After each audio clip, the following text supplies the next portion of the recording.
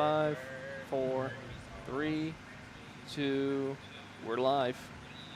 For those of you here in the paddock and for those of you tuning in live around the world, welcome to the first of 5 consecutive weeks of Kart Chaser live coverage here. Kicking things off with the Northeast Karting Challenge Fall Nationals at New Jersey Motorsports Park. It's been almost exactly a year to the day since our very last trip out here to NJMP, one of the largest facilities that we will take any major karting event to here. We've adjusted a few of our camera angles that you'll get to see here throughout qualifying. 8 classes in total for the Northeast Karting Challenge, at least 8 total groups, a couple of combination classes. And for a first-year program, you can see the pits are decently packed here. They have had, like everybody else, a very busy national calendar for all the teams and shops in the area. And, of course, on site here at New Jersey Motorsports Park, you have a bunch of car circuits around us between the 2 major road courses and a lot of awesome facilities here. Of course, you have the Finish Line Pub and Restaurant and Bar on the far side. You have a bunch of villas. It's a gorgeous landscape. It's a nice Saturday morning here in Millville, New Jersey. And a huge thank you goes out to a ton of our partners that have made it possible for us to have this grassroots effort to come and produce this live stream at the Northeast Karting Challenge's Fall Nationals. The biggest and most notable of them all is CMC Motorsports. If you pan over to the right, you can see their inflatable tire just in the infield of the racetrack. CMC Motorsports stepped up in a big way, and they are our title sponsor here this weekend. There are a number of other partners that we'll be highlighting throughout the day and throughout this weekend as well. That have all made this possible, not just for us to be able to have the live production of this event, but also just in general for this entire program to come together. Keith Raff, of course, spearheaded the effort with Full Tilt Racing, but this is a joint effort between a number of shops, pretty much everybody in the region that has stepped up and helped support regional racing kind of coming back to life in the Northeast. So for New Jersey Motorsports Park, 8 groups once again will take to the lineup as we get set for action. Qualifying is the first thing out here onto the racetrack after a round of warm-ups for everybody. It's Girard Construction Cadet that'll lead the way out onto the circuit, the first of 8 groups in total. Then we'll go into our lunch break, then followed by 2 rounds of heat races, 8 minutes plus 2 laps on each of those. Tomorrow will be 12 minutes plus 2 laps for a pre-final following a morning warm-up, and the main events will be 16 minutes plus 2 laps. For those tuning in here and watching on the live stream, we will have timing and scoring up momentarily.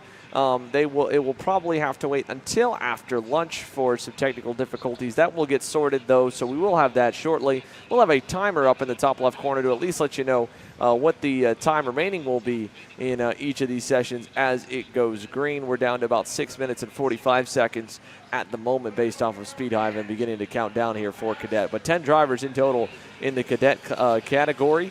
You'll see a couple of familiar faces from the Kart Chaser live streams on the National Tour, including this kid, the 129. That's the Trinity Karting Group Green and White Kart Republic of Travis Pettit, who is back on a home region race here for him. And him and his father have been well entrenched in the Northeast karting scene for many years now. His dad especially supports many drivers, launched a kart brand out of this area not too long ago. And cool to see Travis and his father Adam here this weekend supporting the racing on the regional level. And 10 drivers in total on the cadet class here this week at New Jersey. A handful of other names as well trail Travis as he works his way to turn number 2, the Gabriel Sports Car turn 2 as he came out of the Full Tilt Racing turn number 1. There's a look at Thomas Crispin on the Full Tilt Racing Tony kart. That's headed out of turn number 3, the CMC Motorsports turn 3 section. And then they'll climb up the hill towards the light pole turn presented by Vanderstor Racing, this big uphill left-hand 180 down through the S's and onto the Bolton Motorsports back straightaway. Then all the way through the backstretch, that CMC Motorsports back section and the Cannonball Storage chicane that leads them onto the front straightaway. But a long lap around on the only time the Northeast Karting Challenge will get to see the full circuit here at New Jersey Motorsports Park. And it's quite a hefty lap for all these drivers. A good bit of elevation change, a handful of curb hopping there, as you can see through that Cannonball Storage chicane. For Travis, here's a look at Thomas Crispin coming through in that bright orange helmet on the orange and blue and white Full Tilt Racing machine. He'll go through the next chicane as well and then onto the dog leg that leads them around towards the front straightaway. So Girard Construction Cadet with about 5 minutes to go. The first lap time's coming in. Travis Pettit will put a 15.05. Thomas Crispin a 16.08, about a second back on the leaderboard. Max McCarron should be the next driver to cross. He'll put an 18 flat on his opening lap. Then it's Max Mitev in the 666 going fourth. Louis Thomasyan in fifth. Christian Thomasyan in sixth. George Zeminski seventh at the end of lap number 1. And we're waiting to see if Caden Roulette, Shane Stern, and Michael Ayo will run or be scratched this weekend. 10 drivers on the list. We do know of a couple that opted out as there is some inclement weather threatening the Northeast from some of the storms down on the eastern coast of Florida, set to spin up our way. But fingers crossed we'll be good, and today looks pretty good. The sun out here, a little bit of overcast skies to be fair. Highs around 70 into the 80s, but really a nice kind of late summer, early fall race weekend here at New Jersey Motorsports Park. And about 4 minutes left to go for Thomas Chrisman in the 152 Full Tilt Racing Tony Kart this weekend as well. Is just another tick on the calendar. We expect to see Thomas continuing his national calendar later on into the year. Of course, there's a couple of U.S. majors coming up. Next weekend's got the U.S. Road Tax Grand Nationals. That'll see a handful of drivers from this weekend competing over there as well. There will be the U.S. Pro Kart Series season finale at Trackhouse Motorplex on the second week of October. The CK&A Grand Nationals the week before that, the biggest Briggs & Stratton race in the world. And then the week prior to that one as well, it'll be another National Series finale. The Stars Championship Series wraps up at the Motorsports Country Club of Cincinnati. So let's pick up a few more. There is the number 17 of George Zeminski. He's jumped up past Kristen Thomason into the 6th position. Up the road is Max McCarron and Max Mitev. Louis Thomasyan all the way up into 3rd. And it's not a huge spread from 3rd back to 6th or 7th at the moment. About 9/10 separate Travis Pettit from Thomas Chrisman, 1st to 2nd.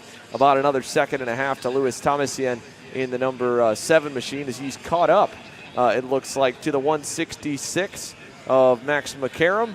That's the Cosmic, the purple, pink, and white number 7 is Louis. The 166 is Max McCarron in the Full Tilt Racing colors. But they're only going to get about another maybe 2 laps, pushing 3 if they can get into the line before the checkered flag falls, as they'll round through the Cannonball Storage chicane and head onto the dogleg in the front straightaway. This is, again, Group 1 of 8. And you can check live timing on Speed Hive, as well as our ticker should be up and running by the end of qualifying during the short lunch break that we'll have here from Millville. We do apologize once again for that not being up, but live timing is up on the Speed Hive app. It will be up on the Race Hero app very soon as well. But these are all the Mini Swift and Mini Rock engines. The idea behind the Northeast Karting Challenge is that just trying to get everybody out of the woodwork to come out and support local racing, local shops at their local racetracks here up in this region. So whether it's an IME Swift, whether it's a Rotax power plant, a Briggs 206, an IME K100, an X30, even any kind of shifter as well, it's all welcome here at the Northeast Karting Challenge to try and balance and get everybody racing. And so that's why, again, it's branded as the Girard Construction Cadet Division versus the IME Mini Swift or anything else of the like. I believe the Mini Rocks are allowed as well. But for everyone, it looks like they're all aboard those IME Swifts. You can tell the delineation on the motors there by that blue airbox right on the driver's right, just in front of the engine. With 1.5 minutes to go, one final update here before we get to the last run to the line. Travis Pettit, he has stayed pretty stagnant at around a 1:14.9 pace. A few slower drivers there, that's Caden Roulette, who was late to get off the grid on the Full Tilt Racing number 44. He gets kind of caught by that group. There's Thomas Chrisman on another lap, coming out of turn number 1, in the Full Tilt Racing sponsored corner. His teammate there is the 166, Max McCarron, now coming through Full Tilt Racing, turn number 1, and then over to Gabriel Sports Car, turn number 2. But for Thomas Chrisman, the gap about 0.6. That'll probably stay the same. He was a bit slower last time around navigating the racetrack. Still about 1.5 seconds up on Louis Thomasyan, who has not been bumped from 3rd. Max Mitev and Max McCarron are evenly matched there in 4th and 5th, about a 10th spread. George Zeminski 6th, Kristen Thomasyan 7th, Caden Roulette 8th. Shane Stern and Michael Aleo still no laps turned in qualifying. They may be scratches on the weekend, but this is the final 30 seconds as they go through the CMC Motorsports back section for the what could be the final time. I don't think they'll get to the start-finish line before the timer will hit 0. For that's, again, this group. You have that U-Race Parolin leading the way. The one looks to be the 146, but it might be the 666 of Max Mitev as they come through to the Cannonball Storage chicane. Final time, I believe. There goes the timer to 0 on our end. It'll go to 0 on timing and scoring as well. Checkered flag should be in the air this time by. They're all going to stay out to run that final lap at the line. And any other shakers? Well, Max McCarron on the U-Race Parolin will not go any quicker, and neither will the other two as they were getting through traffic. There goes the 77 of Kristen Thomasian. No change as well. George Siminski does not improve either. Caden Roulette, fourth lap as being a little late off the grid, will be about the same. It will be a little bit quicker to move him closer towards the end of the train. And Travis Pettit, Thomas Crispin, no need to run any more laps. Maybe for Thomas if he thinks he can get there, but Travis is pulled into the scale line, so he's done. I believe Crispin is as well. And just like that, one group is in the books. We'll take a commercial break now. When we come back, more from qualifying here, and Taylor Burris will join me in the booth. That's one down. More to come here from New Jersey Motorsports Park with the Fall Nationals of the Northeast Karting Challenge.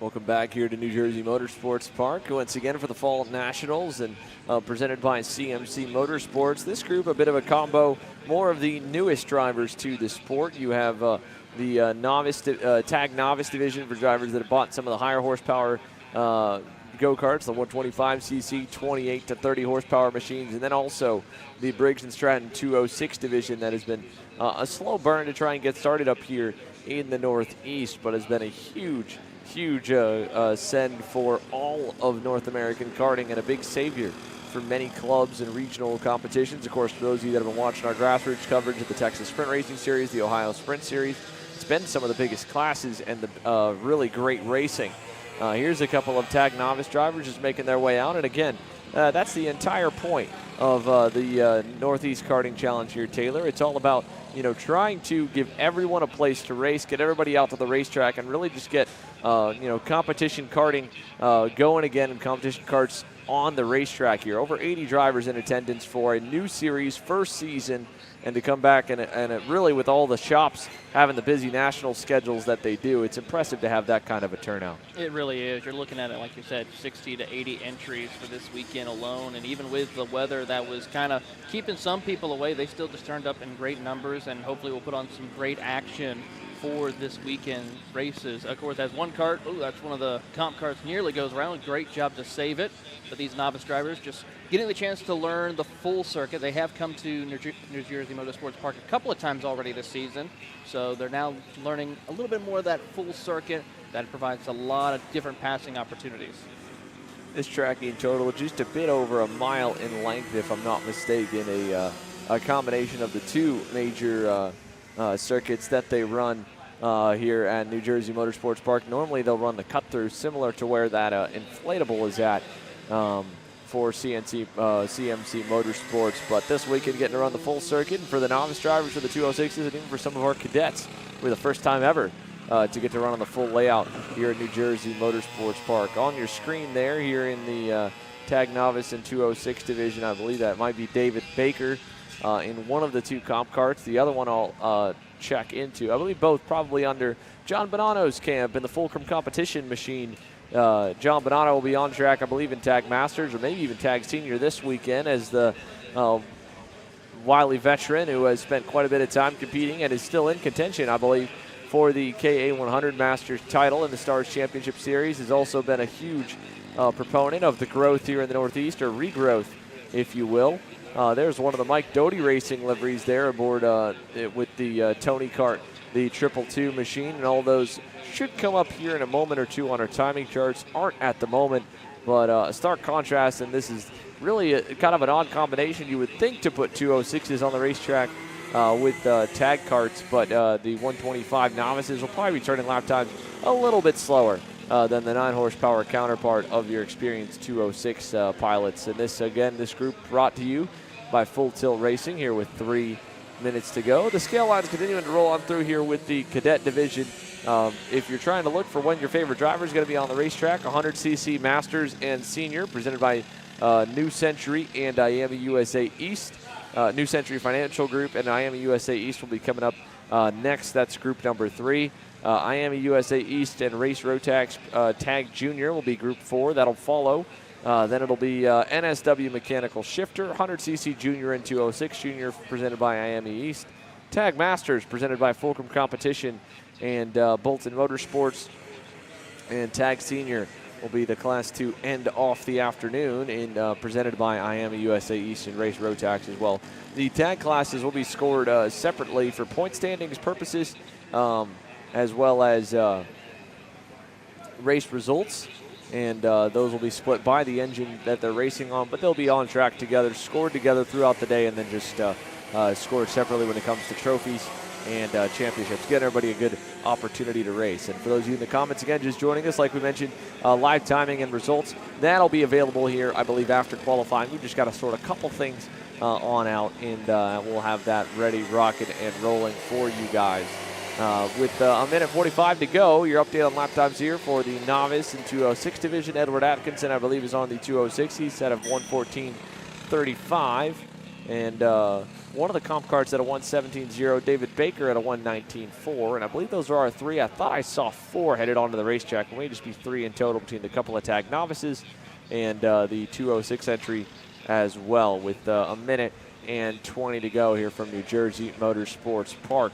Once again, on deck will be the 100cc Senior and 100cc Masters divisions presented by New Century Financial and IAMA USA East.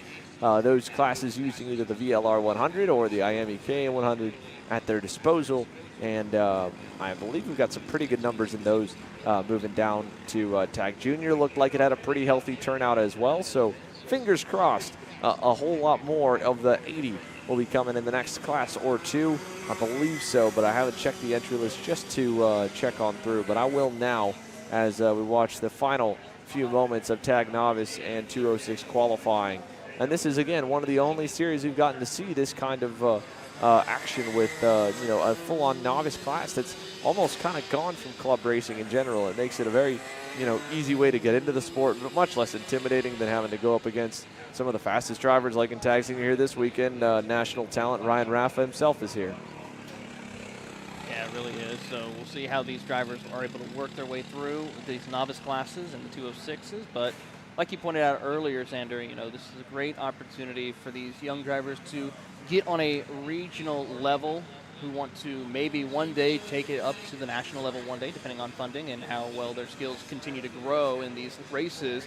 But it's great to see different areas, like you pointed out, with Ohio, here up in the Northeast, Texas, that these series are starting to continuously grow and bring in the numbers to help develop the future of this sport that we love.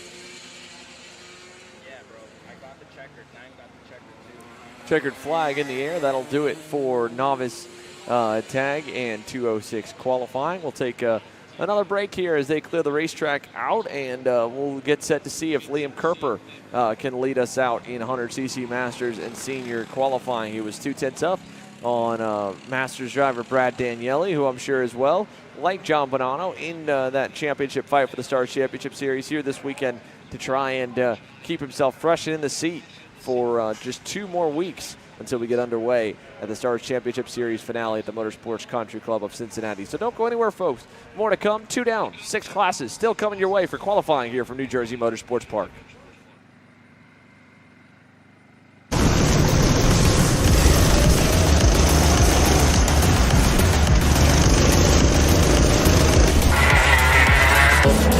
Want to experience a thrill of high-speed go-kart racing? Well, we got you covered because here at Full Tilt Racing, we provide racing opportunities all the way from outings racing our rental karts to our high-performance competition racing karts. We offer track support at Northeast Karting Challenge events as well as other high-level races around the country. Visit our website and reach out to get on track now. Hi, I'm Frank from Gabriel Sports Car, owner and operator of Gabriel Sports Car. We're proud to be part of the Glasseret family. We're capable of doing everything from a rotisserie restoration to painting. All things are possible here with Glasseret products and Gabriel Sports Car's knowledge.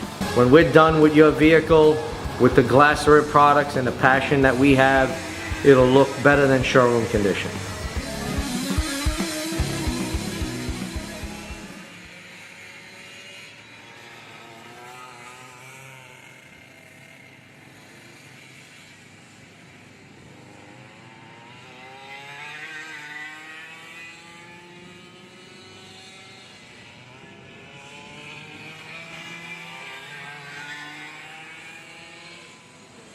Big group of karts here right off the gate to start 100cc Senior and Master qualifying. A handful didn't have their transponders on or turn laps in the warm-up, but we've got everybody, it looks like, on the entry list out here for qualifying. 13 drivers between the 2 divisions for this one. There is a look at Ethan O-Ring in the 945 Full Tilt Racing blue and orange and white machine. And as he works his way through the Cannonball chicane and towards the front straightaway, he's trailing a couple right in the middle of a decent group aboard his 100cc Senior entry. So let's see him through the dogleg and onto the front stretch. Brian Daniele leading that group. I don't know if Brian's running at Master or Senior weight, but looks to be just as quick either way for the 292 Tony kart, I'd imagine, in Senior format if he's got these Seniors still behind him. But one will poke out to the inside. That'll be Liam Kerper on the Brandon Jarsikrek Racing like Doty Racing LN kart. That's through the CMC Motorsports Turn 3 section, just coming out of Gabriel Sports Car Turn 2, and up the hill to the Vanderstur Racing light pole turn here at the top. They'll come on down, and at the end of that group, that's the 962, it looks like. Comp kart machine, I don't know if we have an idea. That's Chris Harrower there in the 962, ID'd right behind Ethan O-Ring. So this group of 4 we imagine to be pretty quick. They were top of the boards between Liam Kerper and Brian Daniele in morning warm-up here, about 2/10 apart between them. Ethan O-Ring didn't have a transponder on or turn any laps from what we could tell in the warm-up session. He already looks a little bit quicker than Daniele as they pop the curves through the Cannonball storage chicane. Let's see the opening laps coming through, down through the dogleg and onto the front straightaway. What's the benchmark going to be set at by Liam Kerper in the 944? Across the line, that first lap will be a 1:10.7. Harrower will go a 1:10.8, about a 10th off. Ethan O-Ring a 1:10.9. Daniele, of course, got past, so you have to kind of throw that one out the window. He clocks a 1:11.3. Still better than anybody else. Alex Jelinek there in 5th. Galo Barrow 6th. Chris Sielkowski 7th at the end of the opening lap, with a few more drivers still circling on by as they head out of the light pole turn and head down that long back straightaway with 5 minutes plus a little bit to go. So once again, a group of 4, Ethan O-Ring, Brian Daniele, Chris Harrower, Liam Kerper, quickest. And I think Kerper already starting to pull away from Ethan O-Ring as they head through the back section presented by CMC Motorsports. They'll head towards that Cannonball storage chicane to put the second lap in on this 7 minutes of timing here for qualifying. So Miami USA East, a New Century Financial Group 100cc Senior and Master headed through the dogleg and onto the front straightaway.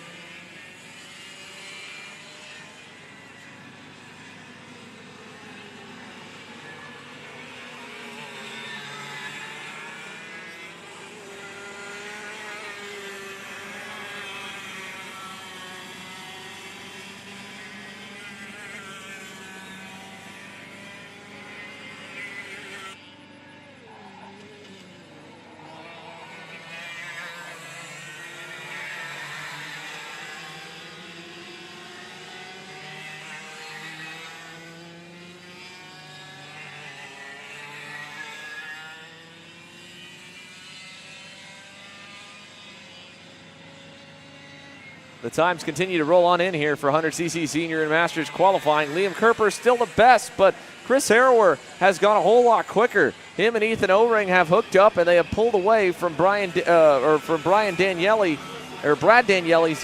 shown on time. I believe it's Brian Daniele in the 292, but Chris Harrower all over Ethan O-Ring. If Ethan can have a good final sector coming out of that CMC Motorsports back section and finishing off with a Cannonball Storage chicane, it could be a really good lap for the comp kart driver. Last time by was a couple tenths off. Kerper still good at a 1:10.2.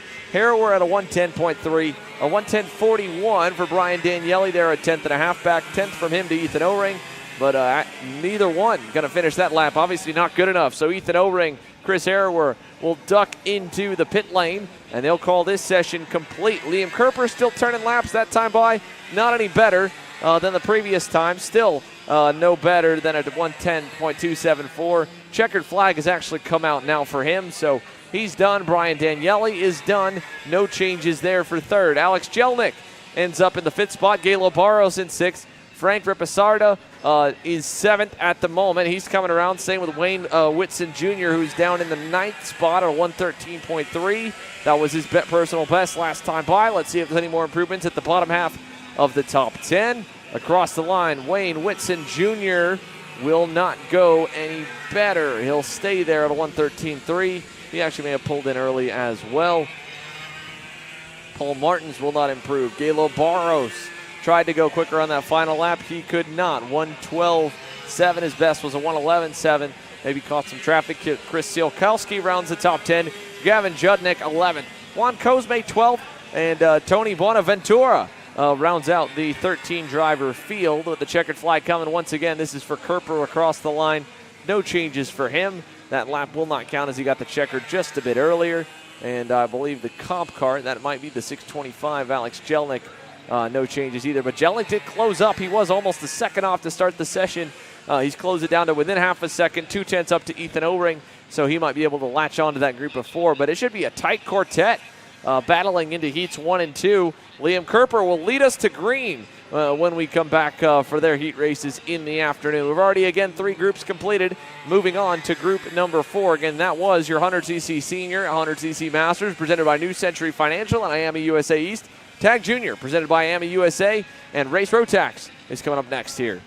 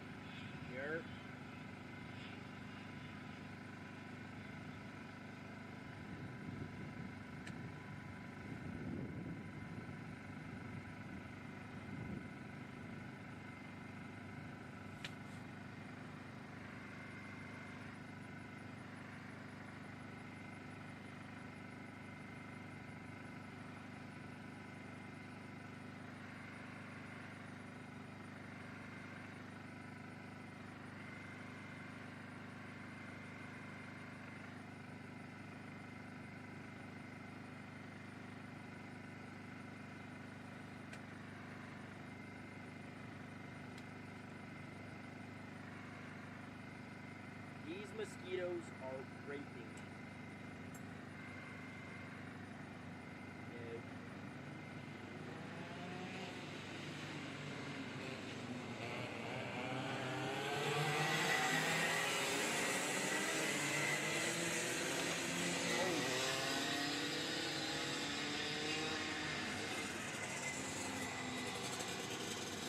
A little bit of a slip and slide coming onto the racetrack in Tag Junior, presented by IAMI and Rotax. That was one of the comp carts going around in Full Tilt Racing turn number 1. However, again, they were all able to get back going. Once again, for those joining us, you can check out live timing and scoring on Speed Hive. We will have our leaderboard up after the lunch break for heats 1 and 2, so no need to worry there. But if you want to look at times right now, again, that's on the Speed Hive app. Made by MyLaps, or as well on the MyLaps timing. We'll put a link here in the live stream for those of you asking and checking in as well. In the meantime, for IAMI and Rotax Tag Junior, decent contingent of this one as well as they come around to put their first lap or start their first lap. And you can see a mix of the 2 different types of motors to help you identify who is on what. Again, these kids will all race together, the 11 to 15-year-olds. However, they will be scored separately when it comes to championship points and trophies for each race day result. You have the radiator there on the driver's right and the number 12 Kart Republic machine. That's going to be one of the Rotax entries. Radiator on the left-hand side and one of the IAMI X30 entries as well. And you can see the difference in the pipe. The Rotax has that wraparound 2-piece pipe with the silencer on the top. The X30, a single-piece pipe that goes out to driver's left. So if you're looking to see which power plant most have or which one each driver is on, again, they're all being balanced by weight as close as they can to have a fair race and have a lot of drivers with equal power bands to run around. But to keep things as fair as possible, they get scored in 2 separate championships and 2 separate race day podiums. But we want to keep things nice and fun for all of them. So we want all these drivers to be able to race against as many cars around them, learn how to pass, learn how to defend and drive against each other. And for that reason, they race on the racetrack together. And so you have the IAMI and Rotax branding there at the top of the screen. As they come through the dog leg and onto the front straightaway here once again, we'll see. Should be the first lap to come on by. Timing we'll update in a moment. But good luck coming towards Full Tilt Racing turn number 1 and the head over to Gabriel Sports Car turn number 2.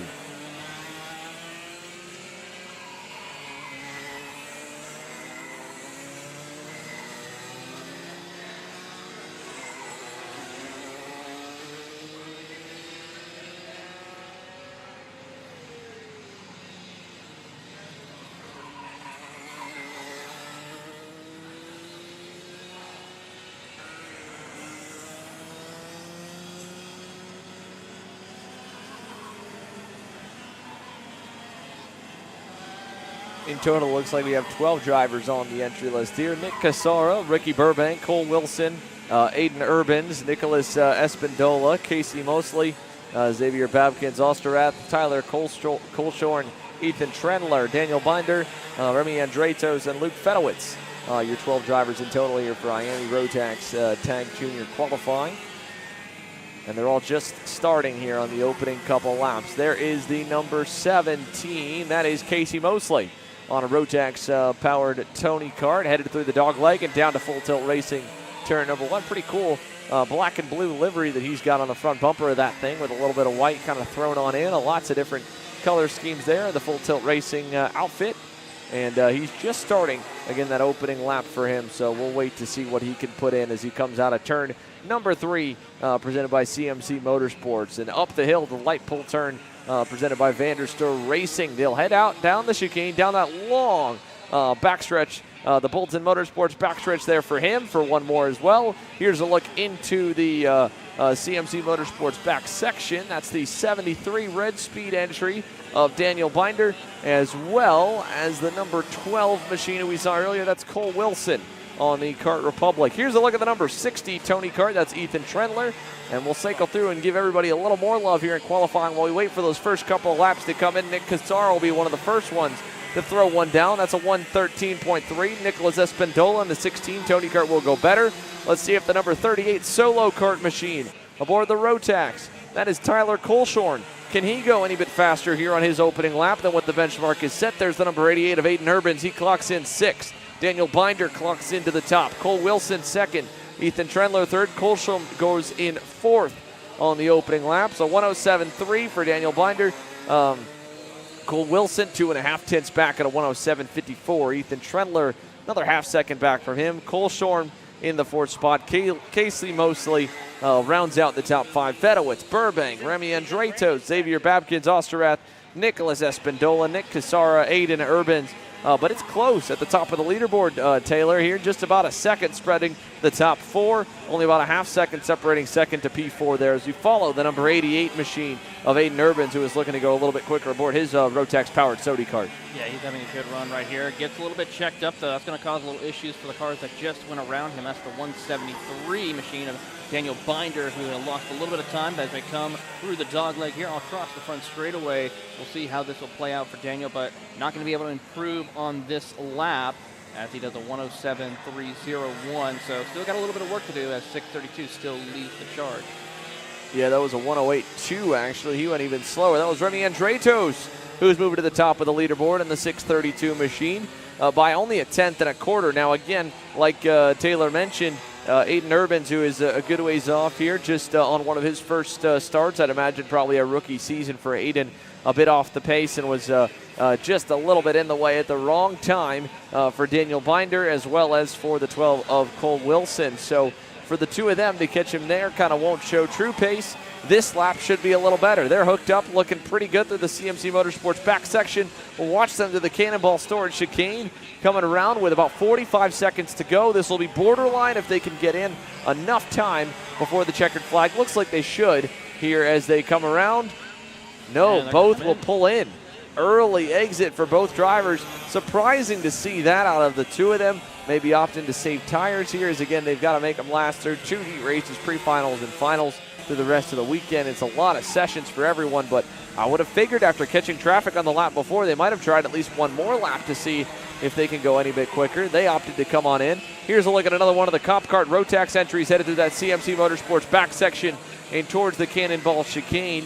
I believe that is the number 35, Xavier Babkins Osterrath,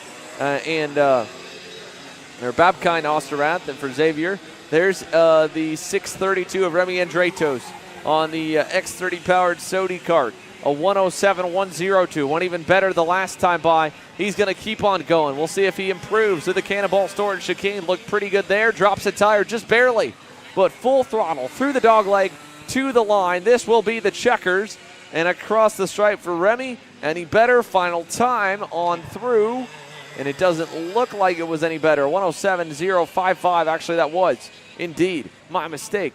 Better for Remy Andretos by a tenth. He opens the gap to 2.5. Back to Daniel Binder. Cole Wilson another 2.5 back. Ethan Trendler about a half second away. Tyler Colshorn the top 5. Casey Mosley, Luke Fedowitz, Ricky Burbank. Here's one more coming across the line. That looks to be Trendler. No improvement for him. Here comes Colestorm and Mosley. No change there.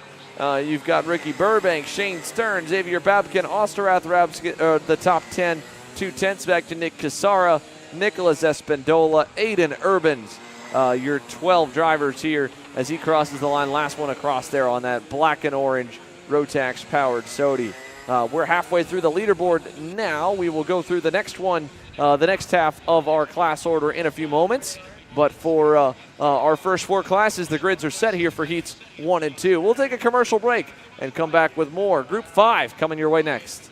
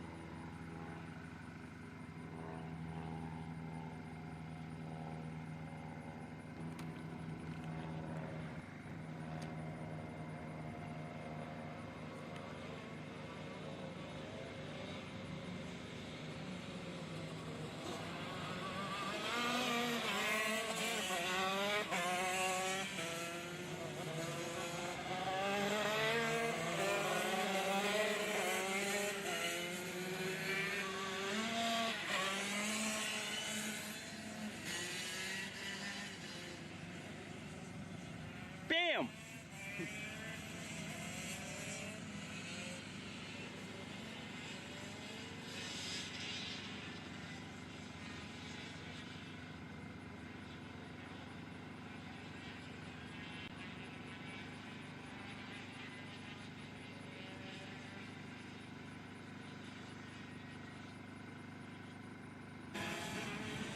Is my audio on?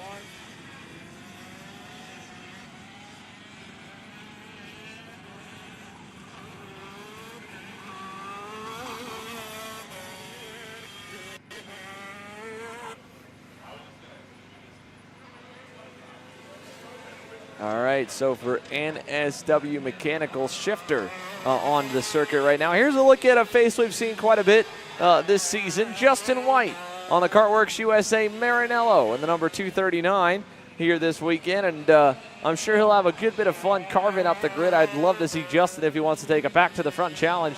Getting some extra laps in. We talked about Brian Daniele and John Bonanno getting ready for the Stars Championship Series. Justin White finds himself on the outside edge of the top 5 running the championship in the Pro Stars division. We'll see if he can get there at the Motorsports Country Club of Cincinnati but just good in general to see Justin White back driving again here, Taylor, after that nasty crash he had the last time we saw him at the SuperKarts USA Summer Nats at Newcastle. Yeah, it was a really very not a fun wreck for him, but he was able to get the kart back going, and now is here to log some laps, have a good time here in New Jersey, and really setting a blistering pace right now as he comes through the final couple of corners across the start-finish line to put his first flying lap up on the board. Yeah, let's see. What does Justin White set the banner at his first lap by? Not showing just yet. It'll update in a moment on the Kartworks USA number 239. There's also a couple of other names in here. How about the guy who sponsored the light pole turn at the top of the hairpin? Gunnar Vanderstor, the father of Rory Vanderstor, who for the last few years has been on the sports car track after being one of the Magic Big Three. We know Magic as the 1-2 punch between Andrew Bajoso and A.J. Myers, or now this year, A.J. Myers and Talon Yockel. But before that, it was the big three of them between A.J., Andrew, and Rory Vanderstor. There's a look at Lars Wilson on the Team Ferris Racing OTK machine. That's the 497. Lars headed through the CMC Motorsports back section. So Lars Wilson's TFR Tony Kart. No laps yet for the moment here in NSW Mechanical Shifter. We should have them. Now it'll update. Sorry for me. I was just a bit behind. Lars Wilson, he's still on his opening lap. Justin White set the pace at a 103.4. That was 5 seconds almost quicker than Zach Berghoff in the 812. Then it was Gunnar Vanderstor at a 110.5. Corey Chase a 113.0. Let's see, Lars Wilson. His opening lap was a bit slower. I think just slowly getting everything dialed in. So he's waiting to get rolling. Alexander Dunn and Frank Runco have not seen them turn any laps yet here as we stay on with Lars Wilson out of the CMC Motorsports Turn 3 and Gabriel Sports Car Turn 2 section.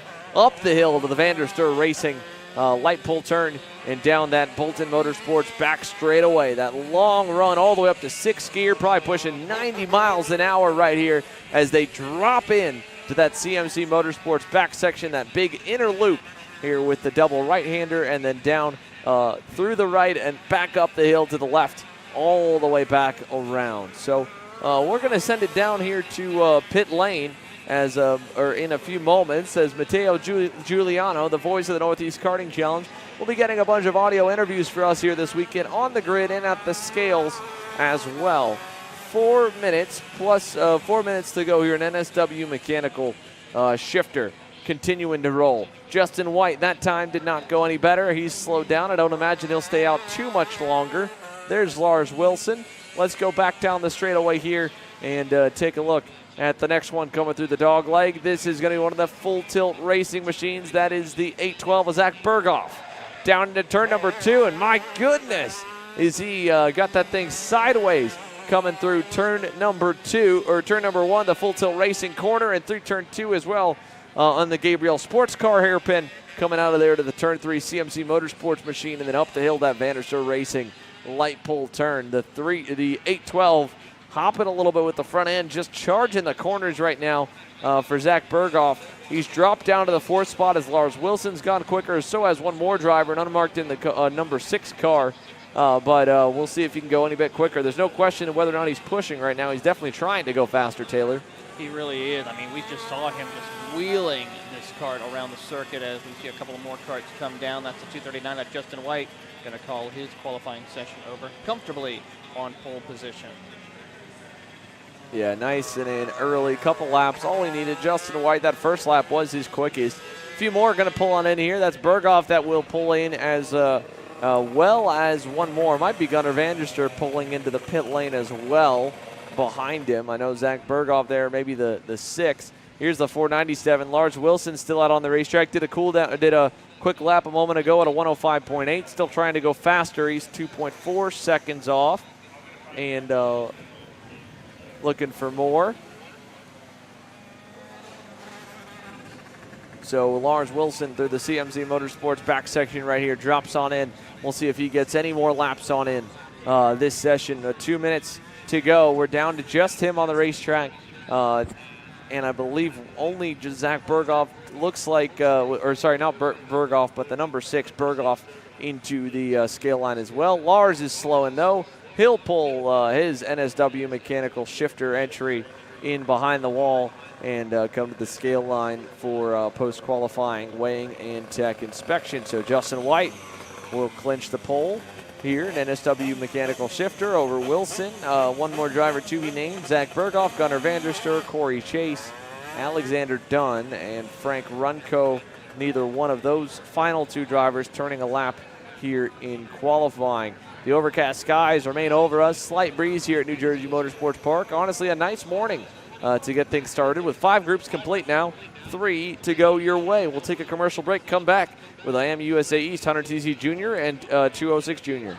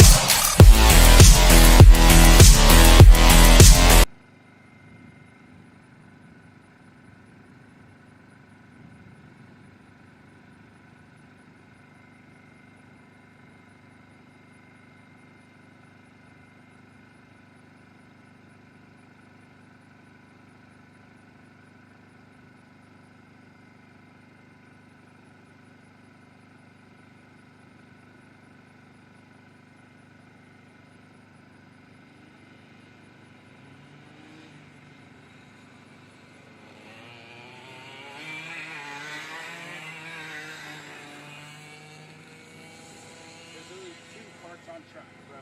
2 carts.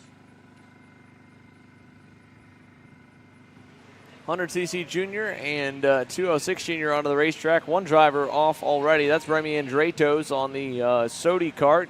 Spinning out, coming out of turn number 2 as he tries to get himself back onto the circuit. Charles Seabrook, I believe, is the other driver we have in this run group here, presented by IAMA USA East. And Remy's almost out of that thick Millville, New Jersey grass, and he'll get it out by hand to not mess up the clutch. Fire back up, and away he goes. All good for Remy Andretos. We'll send it down here to the scale line. Matteo Giuliano, the voice of the Northeast Karting Challenge, will be talking to us here in a few moments while Remy continues to run some laps here. Charles Seabrook as well. Again, this class, the combination of the 100cc Junior Division presented by IAMA East and 206 Junior. We've got on deck still to go the Tag Masters Division presented by Fulcrum Competition and Bolton Motorsports, and Tag Senior presented by IAMA USA East and Race Rotax. Then we'll have a short lunch break, and then we will go green here with Heats 1 and 2. Let's go down to Matteo Giuliano and talk with him and Justin White. Matteo? I'm here with Justin White. Wow, some really, really good pace out there. You have a lot of experience running here at New Jersey Motorsports Park over the years. This has been a staple place in your career. How does it feel to be ripping the shifter out there? How much fun are you having this weekend? It's so much fun running the shifter around this track. It's a little bit bumpy, but it's really quick, especially with the Maranello and SRP engines. It's just flying out there. Awesome. Well, I've been seeing you've been getting some podiums this year, and you've been running around the star schedule and stuff. What's your plan for this year going into next year? What's your goal to try to win? We're working on a couple of things here and there, trying to find more pace and, just testing, getting more time in it, and I'm going to find it. Well, he will. Justin White on pole in shifter, going back to you, Xander. Thanks, Matteo. Always good to hear from Justin White, and again, good to hear him here at the racetrack once again. Him and his father, Jerry, running the Kurtworks USA operation. And for Justin, again, more seat time, just as everybody else, to get ready for the finale of the national season coming up over the next couple of weeks. A little bit of a drop of the tire that time. That's the Tony kart of Charles Seabrook. His lap, a 1:14.86. Remy Andretos will set his first lap in a few moments. 4.5 minutes to go here in IAMA USA East 100cc Junior and 206 Junior qualifying. And then once again, after this, Fulcrum Competition and Bolton Motorsports Tag Masters, IAMA USA East and Rotax USA Tag Senior to round off our morning rotation.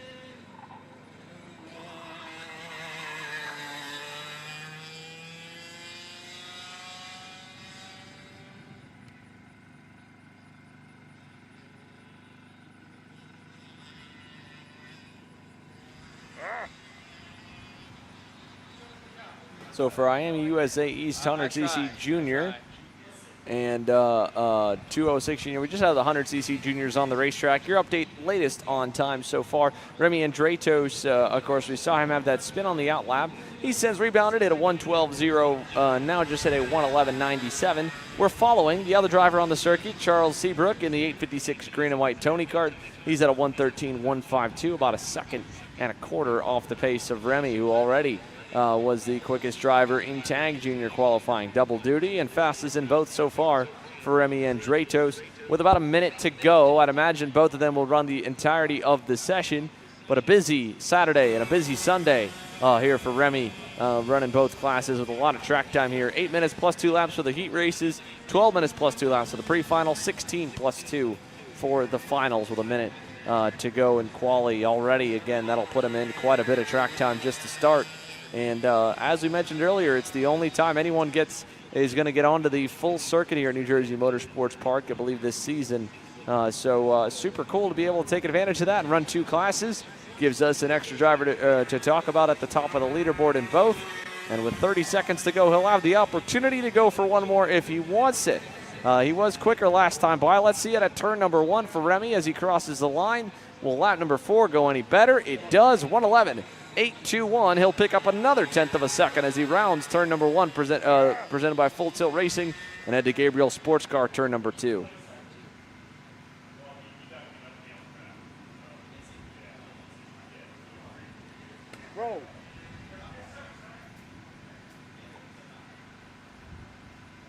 Here's a look up the hill from the Vanderstor Racing light pole turn, down the short chute, and then onto the Bolton Motorsports back straightaway. Final time here in 100cc Junior and 206 Junior.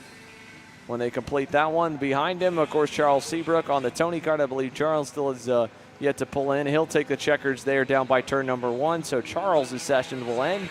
Remy Andratos trying to go a little bit quicker out of the CMC back section, through Cannonball Storage chicane, and onto the front straightaway for the final time in 100cc qualifying to clinch the pole. It's already mathematically clinched. He's racing the clock right now to see if he can't go any bit quicker. A 111.8 was what he had last time by, through the dog leg, onto the front stretch. Checkered flag for Remy Andratos at the line. It will be a 111.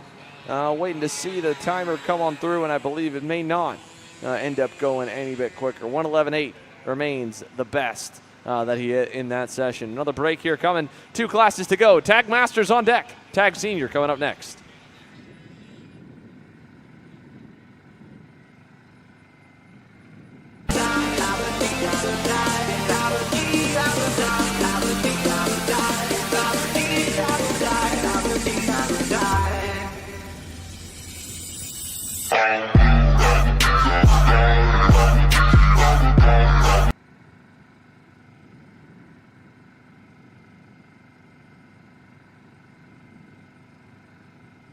I think the club race at Speed Sports.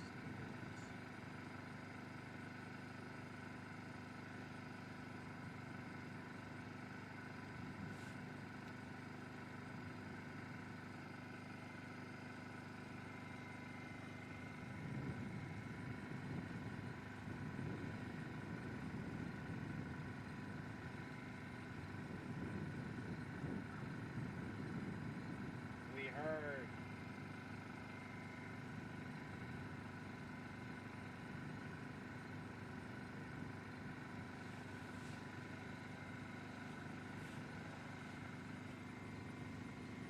Yeah, I heard Mateo the first time.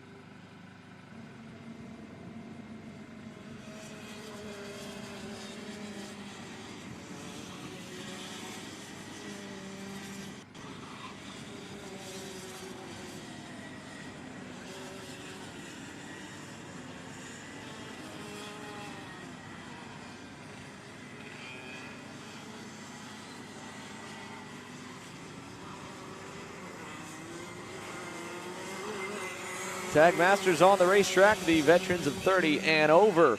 And a big contingent of Tag Masters drivers here for qualifying. Here's John Bonanno in the Fulcrum competition comp cart, headed through the full tilt racing turn number 1. That's on the 672 blue and yellow machine.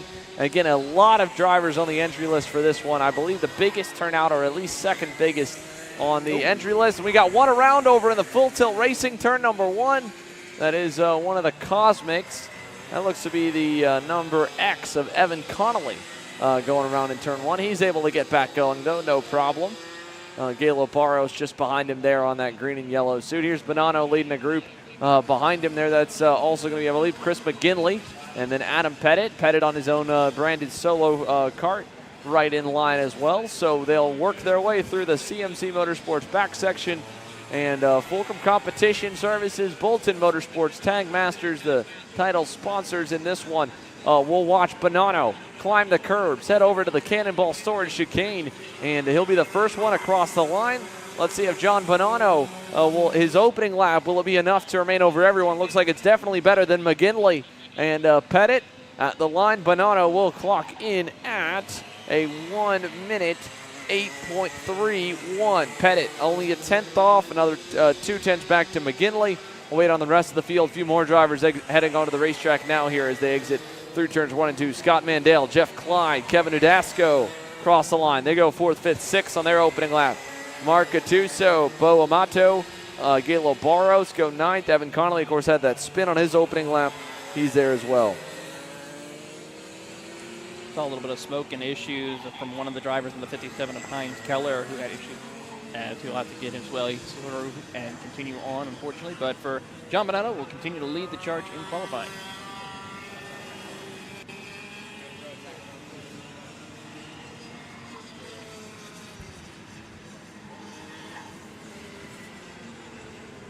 Let's send it down to Matteo Giuliano here. He's caught up with Remy Andretos. A busy morning, but double poles here, Matteo. Remy, you are having a very busy weekend here at New Jersey Motorsports Park, running 2 classes. And as we see here in Speed High View, got pole out of the IAME drivers. Got 3 tenths on Daniel Binder, and Daniel Binder is somebody who has a lot of experience here, and he's very, very quick here. So he's definitely going to be putting that pressure on big time. So what are you planning to do to approach the start, and how does it feel to be on pole in IAME? It feels good to be on pole, and I think for the start, I'm just going to race it out, just defend my position, make sure, just try and finish first every heat, try and get it on pole for the race. Awesome. Now, obviously, this is a much bigger circuit than a lot of the other times we run here, so you get that big run coming onto the front stretch. So how does it feel to be going at the high speeds here, and what are your plans to play defense as the other drivers try to work together? So it's really fun going this fast. The kink is fun. You have to carry a lot of speed, and I find it really exciting. And on defending, I think just stay on the inside, make sure no one gets it over, under, or crossover on me, and just try and maintain my speed throughout the race and be consistent. Well, he's a man with a plan. He's representing Sodi Kart. Thank you very much, Remy. Back up to you, Xander.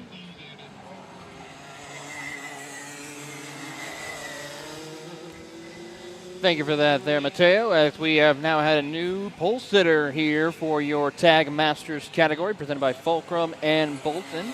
As we watch the field work their way through, Adam Pettit in the solo kart continues to hold the pole position with a 108.044. John Bonanno is in P2 with Chris McGinley rounding out your top 3 here in Tag Masters.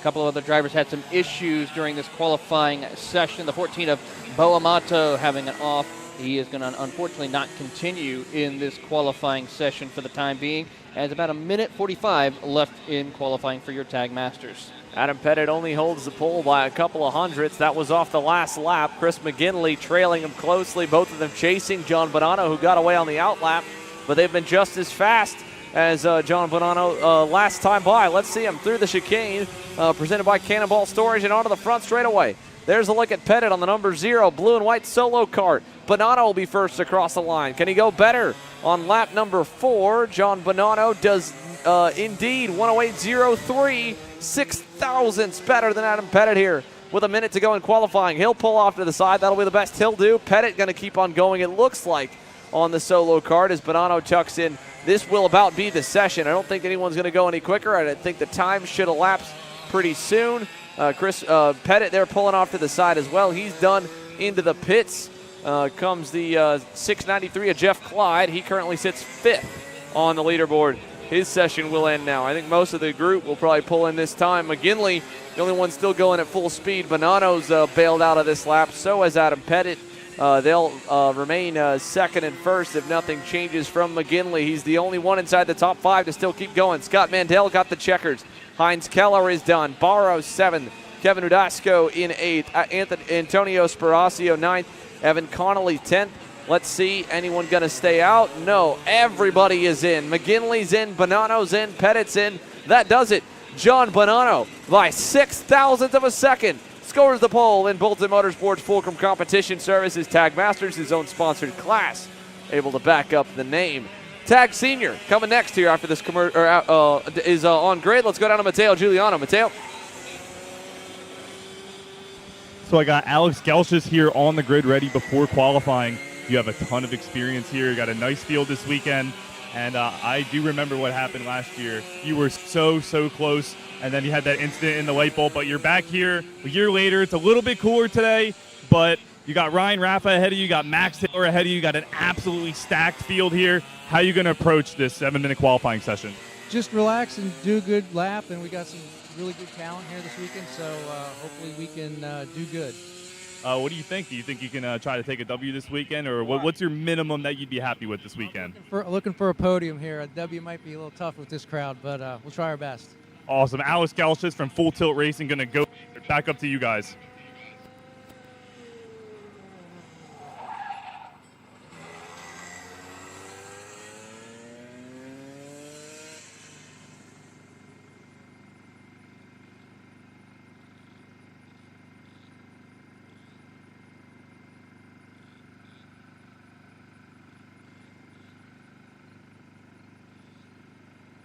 Grid, we're going to do just a little grid walk real quick. We got a ton of drivers up here, just going to be able to get a couple of these guys before they go out for a 7-minute qualifying session. Lars, you just came out of a shifter, and now you're about to race in Tag Senior, so you got a really big field here. How are you going to approach this qualifying session, and how are you going to try to use the tow? I'm just trying to aim to keep my energy up. Shifter is obviously a big effort, and so is this. Going to try and keep my pace, get a little tow from somebody up front, and work my way through the field. Awesome. You heard him. We got a really good-looking field here, and I see a lot of familiar faces that have run in New Jersey Motorsports Park over the years. Some rookies, some veterans, some professionals. This is a really good mixed field here, guys. The engines are fired up here on the grid, ready to start Tag Senior qualifying. Up to you guys. Thanks, Mateo. And there's a look. As you can see, the engines have indeed fired for a healthy grid of Tag Seniors getting set to roll, presented by Miami USA East and Race Rotax. So as they make their way onto the racetrack momentarily, you can see double-digit numbers between them all. A few big names to join us, probably the most of anyone or any class on that matter. And so that's why we've got them last to kick it off. It's Max Taylor. Returning its protege versus the mentor, Ryan Raffa, who has coached Max Taylor since he first got into karting, and his original team with Full Tilt Racing and himself. Ryan, his father, Keith, brought him in to the sport, got him going, and now he gets to race against Ryan, something they don't get to do all too often. They train quite a bit. Now they get to race against each other here at the Northeast Karting Challenge. Behind him, a bunch more of other names that could be close to those top 2 national drivers. Of course, Max Taylor has a busy racing 2023 season already mostly completed, with a lot more to go. A lot of time behind the wheel of a Formula car, a lot of time behind the wheel of a national Pro Kart, and of course he'll be looking for most of the same when it comes to the Formula cars in 2024. I don't know if we'll see him too much behind the wheel of a go-kart, but he's always able to make some time to get back behind the wheel when it's home turf. Beck not too far down the road. He leads the big train through that Cannonball Storage chicane and onto the front straightaway. Max Taylor on the blue, white, and orange Full Tilt Racing Tony kart with Ryan Raffa in tow. A couple of LN karts behind him. I believe that maybe the likes of Liam Kerper at least is one of them. Sutter Gable might be the other, but we'll confirm soon here as they're all close together there. A couple of X30s, a couple of Rotax Max Senior entries behind. That's all 1, 2, 3 is on the X30 power plant. Behind them on the Rotax Max division, there is Ryan going down on the inside of Max. He'll get by him in the Vanderstor Racing light pull turn and down the Bolton Motorsports back straightaway. And we will get to see where the rest of the field stacks up, because while I figured that maybe Rafa and Taylor might be a little bit quicker than everyone on this opening lap, a handful of drivers behind have kept it honestly pretty close. I don't know who will come out on top. It's 21 drivers, if all are here, on the Tag Senior entry list. A massive grid here for Miami USA East and Rotax Senior Tag Senior. Let's see it through the Cannonball Storage chicane. End of lap number 1. 5 minutes to go. It is Ryan Rafa who will lead the massive pack down the front straightaway. Max Taylor behind him. Opening laps coming through for that major grouping. Rafa, a 106.2. Alex Gelsius at a 106.7. Sutter Gable, 106.8. Anthony Pryor inside the top 5. Max Taylor not clocked a lap there. I believe he may be the driver shown in the 4th spot, shown as car number 13. But we'll see in a few moments here. Max Taylor, the only one not on the list with a full name. I think he's the one they've got up there. But 18 drivers. That's a big turnout, a very healthy turnout for a regional campaign here, Taylor. It really is. It's great to see that a lot of the national level drivers and even those who are now in higher levels of motorsports coming out here to their home track and putting on a good show for this Tag Senior category as we watch Rafa and Taylor working their way down the back half of the course. And as they work through, they're going to have a good run here, staying single file, trying to see if they can pull away from the rest of the field. And so far, it's tracking in the right direction for both Rafa and Taylor.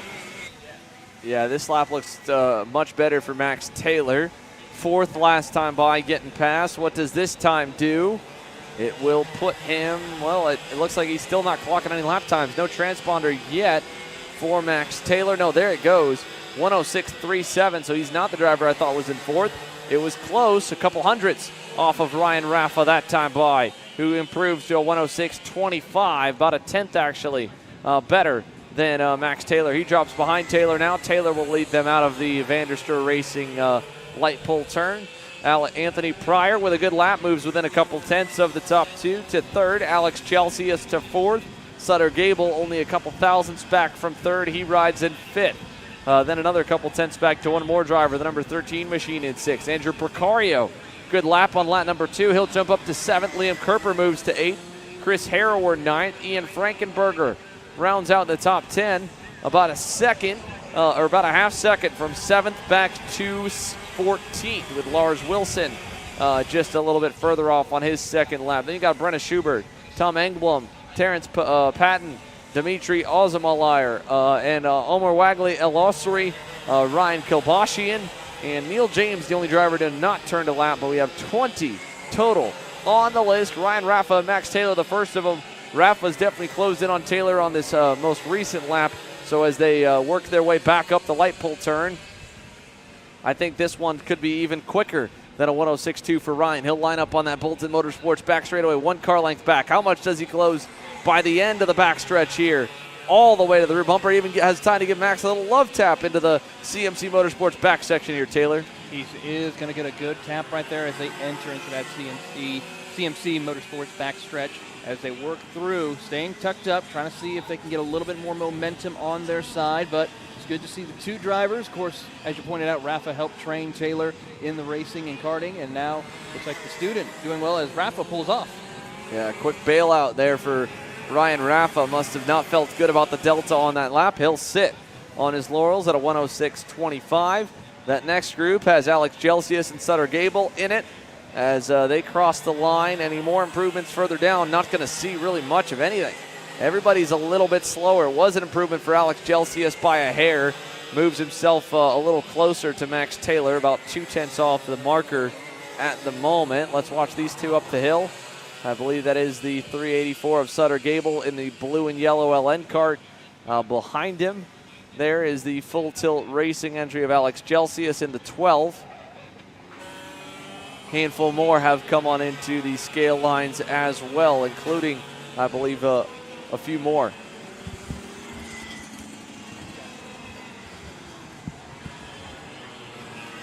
but about half the field are in, half still going for one, maybe 2 more laps here. Gelsius there in the Full Tilt Racing OTK. Hand in the air, I think he's coming in this time. Max Taylor will bail as well. Sutter Gable going to go for 1 more lap also as they come down through the pit lane for Taylor, for Gelsius there on the FTR machine. The 53 is in. That's Andrew Picario. He was 7th. Sutter Gable crosses the line. Still within time for 1 more, but he's going to pull off to the side. That'll do it for the 384. Nothing improving on that final lap as he caught traffic at an awkward time, so Sutter Gable is done. He'll pull off to the wayside, stay out of everybody's way. A few more still going. That's Anthony Pryor is still going, I believe. We saw Andrew Picario pull on in. Liam Kerper, I think, is on the racetrack. There he is on the Full Tilt Racing 944. Right now, 8th for Liam. Was about 3/10 off his best last time by. This will be the final time into the back section, the CMC Motorsports sector of the racetrack here, then up the hill towards the Cannonball Storage chicane. He'll go through that quick right and left, switchback, long left-hander all the way around. They've got kind of a big full throttle sweeper right here. They use all of that runoff once they go through that chicane, then this chicane up here. The Cannonball Storage chicane section to the dog legs in the front straightaway. Can Liam Kerper move up any bit higher? Everybody else in the top 10 has all but pulled off. Rafa's off, Taylor's off, Gelsius is off, Pryor is off across the line for Kerper. That time, I don't believe it was enough to move up the leaderboard. Liam Kerper will end in that 8th position. And no other major changers, movers, or shakers either. Harrower 9th, Spencer Patterson, good final lap. He moves up to 10th, and that closes off qualifying for the biggest class on the weekend, 20 strong in IME USA Race Rotax Tag Senior. We've got our lunch break coming up. We'll come back in a little bit with more action here with Heat 1 set to kick things off. Oh, actually, here before we go to lunch break, let's send it here in a moment down to Matteo Giuliano. He wants to get a few post-race interviews here really quickly before the lunch break, so we'll send it on down to the scale line to hear from the aftermath of qualifying with Matteo.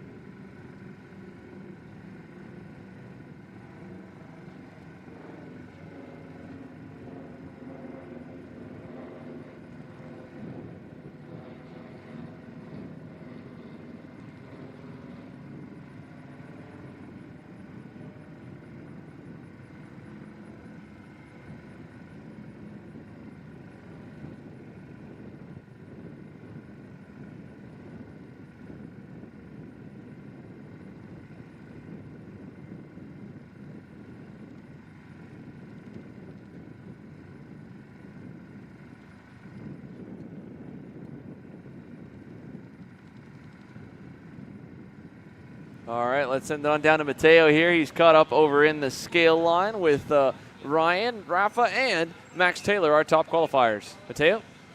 Ryan has had a really, really good lap time early on in the session there. How did that feel? You know this track very, very well, and definitely got a good field out there. So what do you do to find speed at a track like Tempest? It's a really long track. It's hard to make lap time. In practice, the track was super quick. We put on new tires and only went the same speed. The sun finally came out and the track got pretty greasy, but I still think it's going to be a really close race in the end. Just have to keep up with the track conditions. Definitely will be, and obviously with the toe in the draft, there's going to be a lot of back and forth. But I saw you were pushing your buddy out there. You got a lot of speed. Honestly, only 2 or 3 tenths separated by 3 or 4 people, so it's going to be a really close battle out there. Yeah, it's always a close battle at this track because the draft is so strong. It's a super technical track, but it's very long, so those straightaways make it hard to break away. So it's definitely going to be a tough race. Well, definitely rest up, and good luck in Heat 1. So that was Ryan Rafa, and we are actually going to hit Max Taylor, who is our next driver. We can send it back up to you as he's going to come through the scales, and we're going to get him.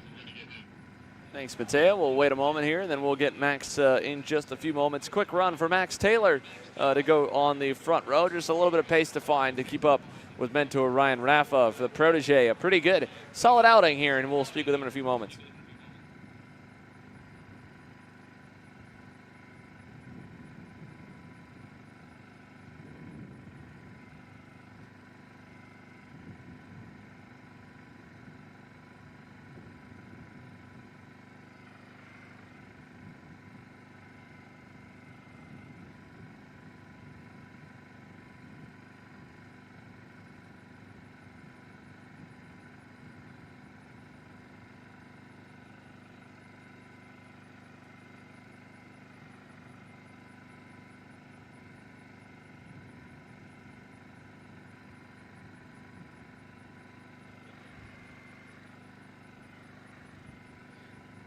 All right, I am here with Max Taylor.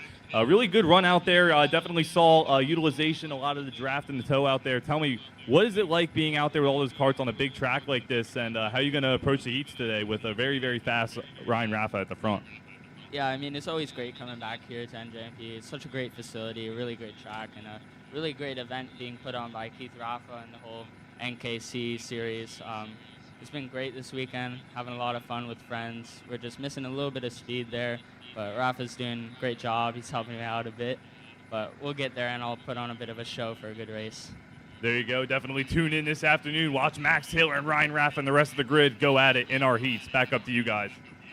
Thanks, Mateo. We'll take our lunch break here now. It'll be heat racing when we come back, so thanks everyone for tuning in. We'll have our hopeful leaderboard ready to go when we get back as well.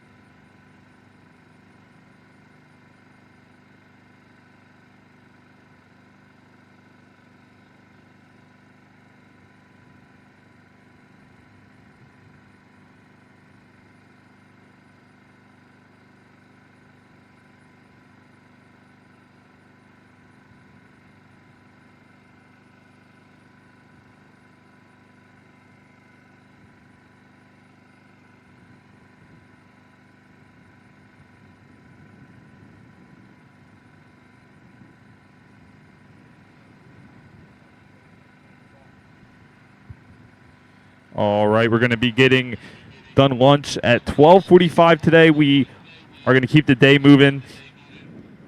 So enjoy your lunch, but at 12:45, we expect Cadet to be out on the track. So in about 14 minutes, we're going to get back on the track. So we're going to start Cadet at 12:45.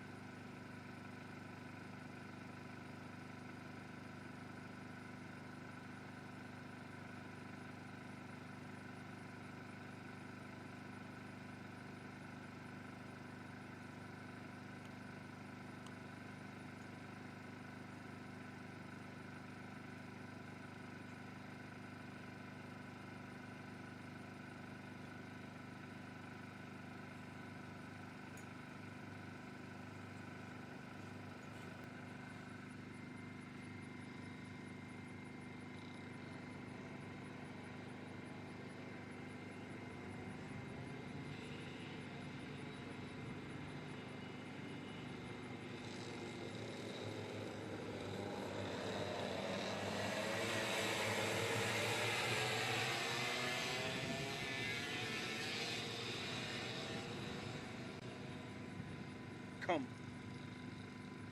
Cats come.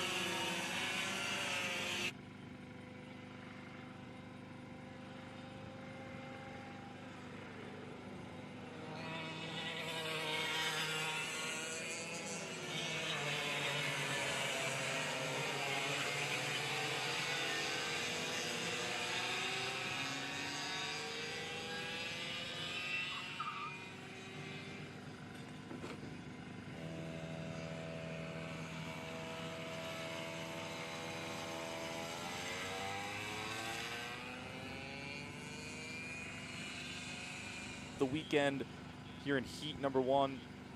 Looks like we got a good little pack out here coming up into P number 2. As you saw, the rather clean start up there. As we're coming into the Boston Massacre this time. Oh no! And looks like that's the 7 machine of Lewis Thomason that unfortunately hit the barrier there. Oh no, he took that exit just a little wide and he wound up hitting that barrier, so that's unfortunate for that driver. He is going to retire from this one, but as we go to the front, that 129 machine of Travis Pettit still in the race lead with that number 666 machine trying to catch up. Going to take it right back to Xander Clemens.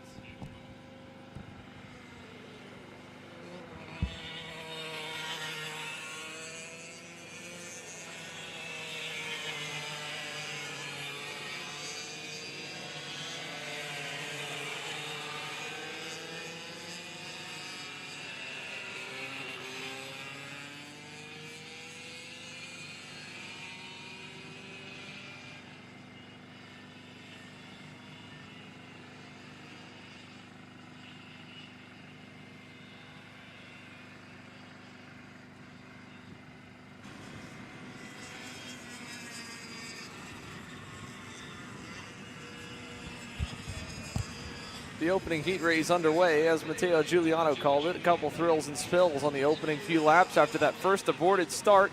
But we are underway here for the Northeast Karting Challenge as the field is making its way up and out of the infield, the back sector presented by CMC Motorsports. So watch them make their way now towards that cannonball storage chicane. It's Travis Pettit with a healthy margin here already as the timer continues to roll.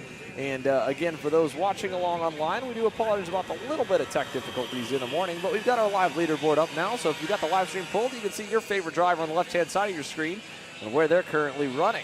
as they head on through to put 4 laps complete. Now there's a look at the best lap time so far. A big improvement from Travis Pettit that time by. That'll put him another leg even further out in front, I believe up and over the 10-second hump. So a very impressive and an easy cruise here this Saturday afternoon in heat number 1 for Travis Pettit at the moment as they continue to roll, Taylor. Yeah, a really good year for Travis Pettit. I mean, we have been seeing him along with Lucas Palacio just dominating the cadet categories all across the national level, and he's continuing to showcase his talent and speed that he has here at New Jersey Motorsports Park.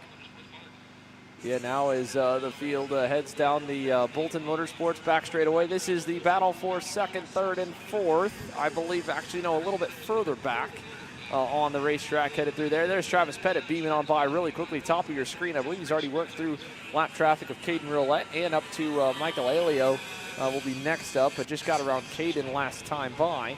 Thomas Crispin runs in no man's land in 2nd. The same with Max McCarrum. This is the group for 4th, 5th, and 6th. Kristen Thomasien, Max Maitev, and George Zeminski, 4th, 5th, and 6th. It was Louis Thomasien, of course, the one that went around there, unfortunately, on the opening lap. But already now, with 5 laps completed here in the 8 minutes plus 2 laps heat race, that means next time by will be 2 to go. Here comes 4th, 5th, and 6th. A little side-by-side look that time from Max Maitev on turns. Oh, no, and a spinner in front of them. I think that might have been Caden Roulette or Michael Alio. That is going to be the 44. Indeed, that's Caden Roulette, and it goes around on the Full Tilt Racing Tony Kart. He's able to get back going. No problem there, and luckily it didn't affect the battle. This could have been very hairy for these 3, but no change as they head to the Vanderster Racing light pole hairpin. Great race between these 3 young guns as they now work their way out of the hairpin, heading down the back half of the course. And as they work their way through, they're going to stay single file, try to see if we can get a little bit of a tow right there, as Thomason is currently holding strong, as Max tries to get a good run in the 166 machine. Max having a great run, holding that 3rd spot. Little wide coming through that CMC back section, but they'll come around this time to the double sticks. Your leader well out in front, Travis Pettit, 6.5 seconds ahead of Thomas Crispin Jr. He'll cross the line this time. That should be 2 to go, I believe, here in the 8 minutes plus 2 laps heat races that are on the board for. Might be a little bit further actually here with the time of laps will be at board at start, so he might actually have 1 to 2 more laps around before getting back on through. But as he heads up the hill to the Vanderster Racing hairpin, we go back to that battle for 4th, 5th, and 6th here. Headed to the Full Tilt Racing opening corner, and still no change, but a big run that time for Max Maitev. Close enough maybe in turn number 2 for the Gabriel Sports Car 2nd corner, but not close enough there, not going to do anything that time by. They'll exit there out of turn 3, presented by CMC Motorsports, up to the Vanderster Racing hairpin. Still no change, and again, this is 4th, 5th, and 6th. Michael Alio in the 144, a little bit further back down the order. He may go 1 lap down before this one's all said and done. He's on the cusp of it right now, about 20 seconds ahead of your leader, Travis Pettit, who's done a great job out front. Here he is once again on that green and white Trinity Karting Group colored Kart, or actually that's just the original Kart Republic, but only runs with the Trinity Karting Group national team. They're not here this weekend. It's a father-son weekend for Travis and his father, Adam. Adam, of course, racing in Tag Masters, qualified on the front row. But young Travis put it on the pole, so son's got 1 up on dad when it comes to positions. As this time on by, another lap complete. No 2 to go signal given there.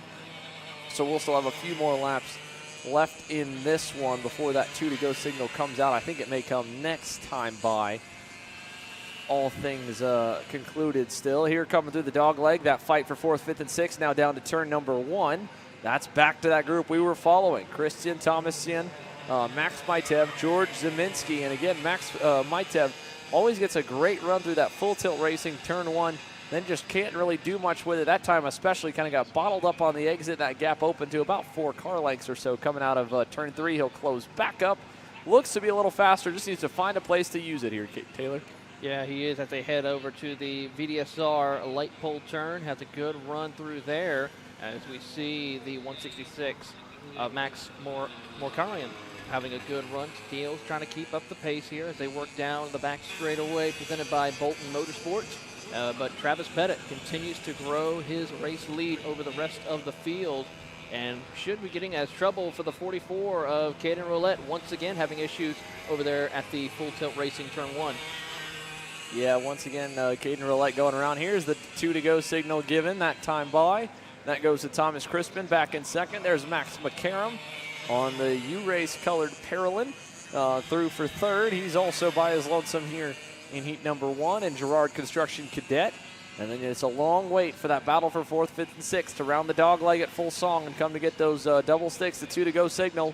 Another big run for Max Maitev. He'll duck to the outside. It'll be the inside for one, really the outside for the main corner. And again, just kind of misjudges the run, gets to the bumper, gets a little bit sideways and kind of falls backwards. Just can't find his way around to get up into P4. Yeah, Maitev's really trying to struggle to get around the circuit here as they work their way through the back half of the course. But still having some good, consistent runs and a good way to kick off heat race number 1 for Christensen, who is sitting in that 4th position. Yeah, a good run for Thomas Christian. And there we go, getting to the lap traffic. That's of Caden Roulette. He'll slip on by as Thomas Crispin in second.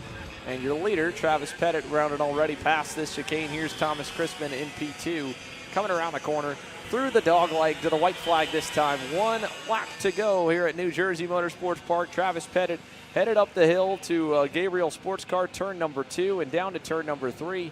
On that orange and white Kart Republic, he'll climb the hill once again. Here's Thomas Crispin coming out of Full Tilt Racing, turn number 1, safely in second.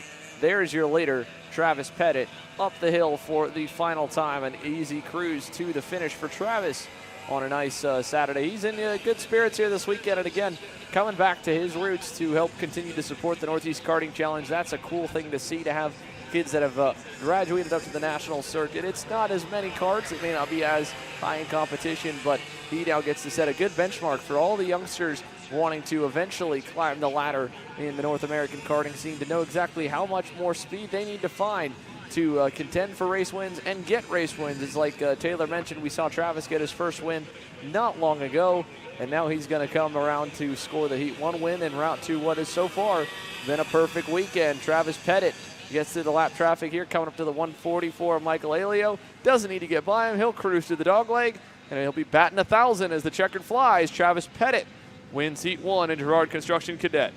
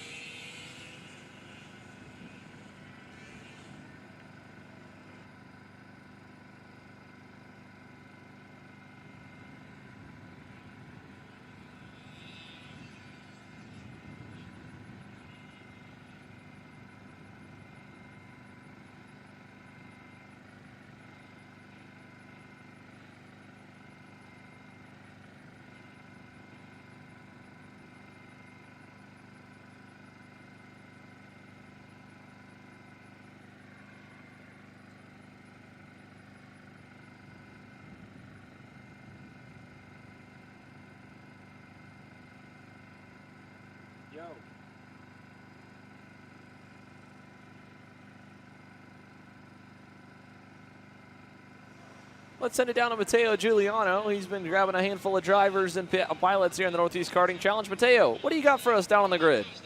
Right here, I got series regular Gallo Barros. Gallo, you have been running so many races throughout the years here at New Jersey Motorsports Park, and you've done a lot of great racing this year. You got an awesome 100cc field ahead of you, and you got some really fast Masters guys that you're going to try to beat. So how does it feel to race at this level at this class, and what do you think of the track? The first thing is nice to race with friends. It's a really friendly environment in here. We all know each other, so that's the fun part. And this track really puts the limits on you. You have to be fast on the straightaway, and you have to be fast coming down the hill. So that feeling is amazing.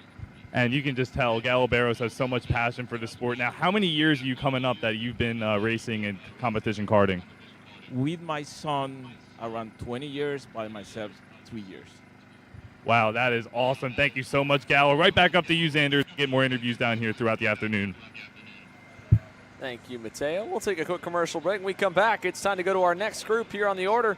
The Girard Construction Cadets, they're parked till their second heat later this afternoon. It's Tag Novice and Full Tilt Racing 206 as well coming up next.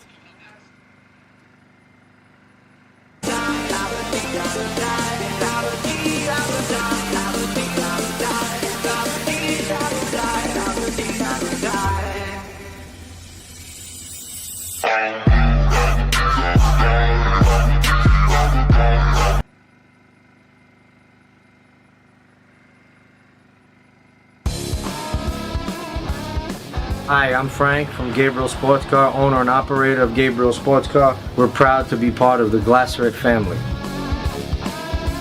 We're capable of doing everything from a rotisserie restoration to painting. All things are possible here with Glasseret products and Gabriel Sports Car's knowledge. When we're done with your vehicle, with the Glasseret products and the passion that we have, it'll look better than showroom condition.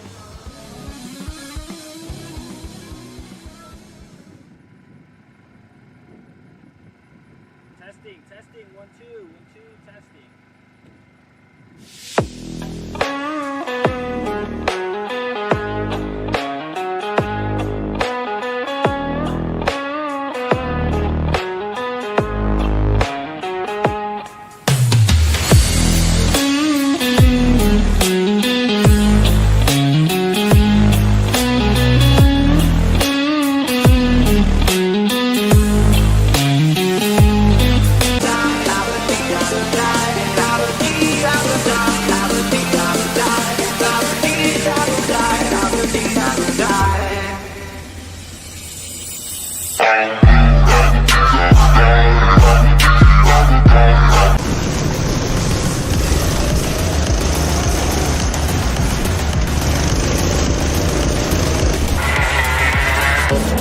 Want to experience a thrill of high-speed go-kart racing? Well, we got you covered because here at Full Tilt Racing, we provide racing opportunities all the way from outings racing our rental karts to our high-performance competition racing karts. We offer track support at Northeast Karting Challenge events as well as other high-level races around the country. Visit our website and reach out to get on track now. Hi, I'm Frank from Gabriel Sports Car, owner and operator of Gabriel Sports Car. We're proud to be part of the Glasseret family. We're capable of doing everything from a rotisserie restoration to painting. All things are possible here with Glasseret products and Gabriel Sports Car's knowledge. When we're done with your vehicle, with the Glasseret products and the passion that we have, it'll look better than showroom condition.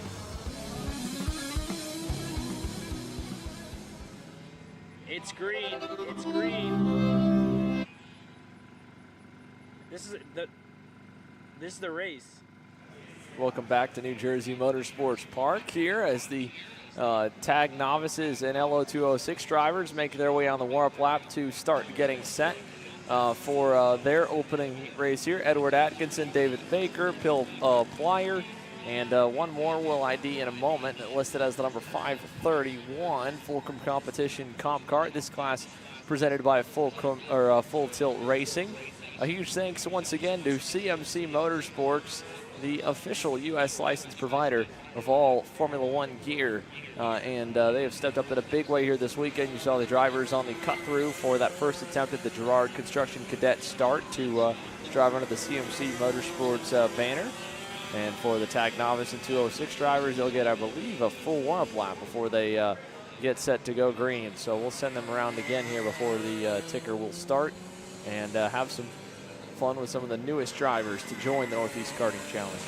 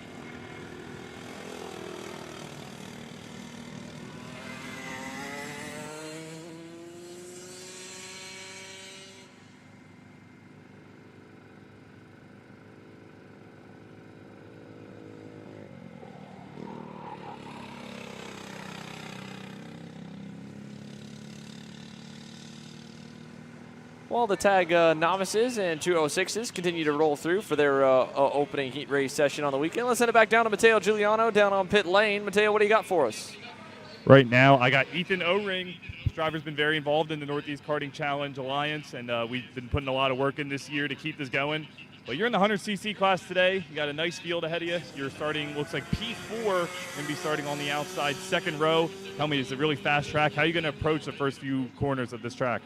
Well, first I'm going to take it very easy. All of us are very close together, separated by like a tenth or 2/10 from the top 5.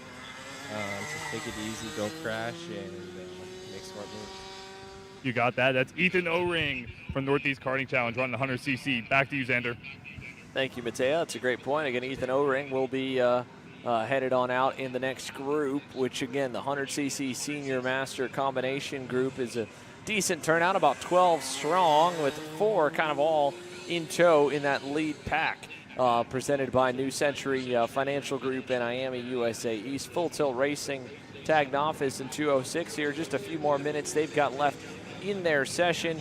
Should be just about a lap or 2 remaining as we follow along. That is the 531, I believe the one driver we don't have the name of here on the racetrack. No, that's actually going to be the 95. That might be Edward, won't be Edward Atkinson on the 206. I think that might be David Baker there on the Fulcrum Competition Comp Card. He's headed through that Cannonball Storage chicane and onto the front straightaway. This time by should either be the 2-to-go signal or the white flag based on the timer that we've got. We'll watch them come out of the dog leg down the front stretch. There is the 2-to-go signal. 2 more laps here for David Baker, Edward Atkinson, and Bill Plyer and company.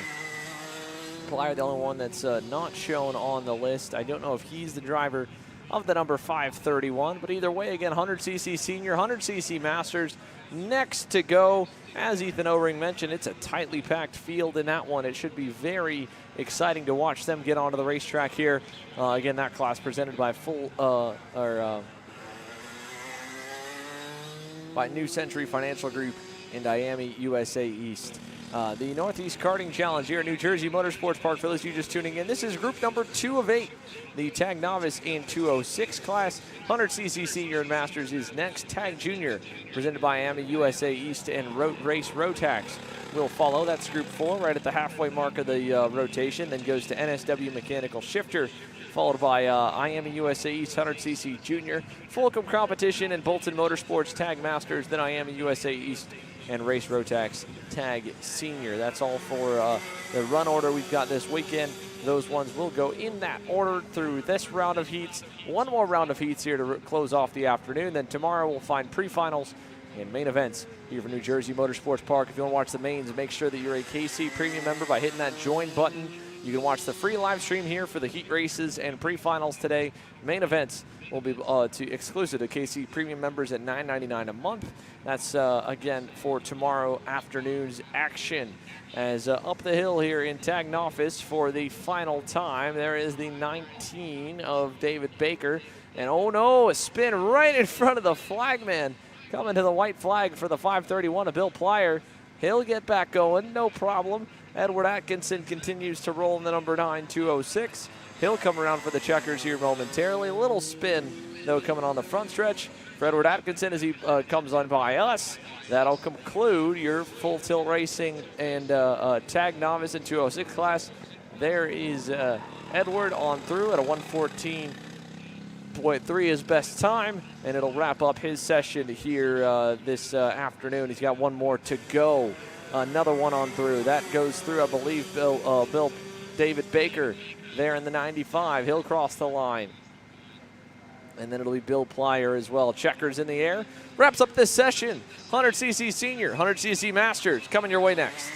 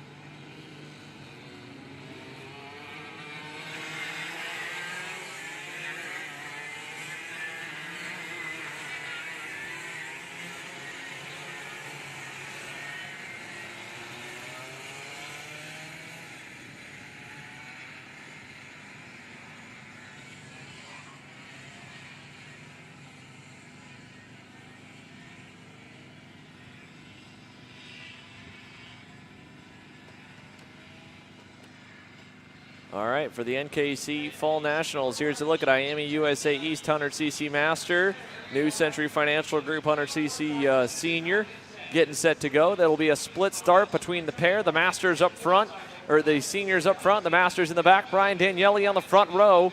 Here the senior field. There you see at the back there, I believe Galo Barros is on pole for the Masters division. As they come through, Chris Harrower on the inside, outside. Here they go down to turn one. Daniele with a nice jump. He'll get around Harrower easily and bring Liam Kerper to the second spot here at 100cc Senior. Behind them, that's the Masters group there catching up at the back end. Galo Barros trying to get ahead already of one of the seniors. That's going to be the 625 Alex Jelinek. But Brian Daniele leads them. Here comes Liam Kerper high and low as they exit the CMC Motorsports turn 3 up the hill to the Vanderstel Racing light pole turn. Side by side behind him, that was Ethan O-Ring getting by on Chris Harrower. He'll move into third, but it's Brian Daniele. Normally in Masters competition, find himself behind the wheel of Team Ferris Racing 100cc Senior Tony Cartier this weekend as they go to the infield, and here comes Liam Kerper challenging, not able to get inside there. Outside and inside to the CMC back section. Coming towards that Cannonball Storage final chicane. It'll stack them up a little bit tighter here, but Liam Kerper antsy already here, Taylor, as they bounce the curves. Head towards the front straightaway. It's about 4 deep here in the front group. One driver off near the back. Brian Daniele leads us at the end of lap number 1. It's no surprise Brian Daniele having a great run this season as he works his way across the start-finish line to put 1 lap up on the board as they come across the start-finish line here. You see a little further back some drivers trying to jockey for position, but your front 4 still remaining the strongest competitors. Liam Kerper right on the bumper of Brian Daniele down there. Here's a look back. There was a moment at the Masters group. The seniors, we stay on as they've got a nice battle for the lead early on here in this 8 minutes plus 2 laps heat race. Daniele up the hill with Kerper behind, staying low. Look at Ethan O-Ring with a 2-for-1 move there on the Vanderster hairpin. Ethan O-Ring to the lead there on the Full Tilt Racing blue and orange Tony Kart. At the end of the group is still Chris Harrower, but O-Ring leads us now through that left-right chicane to the CMC back section coming off of that Bolton Motorsports back straightaway. And while they've shuffled quite a bit, they've already pulled a healthy gap here as the field heads on out. Looking at over 2 seconds between your top 4 and the rest of the field right now. But Daniele, Kerper, O-Ring, Harrower, definitely the field trying to work their way to close up the gap with your top 4, but so far not happening at the moment. Chris Harrower, of course, one of your biggest movers, picking up 2 spots so far as they come across the start-finish. Yeah, well, Harrower picking up some after losing quite a bit. He ended up, he was down 2 spots actually because he was second across the line. He was actually on the pole. But that right-hand side starting spot burned him a little bit. Daniele about to lose a spot to Kerper now for second. Kerper gets through there on the Gabriel Sports Car second turn. He gets by. Then further back down the order, you have the back half of that senior grouping with Alex Jelinek and Chris Sielkowski. They run up the road from Galo Barros. Barros was trying to get around one of them, couldn't do it. That was about 4 seconds to 5 seconds back from the leaders, which are these two. Ethan O-Ring, Liam Kerper, right on his bumper there as they go to the CMC back section. And right through this infield kind of double right leads to a triple, almost quadruple left-hander. There's 1, there's 2. They'll hit the third and then come on to the run towards this kind of double left up and over the curb section. Little chicane to go through it, up and onto the red and white rumble strips, then through the Cannonball Storage chicane and down to put a second lap complete. A third lap complete. O-Ring over Kerper. Behind him is Harrower. Then it is Brian Daniele. And into turns 1 and 2, no changes. In fact, Kerper and O-Ring a little faster than the rest of the field. Kerper gets a nose underneath O-Ring there. Out of turn number 1, though. He'll get through to the Gabriel Sports Car second turn. And it is now Liam Kerper who leads us through the infield section for the first time here in 100cc Senior. O-Ring back to second. Harrower third. Daniele back to still fourth. Alex Jelinek fifth. Galo Barros leading the way in Masters. Got around Chris Sielkowski that time by. He's got Frank Rapisardo behind him, second in the 100cc Masters. Wayne Whitson Jr. is third. Tony Buenaventura in the 10th spot. Gavin Judnick in 11th. Liam Kerper, though, pulling already the biggest lead we've seen so far out of this group of 4. And as he brings that blue and yellow LN cart up and over the curbing in the chicane, and then to the final chicane, that cannonball storage section right here. It'll be a car length and a half that will get eaten alive, though, through the full throttle dogleg. Watch the closing rate for Ethan O-Ring in the pack. Started the straightaway, 2 car lengths, nearly 3 away. How close did they get down by the Full Tilt Racing turn number 1 section? About a half car length back, but Kerper so good through that first corner, he'll pull it back out to 2. Great look here as your top 4 continue to just bide their time now. O-Rings continues to pull away from the rest of the field. Heat stretched down to a couple of kart lanes as they head on up to the VDSR light pole turn. Still no changes. We now have a change for second place as here comes Chris Harrower. Try to look to the inside of O-Ring, but can't make it work. He'll have to try again. He'll have to tuck back behind, but here comes Brian Daniele with a big head of steam as well. He wants to get into the podium.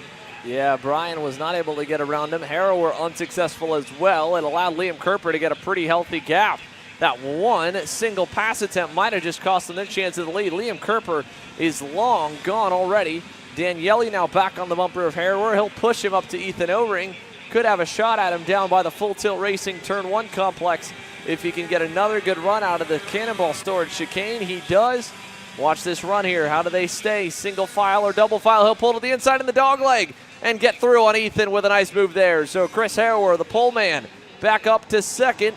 Ethan O-Ring back to third. Daniele still fourth here in 100cc Senior. And we've only got about a minute plus 2 laps left to go as O-Ring wants that spot back.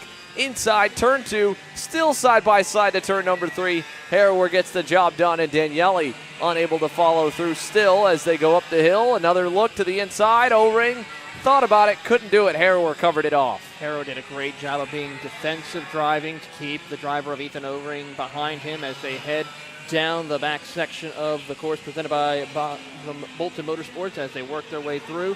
And now still Ken Harrower tried to find his way back up through the field. Running out of time, though, as we watch him battle with Ethan O-Ring, who now gets back into the second spot. Yeah, that was a big push from Brian Daniele on the Bolton Motorsports back straightaway for Ethan O-Ring to slip down the inside and get clear.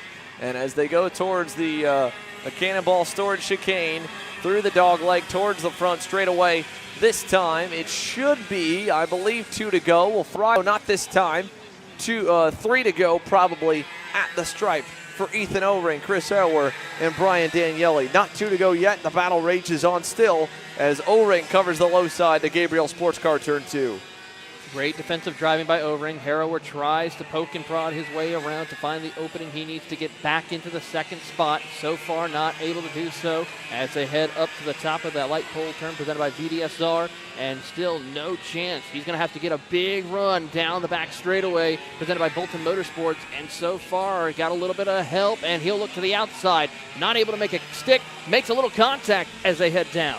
Yeah, outside, inside, back down to the inside. Nothing happens. No change there. O-Ring still holding on to that second spot over Harrower. He'll be close enough, though, with a good run. He could try and spook him like O-Ring did to him through the dog leg to get by with help from Daniele, or like I did to O-Ring, a moment ago. Let's see it. Through the cannonball storage chicane. Chris Harrower, decent run towards O-Ring. It'll be close enough. O-Ring knows he's there. I don't think he can get him in the dog leg this time. Let's see him come out on the front straightaway. There's your 2 to go signal. He'll poke to the inside of 1. It'll be the outside, really, of the corner. Inside for that little bend. Not going to happen. O-Ring still holds, still defending, while allowing Liam Kerper to get further and further up the road. Alex Jelnick still safely in that 5th spot. Galo Barros continuing to lead here in 100cc Masters as they head through the infield and up the hill. Climbing up the hill, they'll make the run, but still for Harrower, no opening yet. Give a little bit of a tap to the back bumper of Ethan O-Ring as they head down the back straightaway. Still trying to find his opening as Brian Daniele watches on in the catbird seat, ready to make an attack if these two were to make a mistake. Yeah, not going to happen that time to get on through as the field continues through the CMC Motorsports back section. And they'll come around this time. What'll be 1 to go. Harrower running out of time to try and get himself back onto the front row points-wise. Still have 1 more heat race to go here in Miami, USA East, New Century Financial Group, 100cc Master and Senior. Harrower looks back, taps the helmet, wants a little more help from Brian Daniele. He'll get it. Big push through the dog leg. He's going to have a huge run on O-Ring. O-Ring goes low to block. Harrower high side, then backs out again. And really, Ethan O-Ring doing a good job of just kind of parking it where every passing zone is here at NJMP. Chris Harrower can't find a way around him. Tries to go deep through 2, kind of gets into the back bumper a little bit. Through turn number 3, no change. Up the hill for the final time to the Vanderstor Racing light pull hairpin. O-Ring all the way to the grass. Little bump and run from Chris Harrower. Kind of sends him up the racetrack. O-Ring through the dirt. My goodness, he goes wide. And now Brian Daniele gets himself into third. Harrower to second. Talk about the catbird seat there for Daniele. He'll move up that spot and now tries to see if he can set a sight for second place as they head through the CMC back half of the course. Still great racing action. O-Ring definitely going to be a little aggressive here in the closing corners as he's trying to see if he can get back into that second spot. He defended as good as he could there all the way through, but Chris Harrower gets one done. Brian Daniele should be safe. Meanwhile, all the way up the road at the lead, Liam Kerper is going to round the dogleg. He'll take the heat win in 100cc Senior, presented by New Century Financial Group in Miami East. Harrower, Daniele, O-Ring, second, third, fourth. There's fifth with Alex Jelnick. Here comes your winner in 100cc Masters as he rounds the dogleg as well. It should be Galo Barros coming out just a couple seconds back. There's Galo, across the line. Nicely done, spoke to him before the race. Cruising on through to the finish. Good little battle as well behind him between Frank Rapisarda and Chris Sielkowski. That's inter-class battling there. Sielkowski in Senior and Rapisarda in Master. Wayne Whitson Jr. ends in the 9th spot. Here's Tony Buenaventura in 10th. And Gavin Judnick will round out the field there in 11th. Nice to see the sportsmanship from the field. Couple thumbs up to our flagman. And we're 2 down just like that. There's a look at the overall results for 100cc Senior and Masters.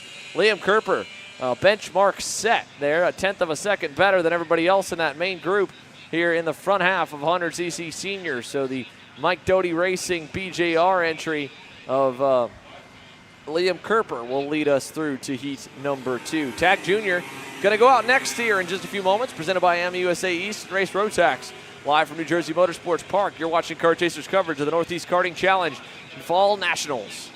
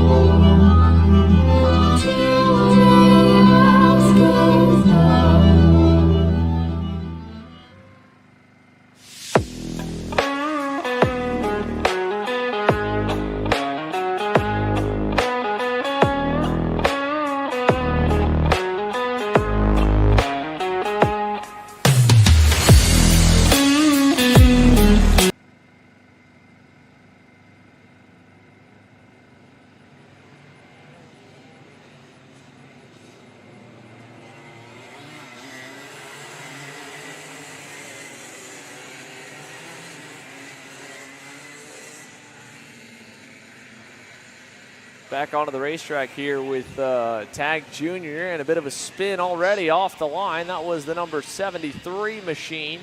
The red speed going around there. We'll figure out who we lost there in a moment. That's over by turn number 2, right as he came out towards that Gabriel Sports Car turn and got a little bit sideways. But as he heads down the backstretch and around, we'll see if he can get back into his spot quickly.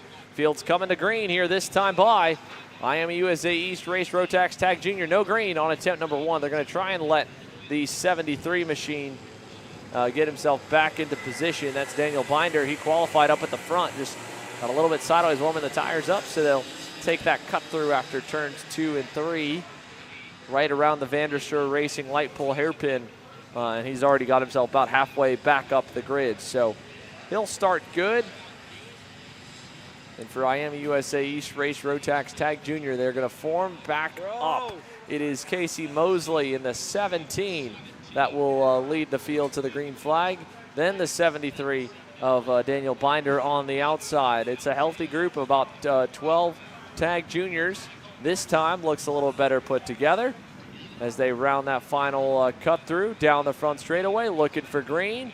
Here we go for Miami East Race Rotax Tag Junior. No green on the second attempt. I didn't think that one looked a little too bad altogether, Taylor, but obviously either the speed was too high or the back of the field wasn't together. It looked like they were packed up decently well. It looked like they were, but I think they were coming in a little bit too fast. We saw the officials telling them, hey, slow it down quite a bit. You're not at the right speed to get to the start-finish line to take the green, so we'll have to wait and see. As the officials, looks like a little bit of a warning for the front row. Indeed, you're right. Then it must have been a speed issue for the leaders coming to green. So we'll wait on them to come on back around.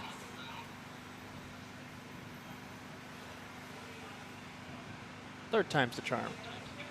Yeah, let's see it.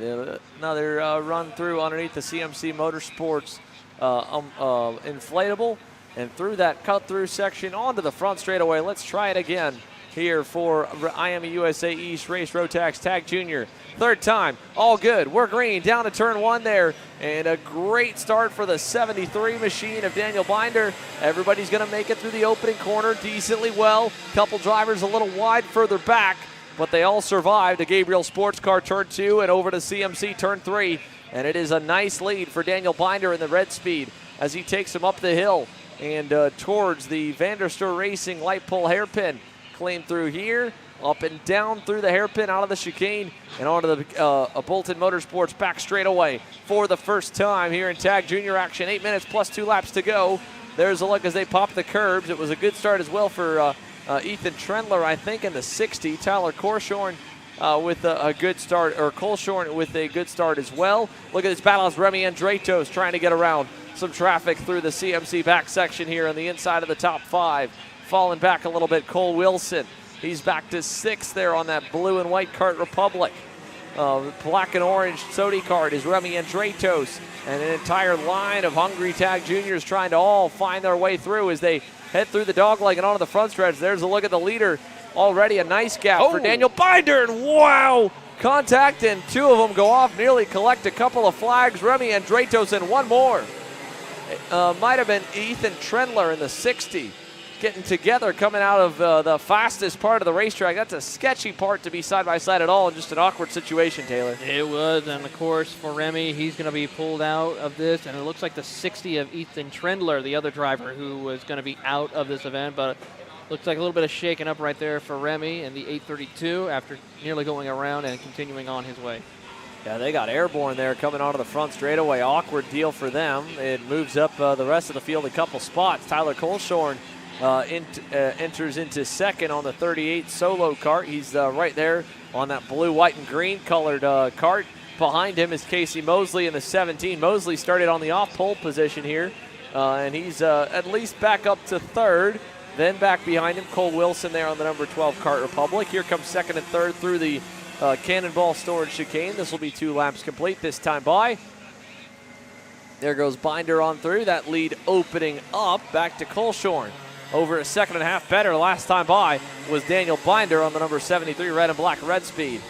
Then Kolshorn, then Mosley, then back to Cole Wilson, Luke Fedowitz there in 5th. Ricky Burbank 6th, Nick Cassara 7th, Xavier Babkine Osterath is 8th, Nicholas Espendola 9th, Shane Stern 10th, Aiden Urbans a little bit further back there, the rookie on the Sodi in 11th, Ethan Trendler and Remy Andretos again, the only 2 casualties so far.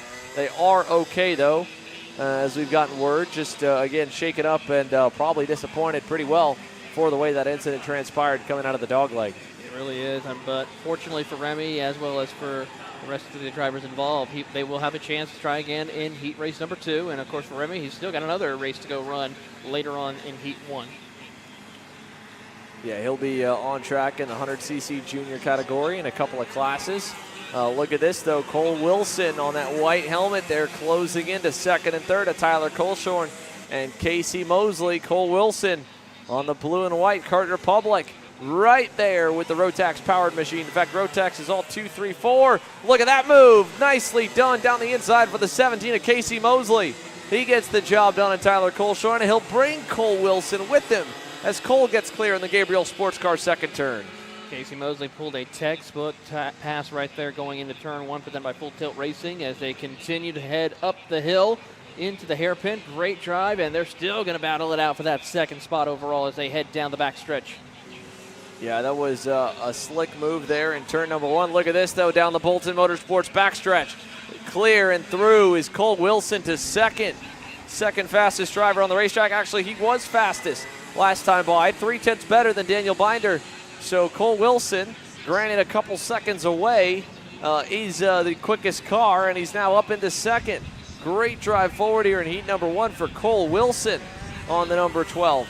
Now let's see if the drivers behind, Casey Mosley, Tyler Coleshorn, can they learn from the number 12 of Cole Wilson, improve their lines a bit and go faster. They've got to work together first. Don't know how well they will. Looked like that time Coleshorn was looking a little bit all over the bumper of, oh, what a slide job there from the 17. Casey Mosley tried that move that got him to second lap in a row. This time had to go in a little deeper, went in a bit too deep, slid wide, and allowed them both to get on by. So now it is going to be all Cole Wilson and Tyler Coleshorn with about a 7 or 8 car length gap and growing back to Casey Mosley. But got to give the kid the number 17 credit. I mean, he sent it to the moon right there. Didn't have any contact. Only person it hurt was himself, but he tried it. He absolutely gave it every effort to try and get back into second there in turn one. He certainly did, and I'm surprised that he only just barely went off track a little bit right there and gathered it back up. Only lost those 2 spots. Still has a good shot to try to hunt them back down as they work their way over towards to the chicanes here, presented by Cannonball Storage. Great drive for these 3 drivers, putting on a stellar show. Yeah, good battle here for second, third, and fourth. That's about the only. There's one more group a little bit further back, all the way back to about 7th. Nicholas Espendola, Nick Casara, Shane Stern. That's the 16, the 67, and more. Kind of in this group right here, coming through the dog leg. This is outer edge of your top 10, coming through there, down to turn number 1 now. Having a good little fight further back, as I think Cole Wilson should have enough speed to slowly get away from Tyler Coleshorn. There's a little look at a pass attempt from Shane Stern. Didn't quite get it done. He's in the 67. Nick Casara is on the 643 blue and yellow EOS kart. And then up the road in that big blue suit on the green and white Tony karts, Nicholas Espendola. Again, 7th, 8th, and 9th for them. They're about 2.5 seconds up the road from Xavier Babka and Osterrath, and about 2.5 seconds back from Ricky Burbank there for the 6th position. And looks like, indeed, the 67 of Shane Stern was able to get by on that Bolton Motorsports back straightaway. He was, and makes a beautiful pass right there, and now sets his sight on the next position. See if he can get closer into the top 7, maybe into the top 5 possibly, depending on how much time, but not a lot of time left on the clock. No, not a ton. About a minute 15 showing, plus 2 laps. Good run in that Cannonball Storage chicane as well for Shane Stern. Up to 8th, digging for more. Here he comes looking to the inside in Full Tilt Racing turn 1. Not quite close enough there, but he'll have a big run on the difference of power. Look to the inside, easily get clear on the 16 machine of Nicholas Espendola. So Shane Stern is now up 2 spots since we've switched over to him. A good luck charm for the white and orange Kart Republic of Shane. That moves him up from where he crossed the line at the start from the back of the grid all the way into 7th. Now he's fast enough that he should be able to catch up to Ricky Burbank as well. He was nearly a second better than Ricky last time by. Here's a look further up the order in terms of speed. That is in 3rd, Tyler Coleshorn on the solo kart. In 2nd, rolling through, is Cole Wilson on the Kart Republic. They're catching the lap traffic of Aiden Urbans. That is not the leader. That is a driver 1 lap down on that black and orange Sodi here at the 2 to go signal. Aiden will let them go, no problem there. And then up the road by about 4.5 seconds is Daniel Binder. There's 4th going on by. Here's 5th. That's Luke Fedowitz. Haven't talked or shown Luke too much here as the battling's been kind of all around him in front and out behind. And then here is Shane Stern at a Nicholas Espendola, then Nick Casara. Stern that time not as fast as he was the previous couple laps. He was a little better than Ricky Burbank the last few times. Not too quick that time by.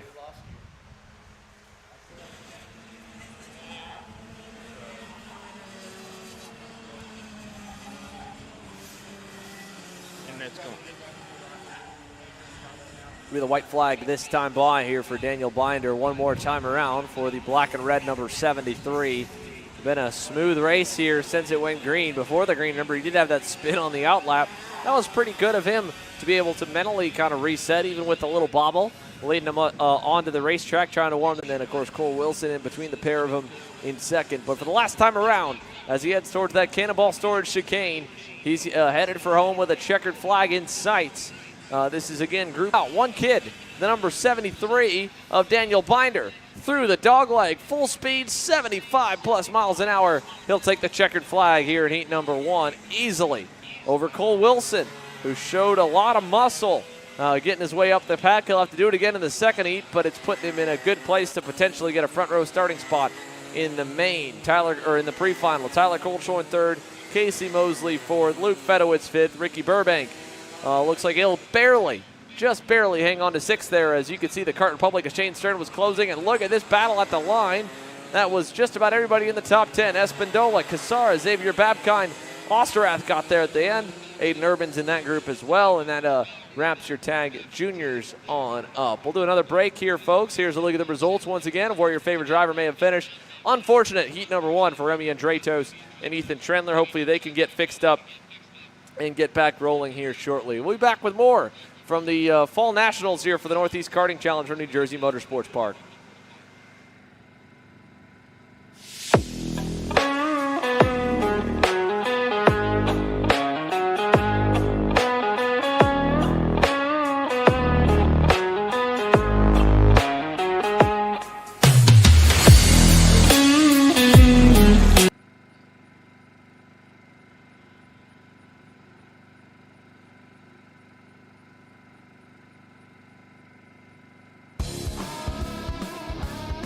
Hi, I'm Frank from Gabriel Sports Car, owner and operator of Gabriel Sports Car. We're proud to be part of the Glasseret family.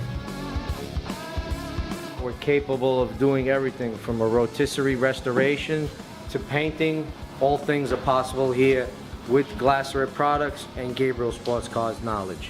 When we're done with your vehicle, with the Glasseret products and the passion that we have, it'll look better than showroom condition.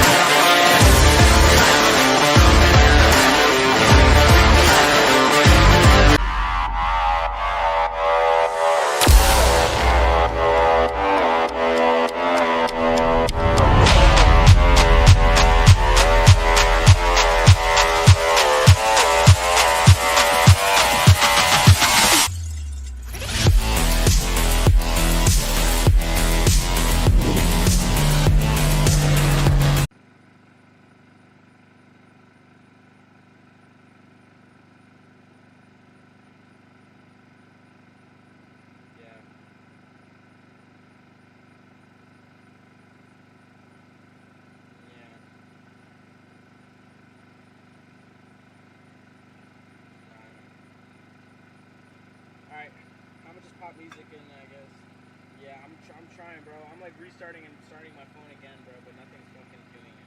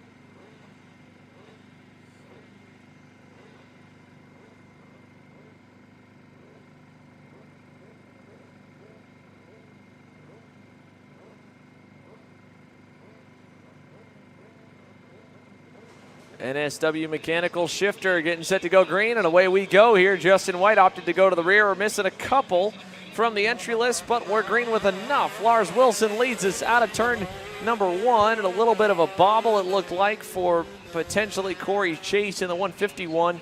He's able to get back on going there in third. Zach Berghoff was the other driver we saw in qualifying. He's back in the 4th spot, but Justin all over the rear bumper of Lars Wilson. Maybe going to have a little fun here on the Kartworks Racing Maranello, or maybe he'll go right on by. Let's see.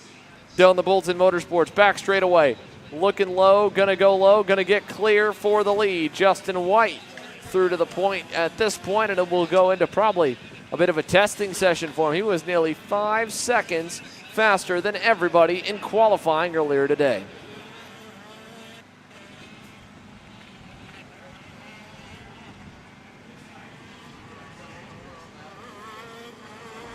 So through the Cannonball Storage chicane, he'll put 1 lap in the books. There's your timer, top left-hand corner of your screen. 8 minutes plus 2 laps to go here in NSW Mechanical Shifter.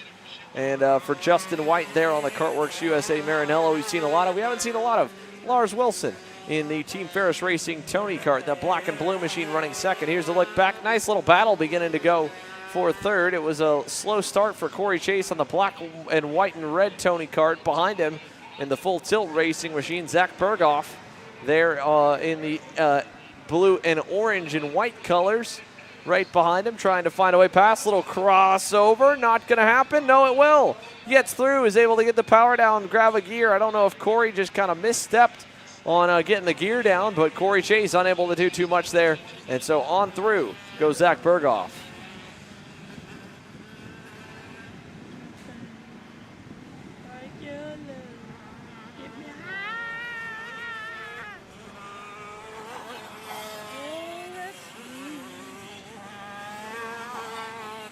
This will be 2 complete here this time by for Justin White, a 103.753. Lars Wilson, here he comes across the line in the black and blue Team Ferris Racing colors. Corey Chase now back to third. Ellie Berghoff into the 3rd spot.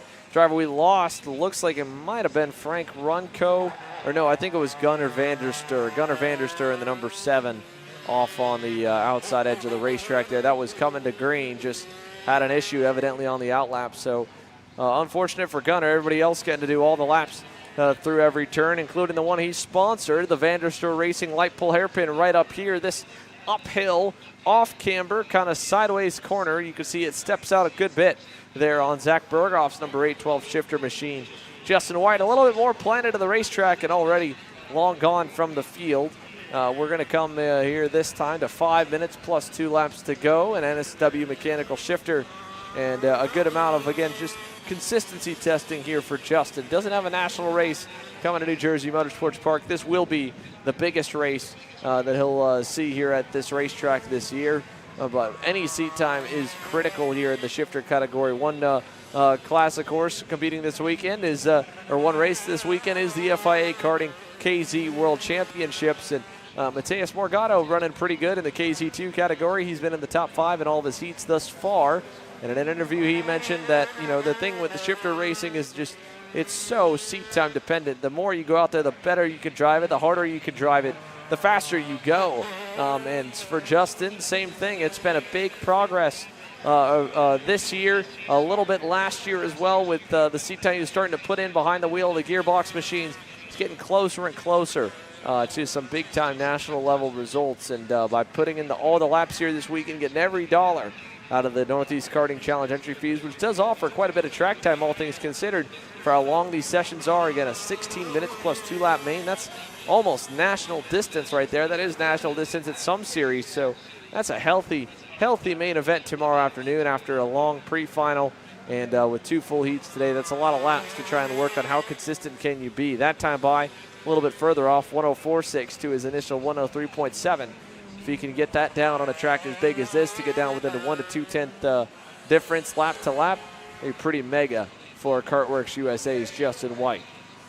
And just as we mentioned in the cadet class presented by Girard Construction with Travis Pettit, it's just equally important there to be able to gauge yourself off the national competition. And so that's what Lars Wilson, Zach Berghoff, Corey Chase are able to get here. They're able to try and see how close they are to some of the top 10 lap times and drivers calibers are from the Stars Championship Series and the SCUSA Pro Tour, even the U.S. Pro Kart Series as well. Now this year adding that KZ category of, okay, how much quicker do I need to be? How much more consistent do I need to be to show up to those events and not just be parading around and back, but be able to contend for positions, be in the fight, be in the battle, maybe even run all the way up to a podium.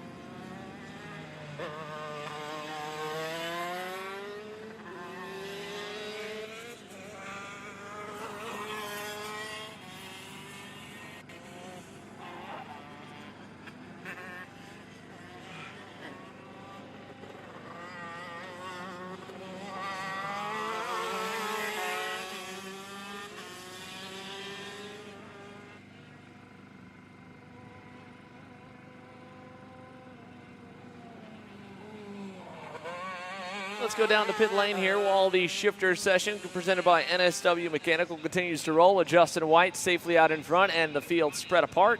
Mateo, what do you got for us down on pit lane? Oh, well, I got two gentlemen here. I got Nick Casera as well as Casey Mosley. Casey Mosley, you got your first year running with us here in the Northeast Karting Challenge. Got to say, you've made a long way this year. You did pretty well at OBRP, but you're able to sneak onto the podium there in your class. Tell me how did it feel and how hectic was it out there in that race? It was definitely hectic at the start with the other three road taxes. I was going good, but I made a stupid move and then fell back, but still a good race. Awesome. Well, you should be having good points going into the second heat race. What's going to be your goal to try to attack the second heat race? Pick up positions and try to get past the road taxes again. Awesome. Well, we got also Nick Casera here. You got a pretty impressive podium running as well. Both these drivers with full tilt racing running under the full tilt tent. Tell me, you experienced some chaos as well, and then you were able to hang in there and get your podium finished. Run me through it. So yeah, I was behind this 99, and it was 832 and the 60, and the 60 I guess had an issue, and the 632 went right over the top of him. I'm very surprised he didn't go over, and I stuck behind the 99, and then eventually a car in front of me had to spin, so I had to go around him, and the 16 got in front of me, and we drafted, and we got closer to the pack, and we finished second and third respectively in front, and just behind the 73 of Daniel Binder. And yeah, I was happy with the result, and hopefully we'll continue to shave off some more time and maybe get towards the front in the second feature race. Awesome. Well, you heard Nick trying to capitalize off some mistakes there. Great work this weekend. Back up to you, Xander. Thanks, Mateo. We have watched the timer go down to 0 here in NSW Mechanical Shifter. Zach Berghoff's pulled it behind the wall. He's come in early here to the scale area, so his day is done, at least for heat number 1 is concerned. Heat number 2 will be coming up in about 2 hours or so for this grouping. Following the shifter category, coming up on deck will be the 100cc junior division. We saw Remy Andratos qualify on pole in that one, a little bit of a lighter field, and then 2 back-to-back packed grids, Tag Masters and Tag Senior coming your way here with full competition at Bolton Motorsports, presenting sponsors for Tag Masters, the IAME USA East and Race Rotax coming together for Tag Senior. Justin White, though, coming to the line here on the Kartworks USA Maranello and through turn number 1. That should have been, I believe, the white flag, if not the 2 to go. But as he exits through turn number 3, presented by CMC Motorsports, we'll watch them come back up the hill to the Vanderstor Racing light pull hairpin. And lap time wise here, an update again. Justin White's been consistent in those mid 104s. Hit a very quick 103 early on. Hasn't gone much faster since. Corey Chase around the 1 minute 15s, or he had a bit of a bobble last time, was around the 113s. Lars Wilson's also slowed his pace down. I don't know what happened to Lars in the TFR Tony Kart. He may have pulled in as well or pulled off to the side. We'll see who we can find as we're just down to really Justin and only 1 or 2 more. Berghoff in, Wilson potentially in. Here comes Justin White though through the chicane. There's Lars Wilson there, so he's back going. Just must have had a bit of a bobble a lap or 2 ago. He's gone back around Corey Chase. There's the checkered flag, and the NSW mechanical shifters are wrapped up. White is in and on through. Here comes Lars Wilson through the Cannonball Storage chicane for the final time, and he's got himself back to second and safely there. He'll cross the line easily, P2, and go back to the front row once again for the second heat races. Justin's elected to start from the rear. Chase third, Berghoff fourth. Wraps up NSW mechanical shifter. A little bit of track cleanup to go for Gunnar Vanderstor there in the number 6.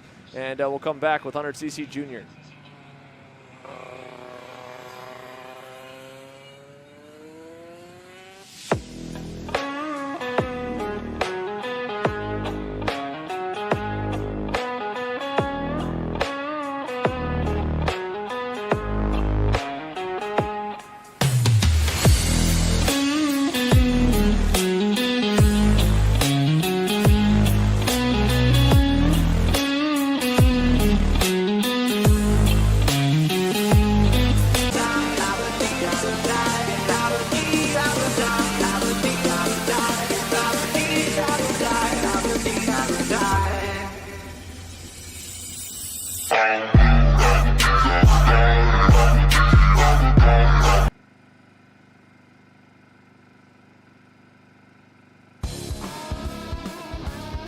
Hi, I'm Frank from Gabriel Sports Car, owner and operator of Gabriel Sports Car. We're proud to be part of the Glasseret family. We're capable of doing everything from a rotisserie restoration to painting. All things are possible here with Glasseret products and Gabriel Sports Car's knowledge. When we're done with your vehicle, with the Glasseret products and the passion that we have, it'll look better than showroom condition.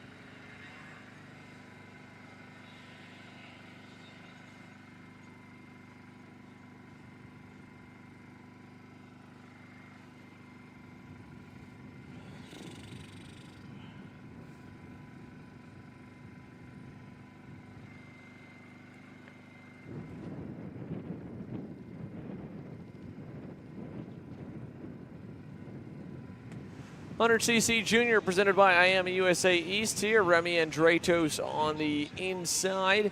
On the outside of him, I believe, will ID in a moment. That's going to be Charles Seabrook there on the 856 Tony Kart. Green flag in the air as we're down to turn number 1, and Charles gets the lead off the bat. He was about a second off the pace of Remy, so we'll see if Remy Andratos can both rebound mentally from that little crash he had in Tag Junior. Wasn't all too little, to be fair. It was a pretty decent lick he took coming down to the double right and onto the front stretch at the end of the second lap. Now he's right behind, looks up the hill to the inside, though, in the Vanderstor Racing hairpin. And he'll get clear, and Remy gets the lead as they rocket down the Bolton Motorsports back straightaway. So Miami East, 100cc Junior off and away for these two, while Tag Masters begins to take up the grid and get set for more action here from New Jersey.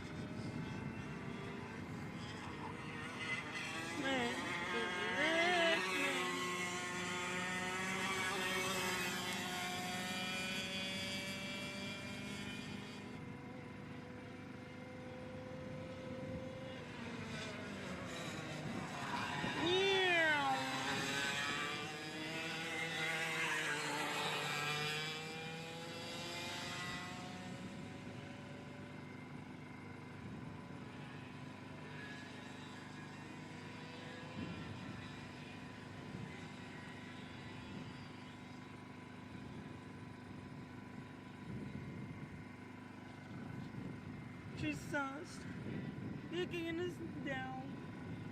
Oh, damn shame. Caleb. World's got to do. People like me, people like you. Let's wake up. Oh, it's true, but it is. Oh, it is. Man, the new world. Oh, so. And operation. Total control. But you know what you do.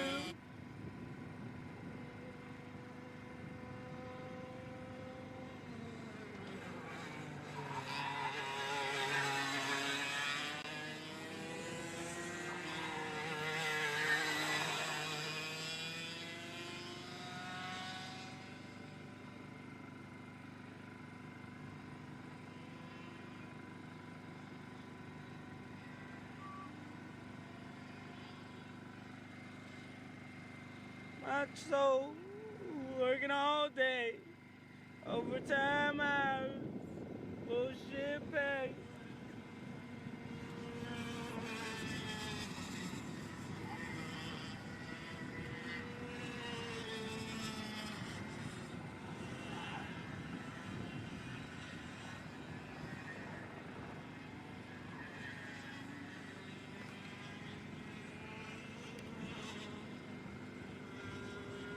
You remind me of a Sunday back home in Kentucky. 2 times.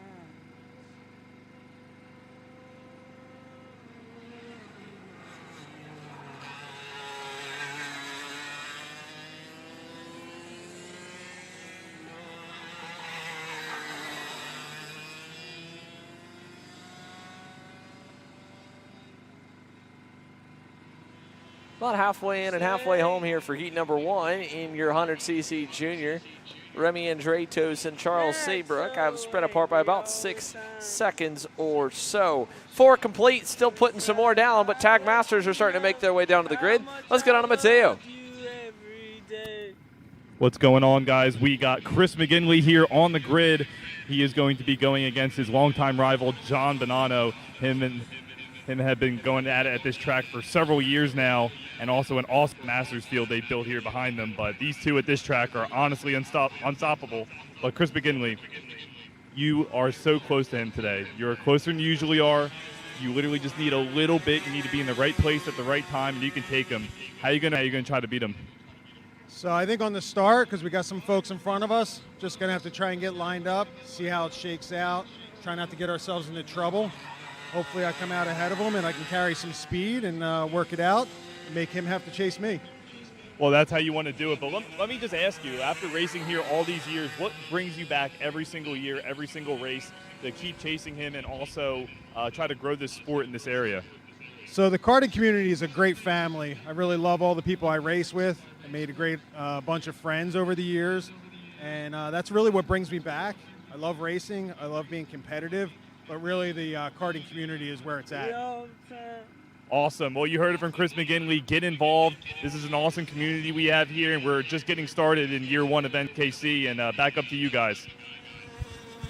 Thank you, Mateo. Cool to hear from Chris McGinley here. And like he said, Mateo said, he's close, real close there. The whole top three are pretty tightly. Drato's putting together a great drive. Been about 1 second to 2 seconds better per lap as he heads through the dog leg. He'll come around this time to probably 3 laps to go, more or less, there on the black and orange Sodi. The lead up to about 8 seconds. Back to Charles Seabrook. For Remy through the Full Tilt Racing opening corner. Nice and big lead. There's Charles coming on by. And we'll continue to hear from Mateo as he talks to more and more of our Tag Masters drivers down on the grid through turn 1 there for Charles as he goes through as well. That'll be at 6 or 7 laps in total completed. I think 6 now completed here for your 100cc juniors. But good stuff for Remy and Drato's there on the black and orange Sodi as he continues to lead down the Bolton Motorsports back straightaway. Let's go down to Mateo here for more. I'm here with Dallas Hoff on the grid here. He actually has an Aero McLaren scheme on his go-kart. He is running a Rotax in the Masters class. So he's got a really cool looking go-kart here. But Dallas, what brings you out here this weekend to be a part of this Masters competition? Yeah, it's really excited to have another series in our area. It's just fun to get out here. I know my buddy Bo and I like to get a little fancy with our decals on our kart. And we're from Baltimore, and there's limited tracks where we are. And we come here in New Jersey, and it's just a different world. They really could be hosting NASCAR races here, and we're here racing karts. And NKC has put together just the series is phenomenal. It runs great. You guys have been on top of the game, changing things and doing things differently, kind of like how they do in Europe. And so that's nice to see here, and it adds some more challenges. And I may not be at the front, but my kart looks pretty cool, and we're having fun, and not much else to say. Well, there you go. Well, it gives you something to chase, and honestly, you're representing Baltimore. You're representing Baltimore against all these New Jersey guys, so go show them what you're made of, man. Yeah, thank you very much. Back up to you, Xander.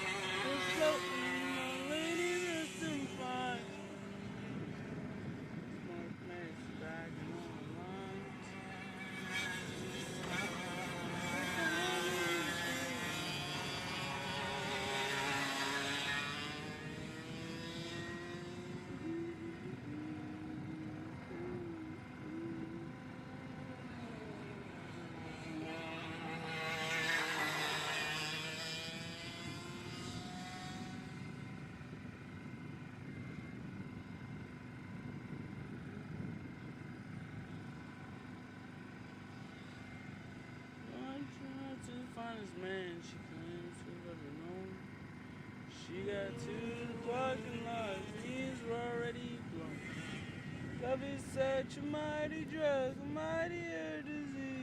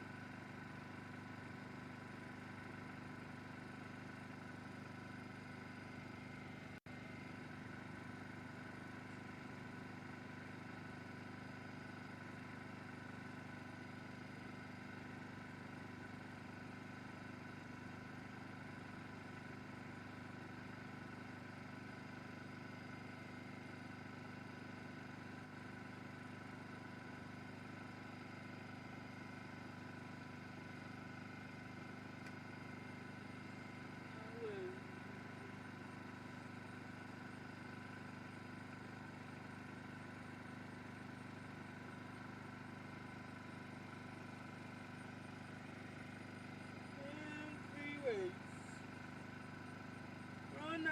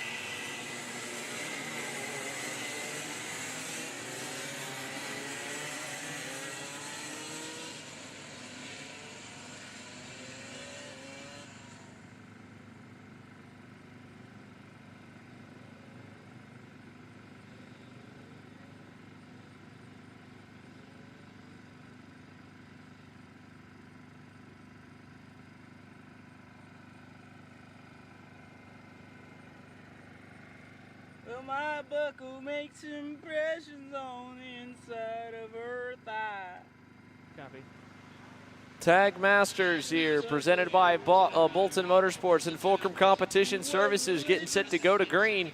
Galo Barros on pole, as it looks like a handful elected to go further down the order to start at the rear of the field. So with a mishmash of a grid, we're ready to take the green, and we are underway as Barros on the outside, Heinz Keller on the inside. Heinz gets the lead, Barros to second. There's John Bonanno looking for third, 3 wide on the inside.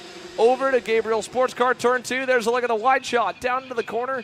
He'll get the spot away on the blue, white, and yellow comp cart. Adam Pettit trying to get through for 4th. He can't. He's back to 5th. Back to 6th now as McGinley gets through there on the 671. So nicely done by Chris McGinley as he gets by, and they'll head down the Bolton Motorsports back straightaway, all chasing Heinz Keller there in the 57. The 72 is Scott Mandel on the EOS cart. Then you go back, and it's already up. I believe Bonanno is up into 3rd, and around goes Galo Barros out of 3rd. He falls way back, so it's Bonanno now, I believe, safely in 2nd, hunting down the leader. Then this big group of cars trying to chase down a handful here as they head to complete lap number 1. We'll get a good idea of the leaderboard. Up and over the curbing, through the Cannonball Storage chicane, and down the front straightaway. One of the Full Tilt Racing machines under heavy fire for 3rd. Your race leader under heavy fire for the lead. Mandel can feel the pressure of John Bonanno down to Full Tilt Racing turn 1. Here comes Bonanno looking low down the run to turn number 2.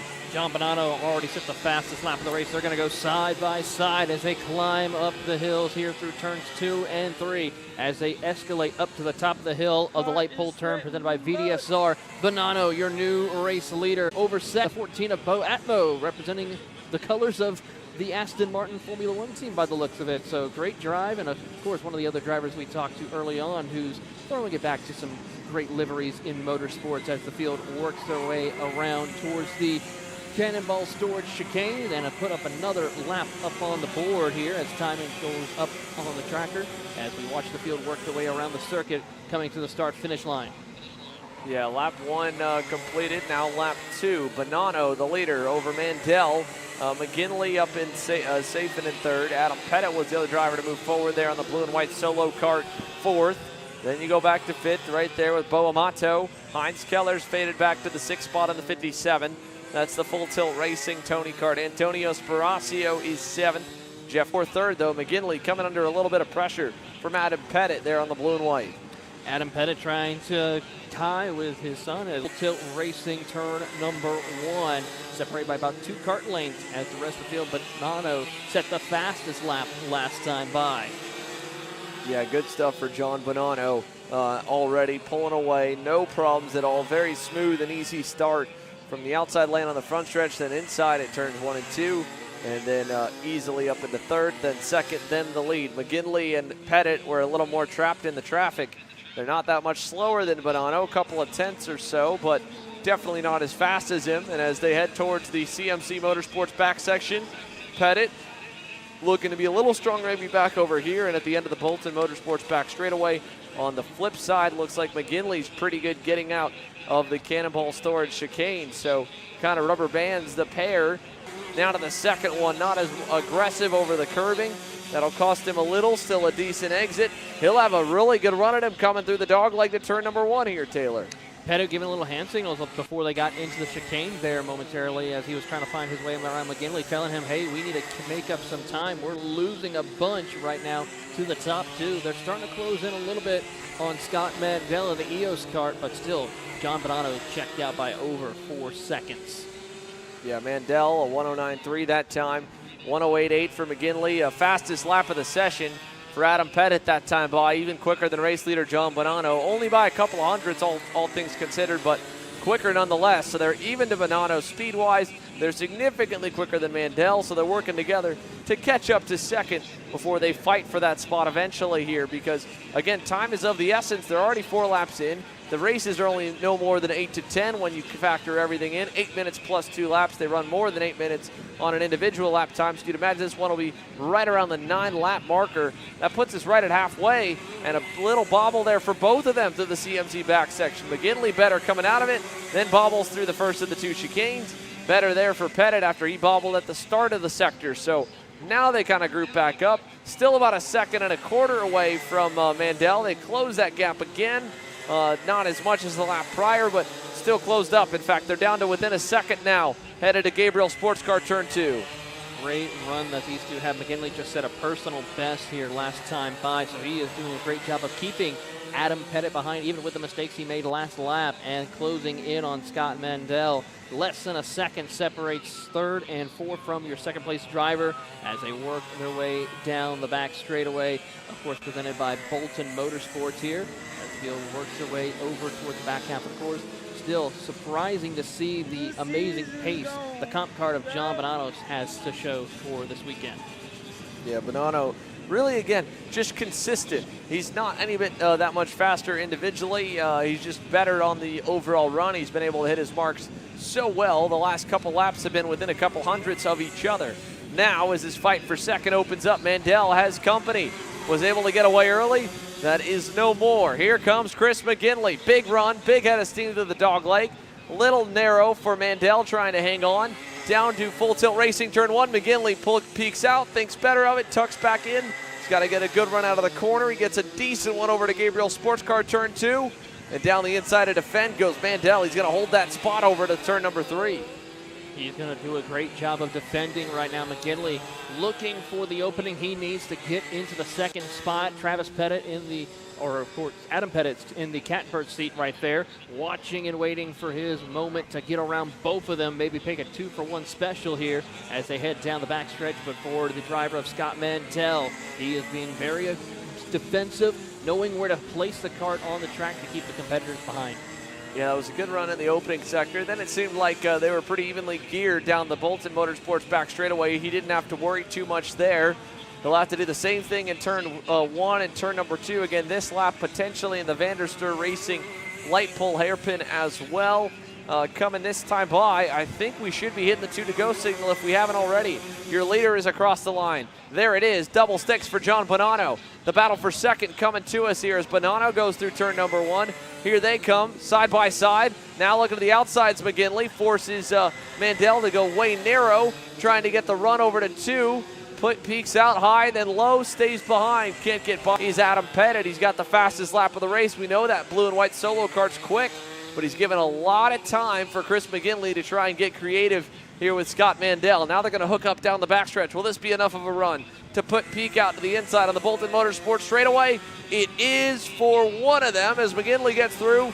Pettit now to the inside in the back sector. Not enough there, not enough in the right-hander. He stays fourth, but Mandel back to third. The opening, he'll duck to the inside, move him up to P3 as they continue to finish up in the back section presented by CMC Motorsports heading into the Cannonball Storage chicane. You watch these 3 drivers battle it out as meanwhile at the front of the field, your race leader, John Bonanno, takes the white flag one more time around for him in heat race number 1.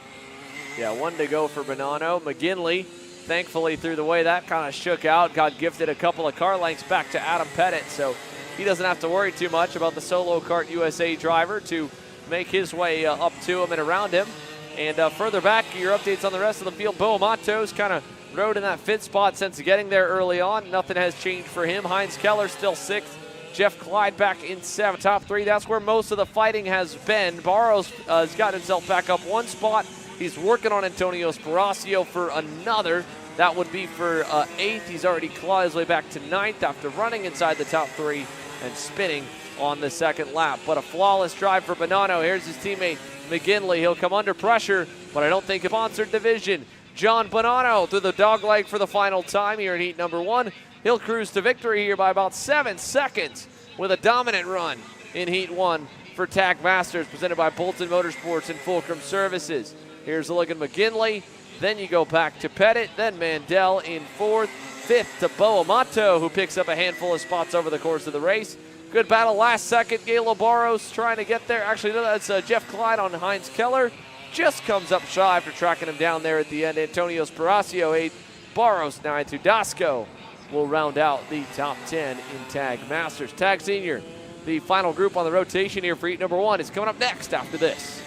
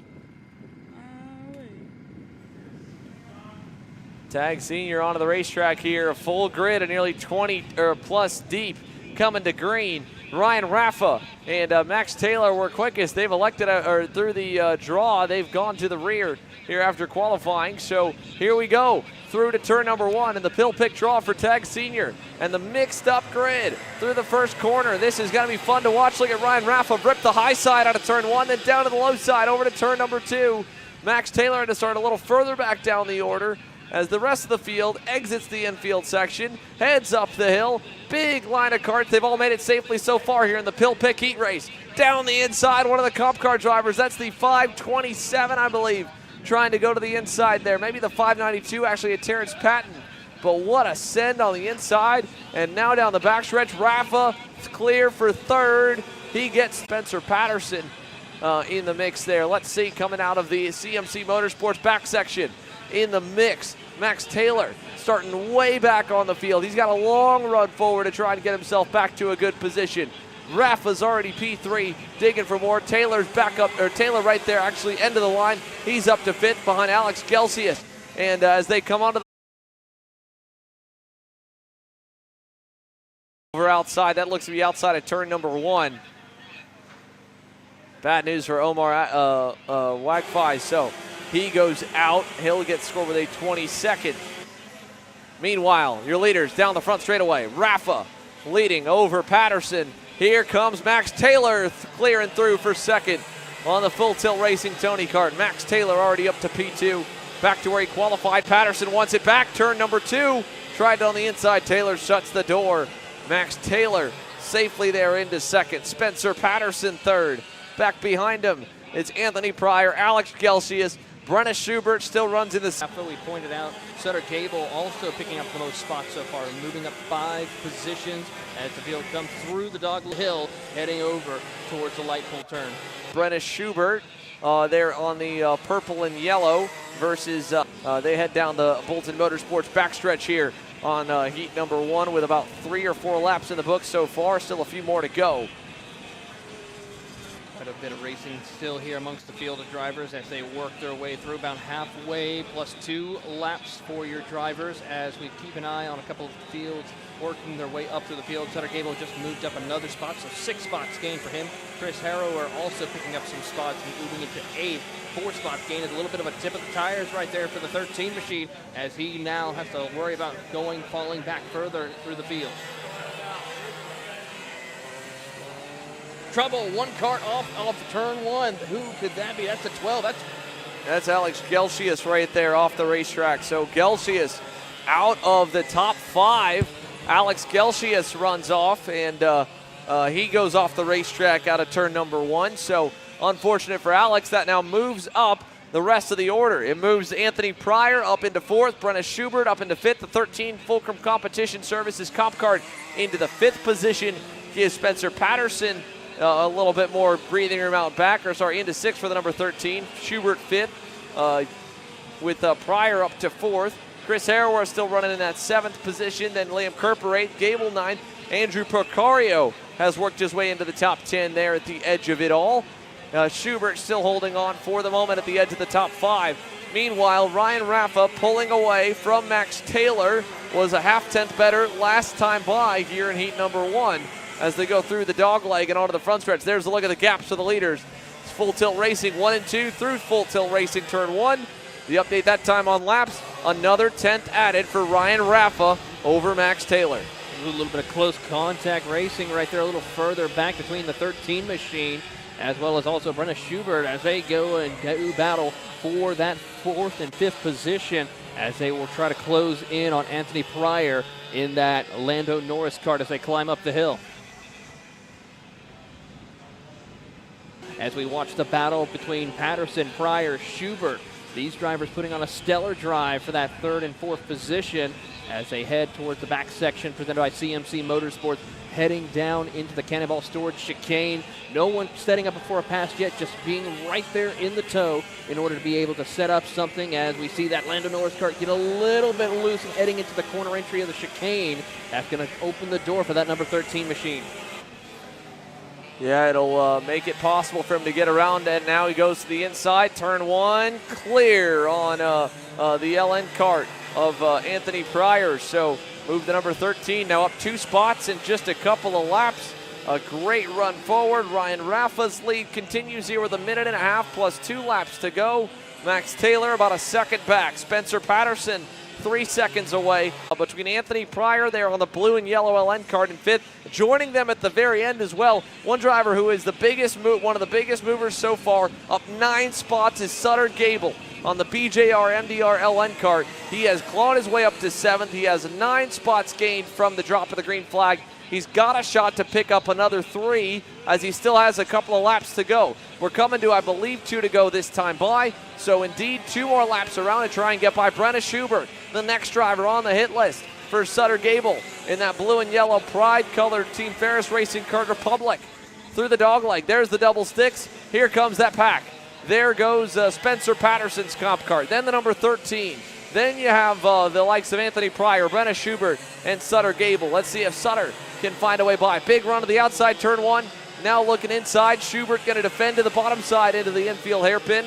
As up the road, the battle continues for 4th. Behind him for 5th, it rolls as well. Look at this, side by side, all the way up the hill. That's Anthony Pryor getting back around the number 13. Schubert still defending there for the 6th spot as they head on the Bolton back straightaway. Bolton's back straightaway provides a lot of great opportunities to set up for the pass here as we watch these 4 drivers jockey for position. Schubert drops back behind that Lando Norris machine of Sutter Gable as she will drop to the 7th position. Now has to try to find a way to set up for another pass of that 353 of Anthony Pryor and still trying to pull away from the rest of the competition.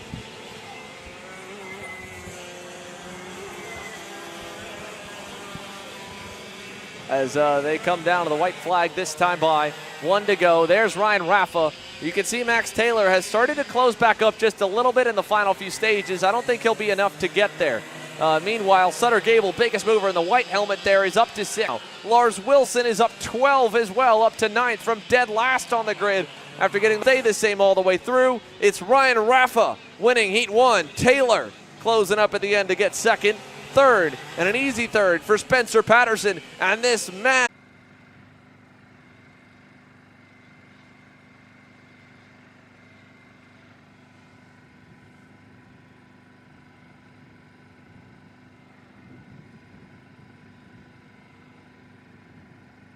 Move up to P4 as the field works their way around. Trouble for one driver who's slow. Have to pick up the number of that one as they continue to go around the circuit and climb up to the top of the field. And, of course, none other than Travis Pettit already back out in front of the field, looking to try and stretch out the race lead once again towards the Bolton Motorsports back straightaway. Great drive between the 3 of them as they work their way towards the section of the back half presented by CMC Motorsports. See a little bit of a nose shown as we watch Max Mokaram trying to find his opening to get around Lewis Thomason and Thomas Chrisman, who's right there in amongst the group. Chrisman having a great drive in that 2nd spot. Yeah, I've definitely seen Chrisman grow so much over the years. He's even moved up into some national races, but he did start here at this local scene, so around at this level, and he came all the way from kid karts, and he's doing honestly a fantastic job keeping up with these drivers right now. Great drive for him, and of course, like we talked about, these kids who are behind Travis Pettit are looking to one day make their way up into the national levels or even the super regional levels here across the United States, where we'll see some of the future stars of motorsports working their way through. As we watch these 2 drivers battle for the 2nd position, or actually a little bit further back here, this is a little bit towards the 5th, 6th spot. We'll pick up the 2nd position as they come down the Bolton Motorsports back straightaway, heading into the CMC back section. And still, it is Chrisman and Mokaram who are having a great spirited battle for that 2nd spot as we watch and pick up Lewis Thomason in the 4th spot. Really good run here.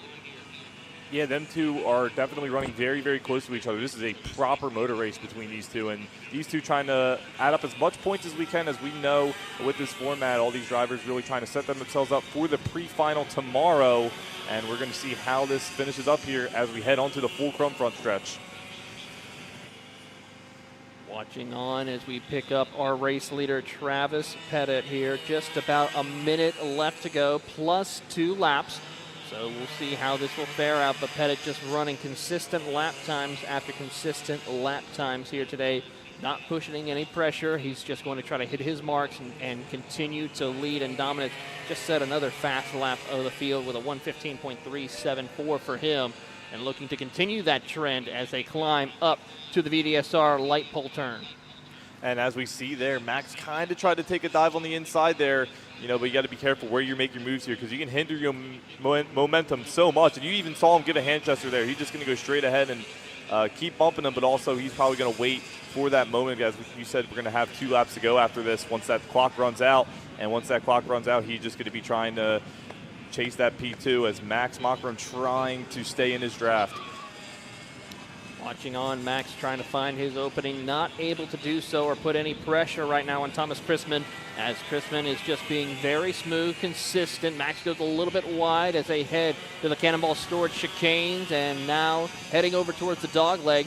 Not enough room to get a good run just yet, but give enough time here as we get the 2 to go signal as Travis Pettit heads down into the Full Tilt Racing Turn 1.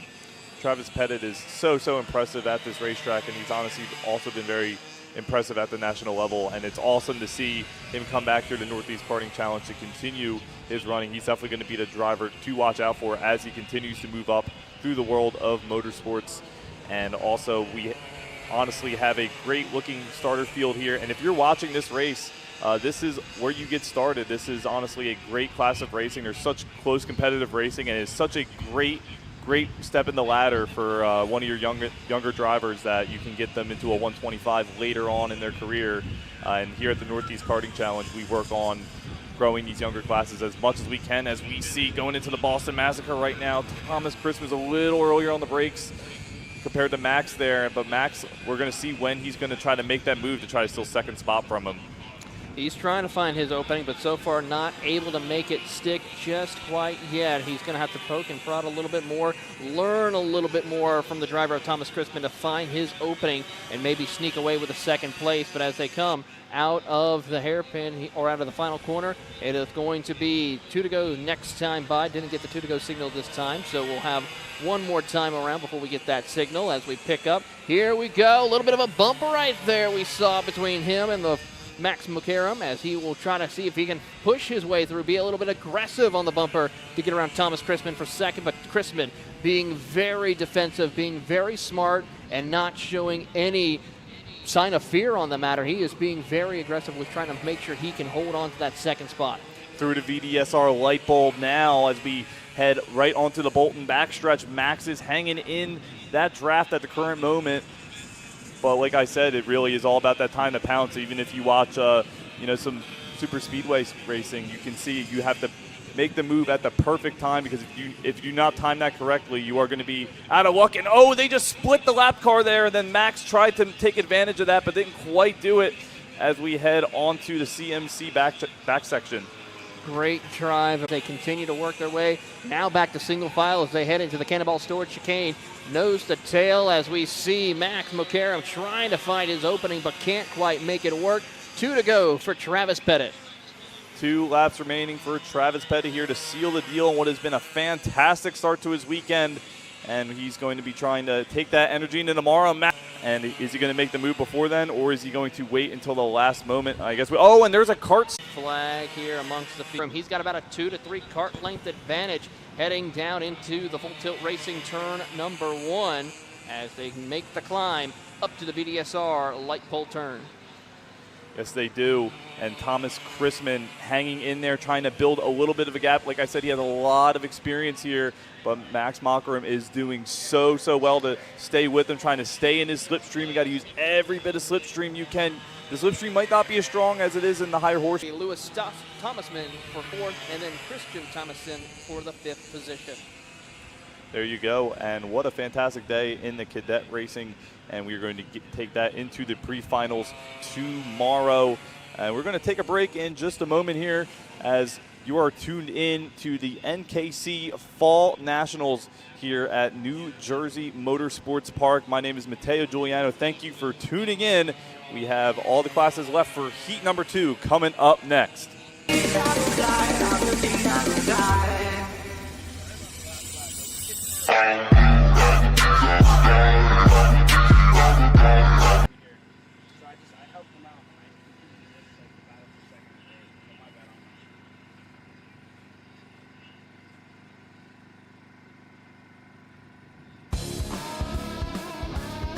Hi, I'm Frank from Gabriel Sports Car, owner and operator of Gabriel Sports Car. We're proud to be part of the Glasseret family.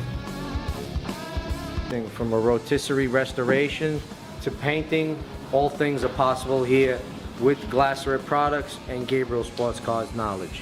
When we're done with your vehicle, with the Glasseret products and the passion that we have, it'll look better than showroom condition.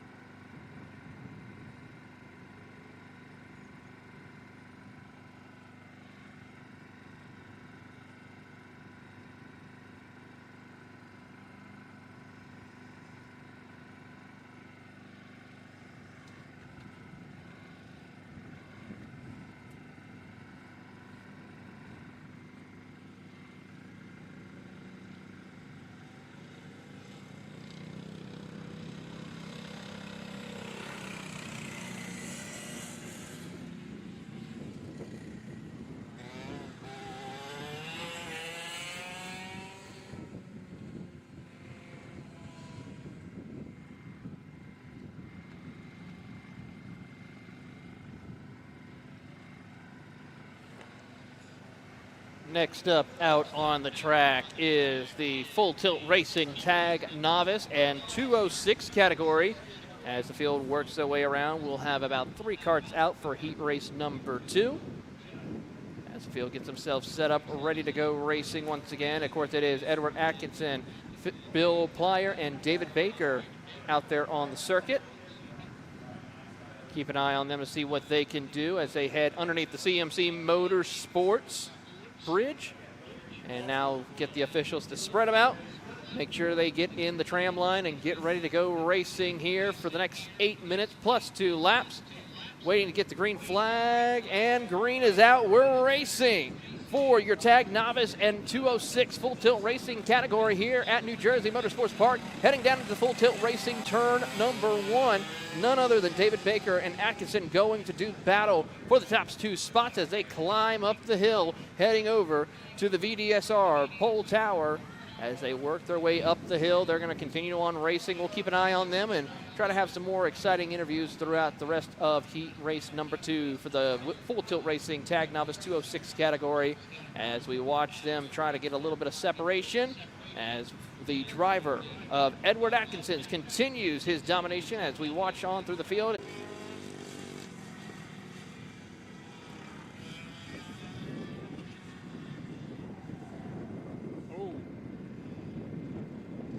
Trouble right there for the 202 machine. He'll go around right there. That's David Baker who will loop it. He gathers it back up and will continue on his way, but lost a ton of time to Edward Atkinson, as well as the rest of the field as they work their way. The charge once again to put 1 lap up on the board for him in this 8-minute plus 2 lap heat race.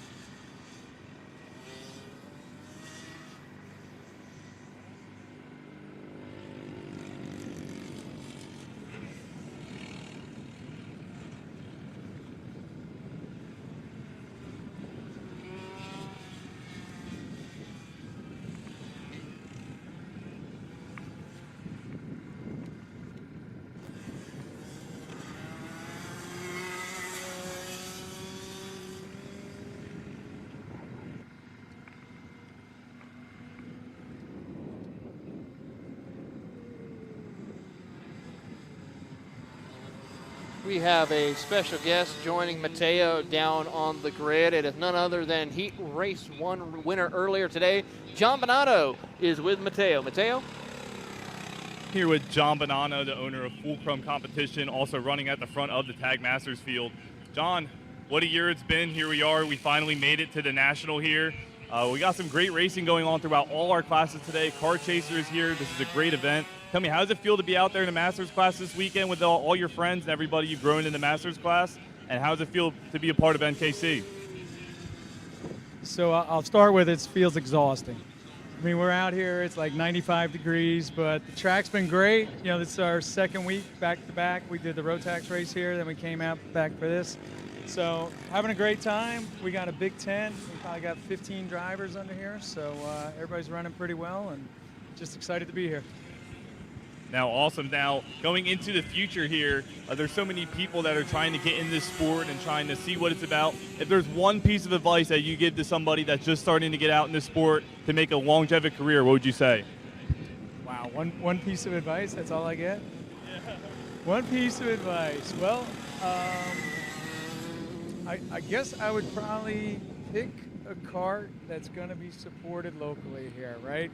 We got a lot of people that I get it in touch with me, you know, probably a year in.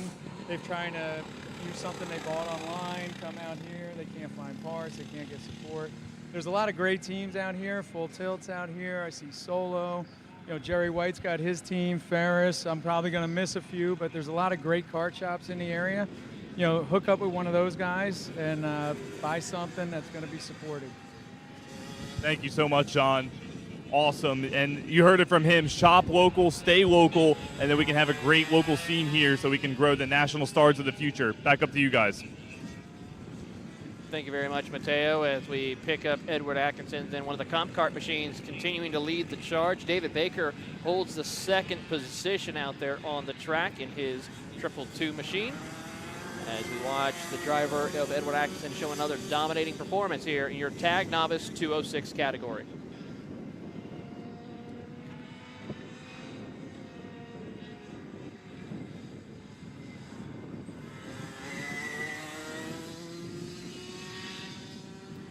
As we watch Edward Atkinson continue on with his lead, Mateo has caught up with a couple of other drivers here out there getting ready to go for their second heat race of the day. Mateo, who do you have? Well, I got a very good friend of mine, Zach Berghoff. He's been running here at New Jersey Motorsports Park for more than a few years, 3 years now. He is ripping it in a shifter. He is getting the absolute max out of his go-kart, and he has been up against some tough competition from the likes of Justin White, Lars Wilson. So, Zach, how does it feel to be in a pretty stacked field with some really competitive drivers really trying to get some good running time in the shifter? And how does it feel to be a part of a good field like that? It's definitely good. At the end of the day, you want to be better, you got to rub them the best, and that's all we try. We try to get a little better each time around. Now, let me say this, and I got one question for you. If there's one place on this entire track that's just the dream place to pull off a nice overtake, what do you like the most? Probably the straight, just because it's somebody who will take any challenge he can in a go-kart, and he has been a big part of NKC since the beginning of this year. Thank you. Back up to you guys. Thank you very much, Mateo, for that interview with John as we watch the rest of these couple of laps here left to go in this race. Currently 1 minute plus 2 laps, so about 3, maybe 4 laps left to go for Edward Atkinson here in your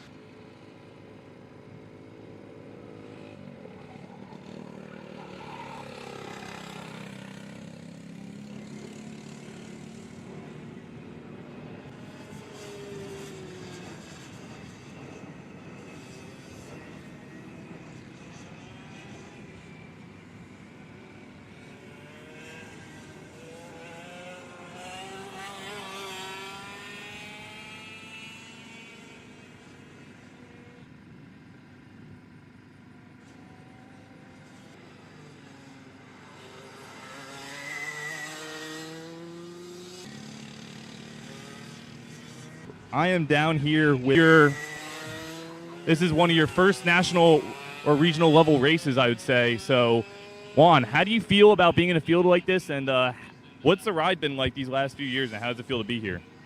It's definitely a different transition from rentals, and when you get out here, you can definitely see the immense differences in the challenge and the skills that people have here on the track, especially on a high-speed track like this one. Definitely, and I'll ask you, what is your favorite corner at a very fast track like this? You've had a couple days to get acclimated right now. What corner do you absolutely just feel like you're on the edge? It's not really a corner, but really this kink right here on the straight. That one you can hit the curve. Yeah, and watch out for Juan Cosme. Juan's had some really good runs this year, and he's going to go for it in this heat number 2 here. And kind of doing a grid walk here. I'm just going to kind of keep going through the grid here if you guys don't mind. We're going to go towards the front here. We got Liam Kerper as well as Ethan O-Ring. I'm going to have to get a word with Liam here. Liam, listen, Ethan's fast. You got some fast drivers behind you. It looks like you're going to be starting on the outside pole. So how are you going to approach this start as we get in our last heat of the afternoon? Probably just force an outside move, going around to turn 2, and see what we got from there. Well, he has his strategy planned. He's going to try to make it work, and he's going to try to adjust. But we got Ethan O-Ring. But we got engines firing on the grid here. But before we do that, Ethan, listen, you're going to be starting on the pole. You got a bunch of angry drivers behind you. And master category as the field gets themselves lined up. But we got a lot of great drivers. But for one driver, Edward Atkinson, he will sweep the heat races here today as he will come home with heat race number 2 victory in his comp kart. As the field will work their way around, and we will get ready for our next category. Stay tuned for more action here for the Northeast Karting Challenge from New Jersey Motorsports Park here on Kart Chaser.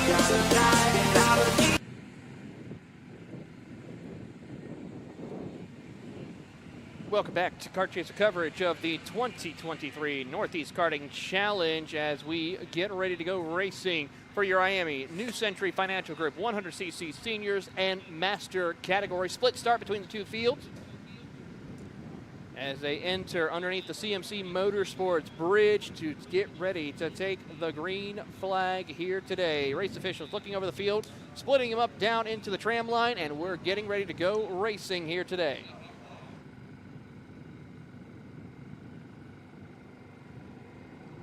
Green flag is out, and we are racing here at New Jersey Motorsports Park, heading down into turn number 1, Full Tilt Racing 1, and it's already great start for the rest of the field as they head on up to the top of the hill. They work their way through great action amongst the drivers as they try to single file out. A couple of battling out for second, third, and fourth as they work their way up to the top of the hill of the VDSR light pole turn. Great drive as we have a pass coming in. A little bit of sideways action right there for the 967 as he will lose a ton of time. One kart off the track, gathers it back up, and will continue on his way.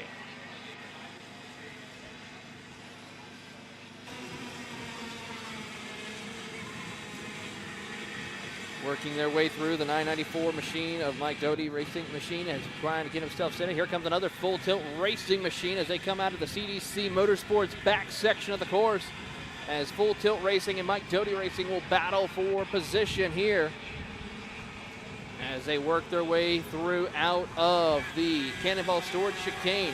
It is going to be a close one to see who comes out with lap 1 leading here as they come through the dog leg for the first time.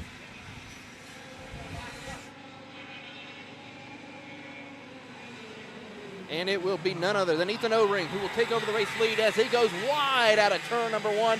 Loses a couple of spots possibly, but will gather it back up. Chris Harrower, Liam Kerper battling out for the top spot.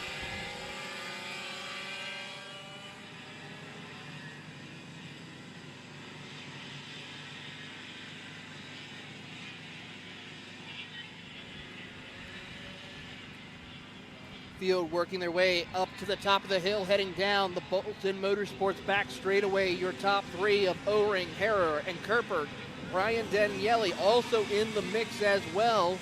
And the 945 machine of Ethan O-Ring and that Mike Doty Lando Norris machine has a great drive to take over the race lead here today in heat race number 2.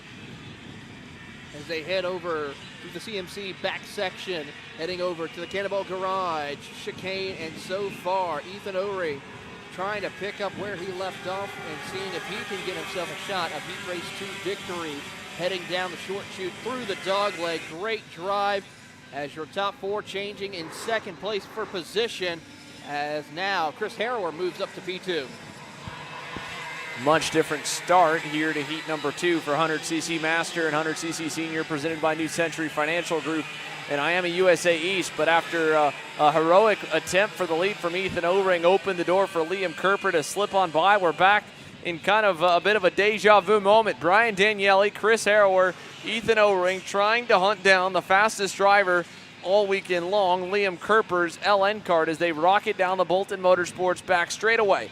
Alex Jelnick still rides in that 5th spot, about a 2.5 seconds away, and then you go back to Banana Man of Frank Rapisarda, Galo Barros, and then Juan Cosme and Tony Buenaventura.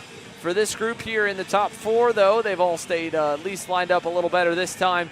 We'll see if that Full Tilt Racing Tony Kart of Ethan O-Ring's close enough to move forward. Here's a look at that 5th and 6th place battle. That's Alex Jelnick and Banana Man right behind him there on the comp cart as they go on through. So as they come out of the Cannonball Storage chicane, this will be lap number 3 completed. The top 6 are all still pretty close together. Here we go side by side a little bit down the front stretch. Brian Daniele will get clear on Ethan O-Ring, saying, all right, young gun, how about you try and follow me? We tried following you earlier in Heat 1. It didn't work.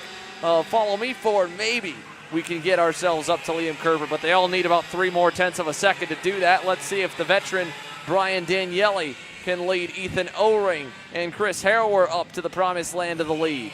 Liam Kerper continues to hold strong right now, but we watch Brian Daniele continue to showcase why he's the wily veteran. He knows how to get around this circuit, and is starting to try and hunt down. He's got a big push right there from Ethan O-Ring as they will hunt down the race leader into the braking zone. They'll go. Good follow through as they will try to sneak up a little bit of an accordion effect just briefly, but they will work their way through the CMC back section. Yeah, coming out of there towards the Cannonball Storage chicane. This time by will be around halfway. 5 minutes more or less completed. 8 minutes plus 2 laps is the distance. And you can see the gap is opening back from 4th of Chris Harrower to Alex Jelnick and Banana Man there in 5th and 6th. They haven't changed spots either. Daniele, though, he's also pulled away quite a bit from Ethan O-Ring, and that lap alone was the best on the racetrack. A 1:11.18 to the leaders 1:9. Big slide there from Banana Man. That was a huge slide sideways trying to get around the 625 Alex Jelnick. Not going to happen, and so no change there for the 5th spot. It is still Jelnick hanging on in the comp cart in the 625, back about a second or 2 away. Now he gets a little more breathing room there in the red suit and the white gloves. And back from 5th and 6th, Frank Rapisarda. That is the leader in your Masters division. Back from that group has Galo Barros right behind him. It's a couple seconds back after the split start. But look at this. There's Galo Barros at the end of that group there. Juan Cosme, Frank Rapisarda's in the mix. Is that Banana Man right there? I think we might be missing one driver off of timing and scoring. I was calling the number 921 being up in that lead group. He's actually in this one battling. It's a 3-way fight for the lead in Masters. There's Barros at the end of it. I believe it's Rapisarda in the middle or at the front. As we watch them come through, that's the 473. So Rapisarda's there. Banana Man in the comp cart leads them on the Master division. It's one more driver behind Alex Jelnick, or right around him in the Team Pride colored suit. That's running 6th in 100cc Senior. Meanwhile, while that's going on in Masters, let's check back in with our front runners. Liam Kerper must have heard us on the loudspeaker talking about Brian Daniele's speed, because he just found another 0.3 of a second. A 1:10.86 for Liam Kerper to pull back away from Brian Daniele and company. Ethan O-Ring's reeled the Tony Kart for Team Ferris Racing back in here as they head down the Bolton Motorsports back straightaway, and the gap to the lead is now just under a second here through the CMC back section, Taylor. Yeah, they're really fighting out hard here as they work their way out of the CMC back section over towards the Cannonball Storage chicane. And, of course, with O-Ring battling so hard with Daniele, that's, of course, allowing Liam Kerper to pull away even more. We could see over a second gap between your leader and second, third, and fourth as they head through the dogleg. Great run. They're now trying to get themselves a little more organized to see if they can hunt them down. Across the line, Brian Daniele, 1.4 seconds. So he's lost about half a second on your race leader. Yeah, it didn't look like they were battling when we switched to them. Evidently, they must have passed on the early part of the lap. Here's a pass from Harrower, or an attempt at one on Ethan O-Ring, and he nearly gets into the dirt there, but for the most part, they were pretty tame. They just weren't fast enough. No matter how much they were lined up, it didn't matter. Liam Kerper's just that much quicker than everybody else here in the race mode. They were close to him in qualifying. In fact, they were better than him, a couple of them in qualifying. Harrower and Daniele both out-qualified Liam Kerper, but Liam's been just unbeatable in the races. And again here, this lap compared, Brian Daniele didn't battle with O-Ring. That was O-Ring versus Harrower. They're not fighting at all. They're just slower. Still really good in general, second, third, and fourth, just not fast enough to hunt down Liam Kerper. And all he's got to do now is just kind of cruise this one home. We're past the 8-minute mark. Should be the 2-to-go signal this time. It'll be a battle for second once they realize there's no shot of catching Liam Kerper. For now, they're lined up through the dogleg here, single file, 2, 3, 4, coming to the double sticks. Popsicle sticks in the air for Liam Kerper as he will take the 2 to go, and now it's that fight to second like you pointed out there, Xander. Brian Daniele continues to try to hold on to that second spot. Has a little bit of breathing room for the time being, but as they climb up to the VDSR light pole turn, it's now just a matter of time to see what Ethan O-Ring can do or Chris Harrower can do in the catbird seat. Yeah, Harrower, again, remember this is the guy who started on the front row in that opening heat race, qualified on the pole. We know that the single lap speed's been there earlier in the day for the Fulcrum Competition Services Comp Car driver. He's also running double duty like many here this weekend. It's 100cc senior and tag senior action for Chris Harrower. But through the CMC Motorsports section for the final time, I don't think we'll see much. Ethan O-Ring maybe going to prove me wrong. That was a slick crossover. He'll get back into second on Daniele. In fact, here comes Harrower looking to go as well. He can't do it. Not going to be able to get by in that last chicane. Brian Daniele needs a Hail Mary right here. He needs a really good run.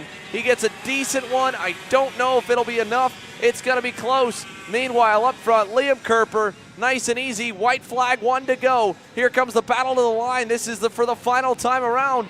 One more lap. They're door to door. They bang tires in one. Here comes Harrower. They're 3 wide over to turn number 2. 3 wide, and Harrower moves up a spot. He'll get around Brian Daniele for the 3rd spot. Sets his sights on O-Ring to get into 2nd place. He'll try to put the bumper to him as they climb the hill.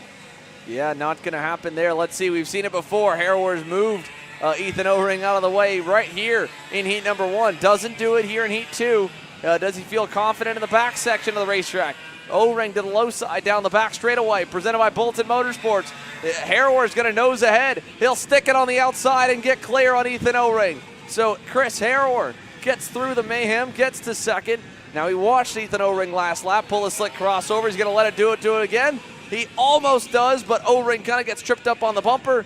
Has to tuck back in. Now he'll run to the chicane. He's barely there, just a nose. Has to back out last second. Up and over, and in the same position that Daniele was coming to the line.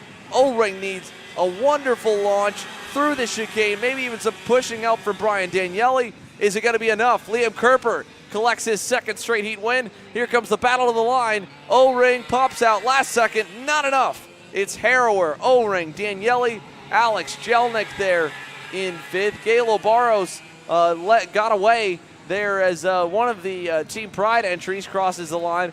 That might be Robert Torres crossing through there. There's Galo. He gets the heat race win in 100cc Masters. Back behind him, Banana Man, Frank Rapisarda, 2nd and 3rd in class, 7th and 8th on the racetrack. Juan Cosme, Wayne Whitson Jr. crossing the line.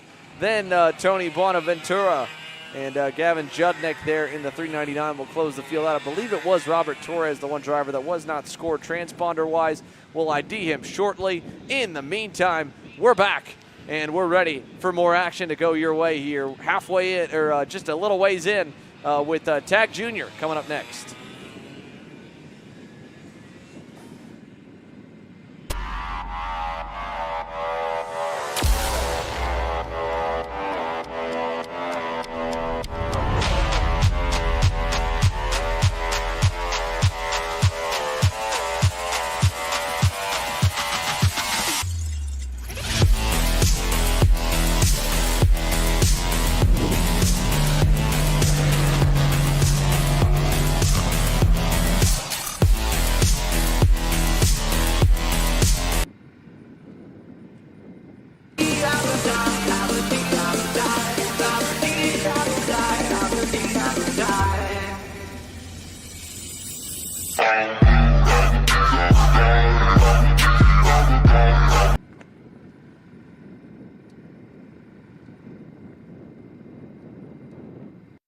Idea.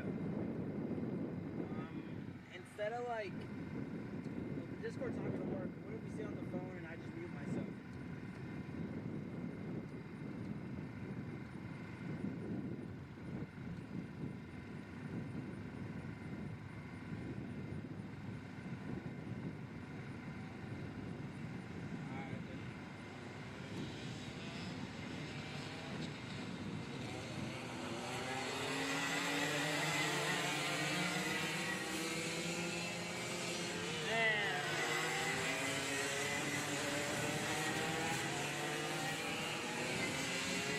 Okay, I'm muting.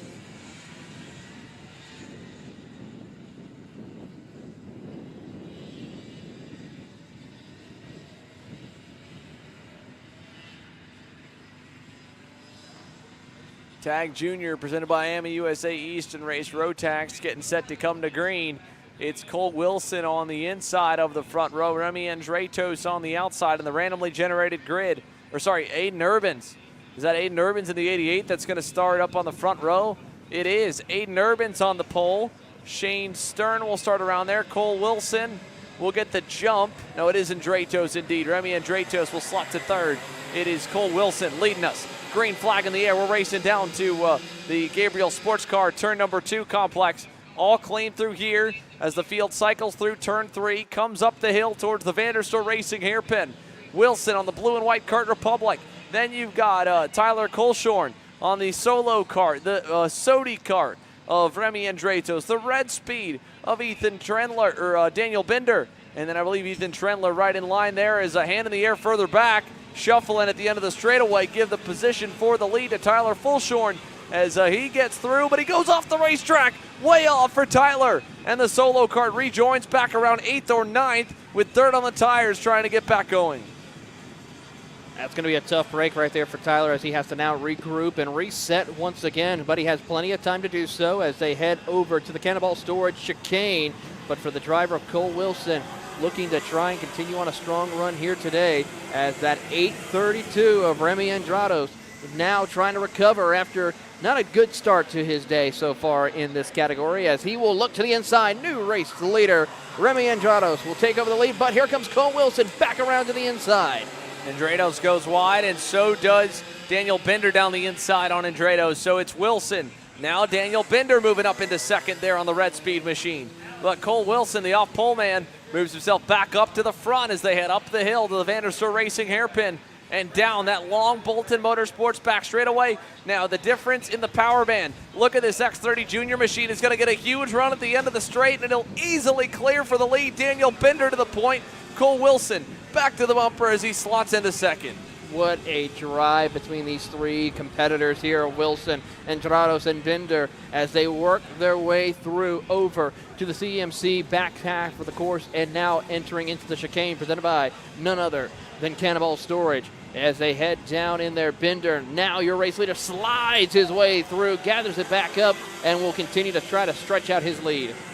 Three cars together in this lead pack as they head for the dog leg and down the front straightaway. Daniel Binder, Cole Wilson, Remy Andretos, 1, 2, 3 down to turn number 1, presented by Full Tilt Racing. Great shot down there through the corner for the top three, and a big gap back as Wilson ducks out for the lead to the inside. Cole Wilson wants it back, he'll take it back. the number 12 back to the point as they head up the hill to the Vanderstor Racing hairpin. Great drive right there, and great competitive and clean racing amongst your top three, as Cole Wilson now stretched out to about a half a kart length as they head down the Bolton Motorsports back straightaway here. But here comes Bender. He'll look to the outside, see if he can try to set up a move. And here comes Enjerados, who tries to see if he can sneak his way up to second. Yeah, Remy Andretos trying to get through. Now he gets a little bump there to Daniel Bender. Gets around him. Remy Andretos moves himself up the order. So Remy moves himself to second. It is Bender back to third. Back behind him, Tyler Colshorn, about 3 seconds away, has rebounded all the way back up to the fourth spot on that solo kart. His lap times were a bit off the lap before. We'll see if Colshorn's any better this time around. Here come your leaders down the front stretch. Remy's going to get a big run on that different power plant. He'll take over the overall lead. Wilson back to second. That Rotax is going to have a lot better mid-range, which will get him good out of most of the kind of higher speed corners. But that end of the straightaway power, that goes the way of the IME X30 Junior engine. That's what's being used by Remy Andretos and the red speed of Daniel Bender as they go up the hill here. Cole Wilson on the Rotax machine is going to, again, he'll have good speed through that opening sector, good in that last sector as well. This straightaway right here is a weak point for him. As long as he gets a push, it'll keep revving, but he won't be able to outpower anyone on his own. Yeah, that's one of the difficulties here, especially with these karts as they work their way out of the CMC back section of the course. But for Remy Andretos, he is having a good run here and continues to hold off Cole Wilson and Daniel Bender. Of course, Sodikart having a pretty good year coming in here full-time in 2023. Very busy year. In fact, Remy driving for their newest Northeastern-based dealer. A quick resurgence to a brand that had been pretty absent from the U.S. karting scene for about the last 5 years, dating back to the last time the Dallas Karting Complex had their factory race team program in the Sugusa Pro Tour. And so to have the black and orange colors up front is obviously really good. The only Sodi in the field. Remy's under still heavy pressure. You can see how much quicker Cole Wilson is through the opening sector of the racetrack. He's so good right here.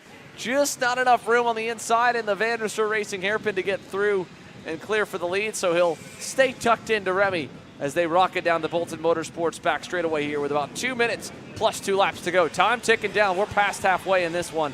We're probably only going to do 9 laps, I think, maybe 10. Intact Jr.'s a big mistake there back behind. That was from Daniel Bender. You saw the dirt get kicked up. He dropped that left rear just off the side of the racetrack in the CMC Motorsports back section.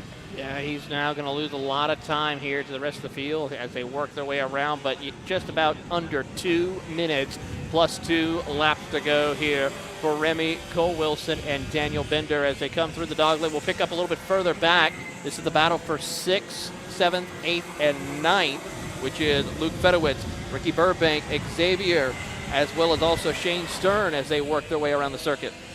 Yeah, check out this midfield fight here. Again, like you said, Fedowitz, then Burbank, and then everybody's super close.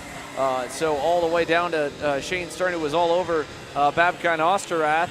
They're still side by side in the middle of that grouping there. That's the 35 of Babka and Osterrath on the inside, now outside. Big run, and he'll get clear. That was nice from the cop car driver. Xavier moves himself up a position. Behind him there, dropping back in line, I believe that was Burbank on the white helmet and the Tony Kart machine.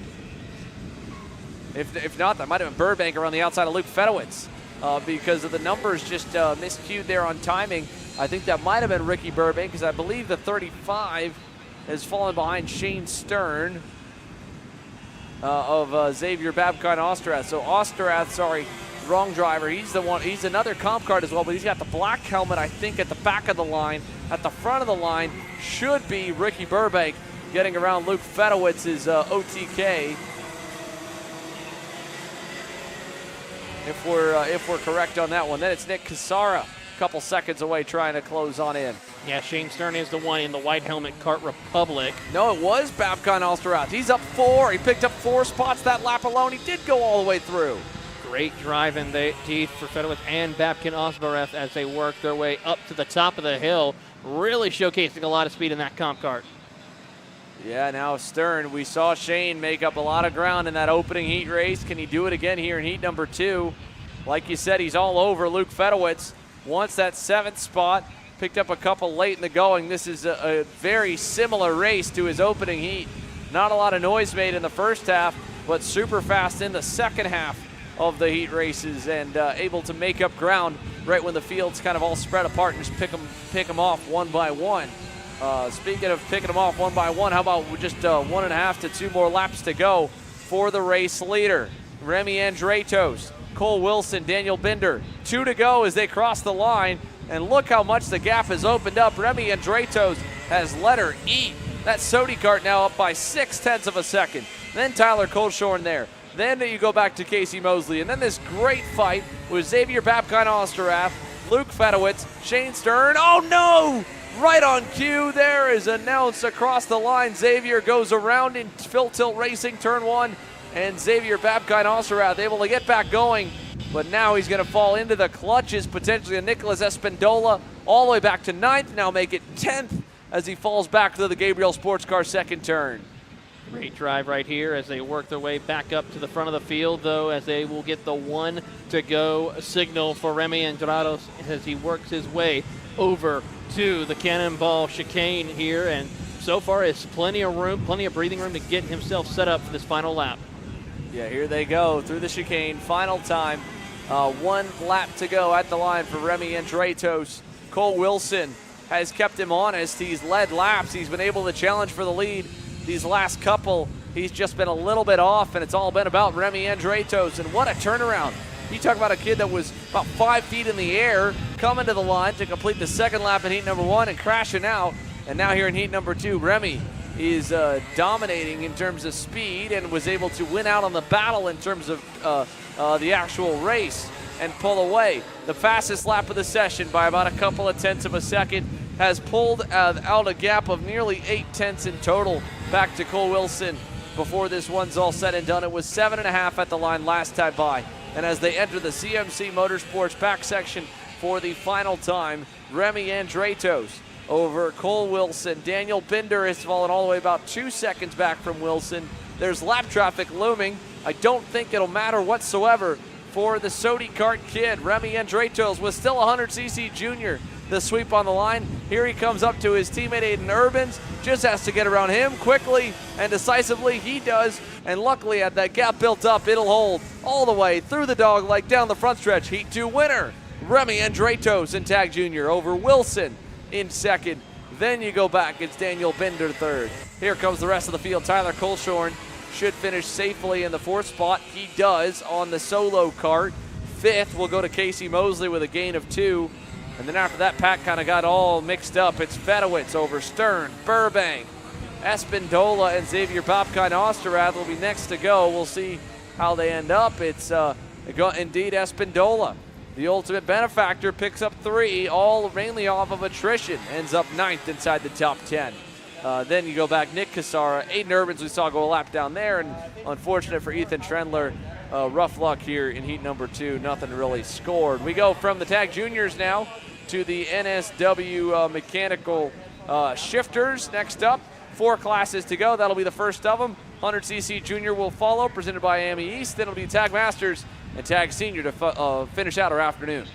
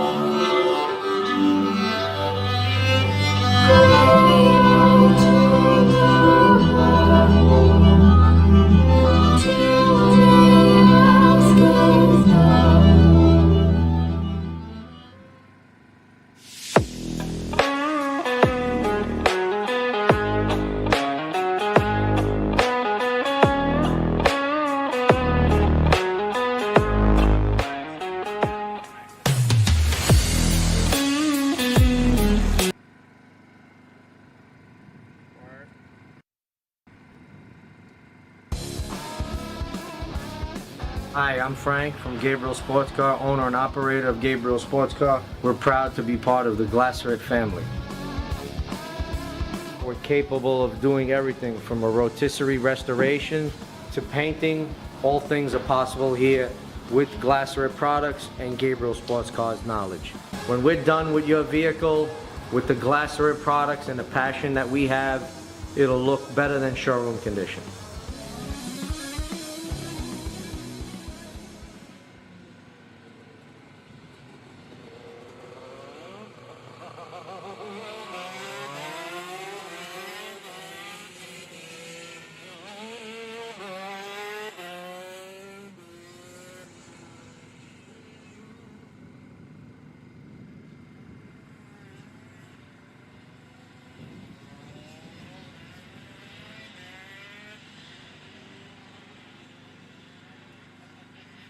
Three more.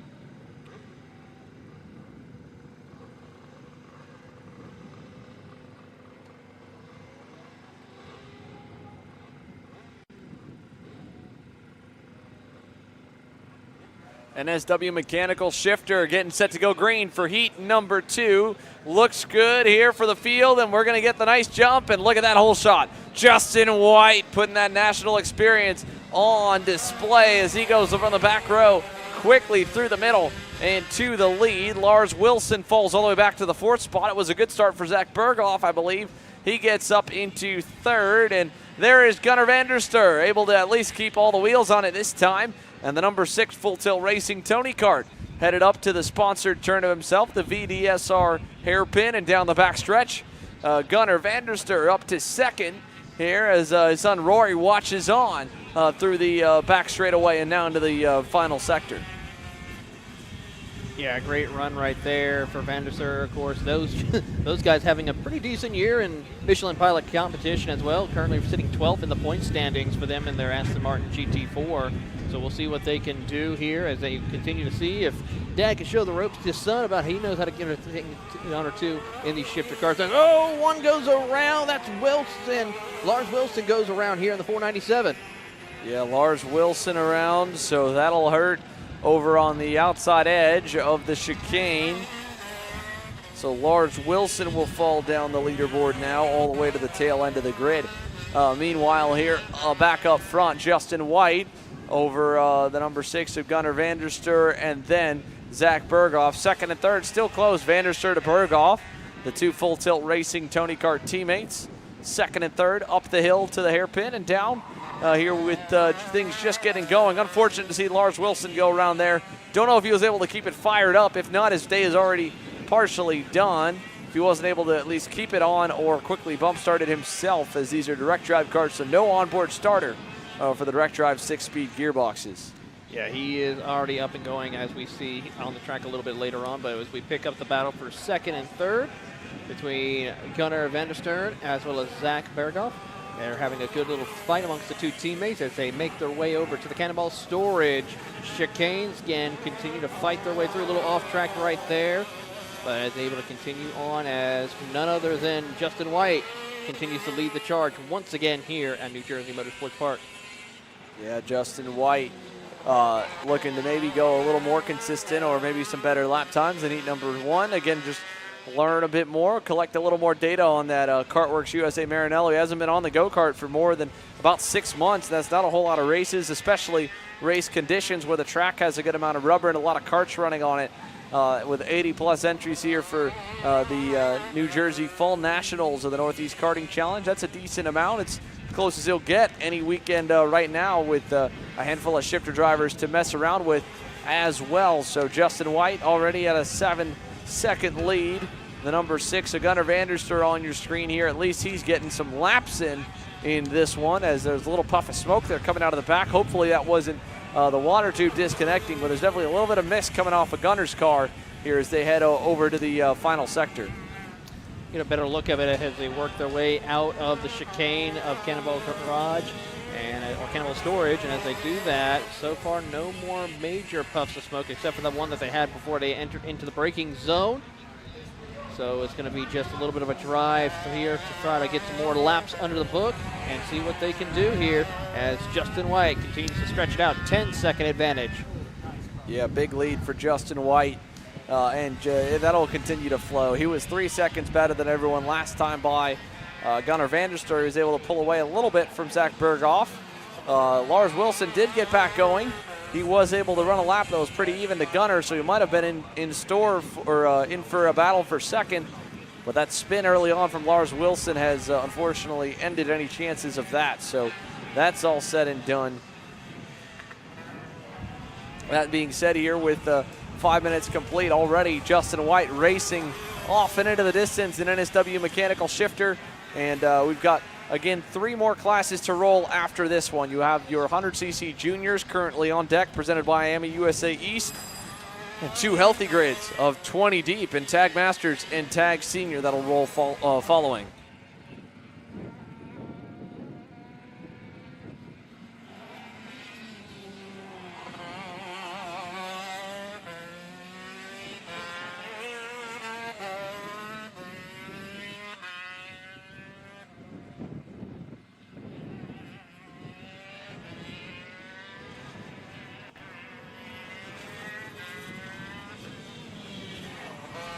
Let's go down while we have things spread out a little bit and seemingly calm enough on the racetrack with Justin White at the helm of the NSW mechanical shifter class to Matteo Giuliano here in the pit lane. Matteo? I am here with Cole Wilson, who won both races in his road tax class today. Let me tell you, that was a really, really good run out there today. You had some really good battles. It was pretty hectic at times. Chag Jr., especially on the start here, get pretty hectic. Tell me how to feel to make it through the start, how to feel to come on top in both races today. It felt pretty good.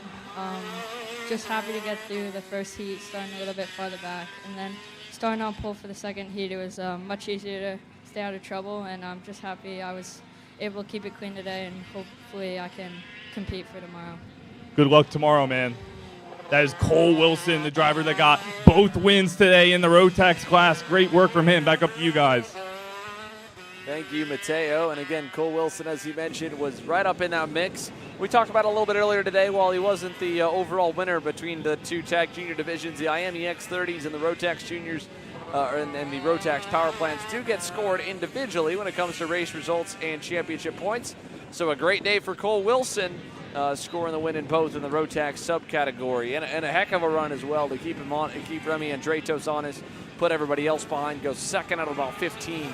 A really, really good run. Got about 45 seconds plus 2 laps to go for the leader. He'll pull us to another lap. That'll make it about an 8 or 9 lap heat, just as no different in the other divisions. We're coming around here for Gunnar Vanderster here in the number 6. A 107.3, a 107.8 last time by.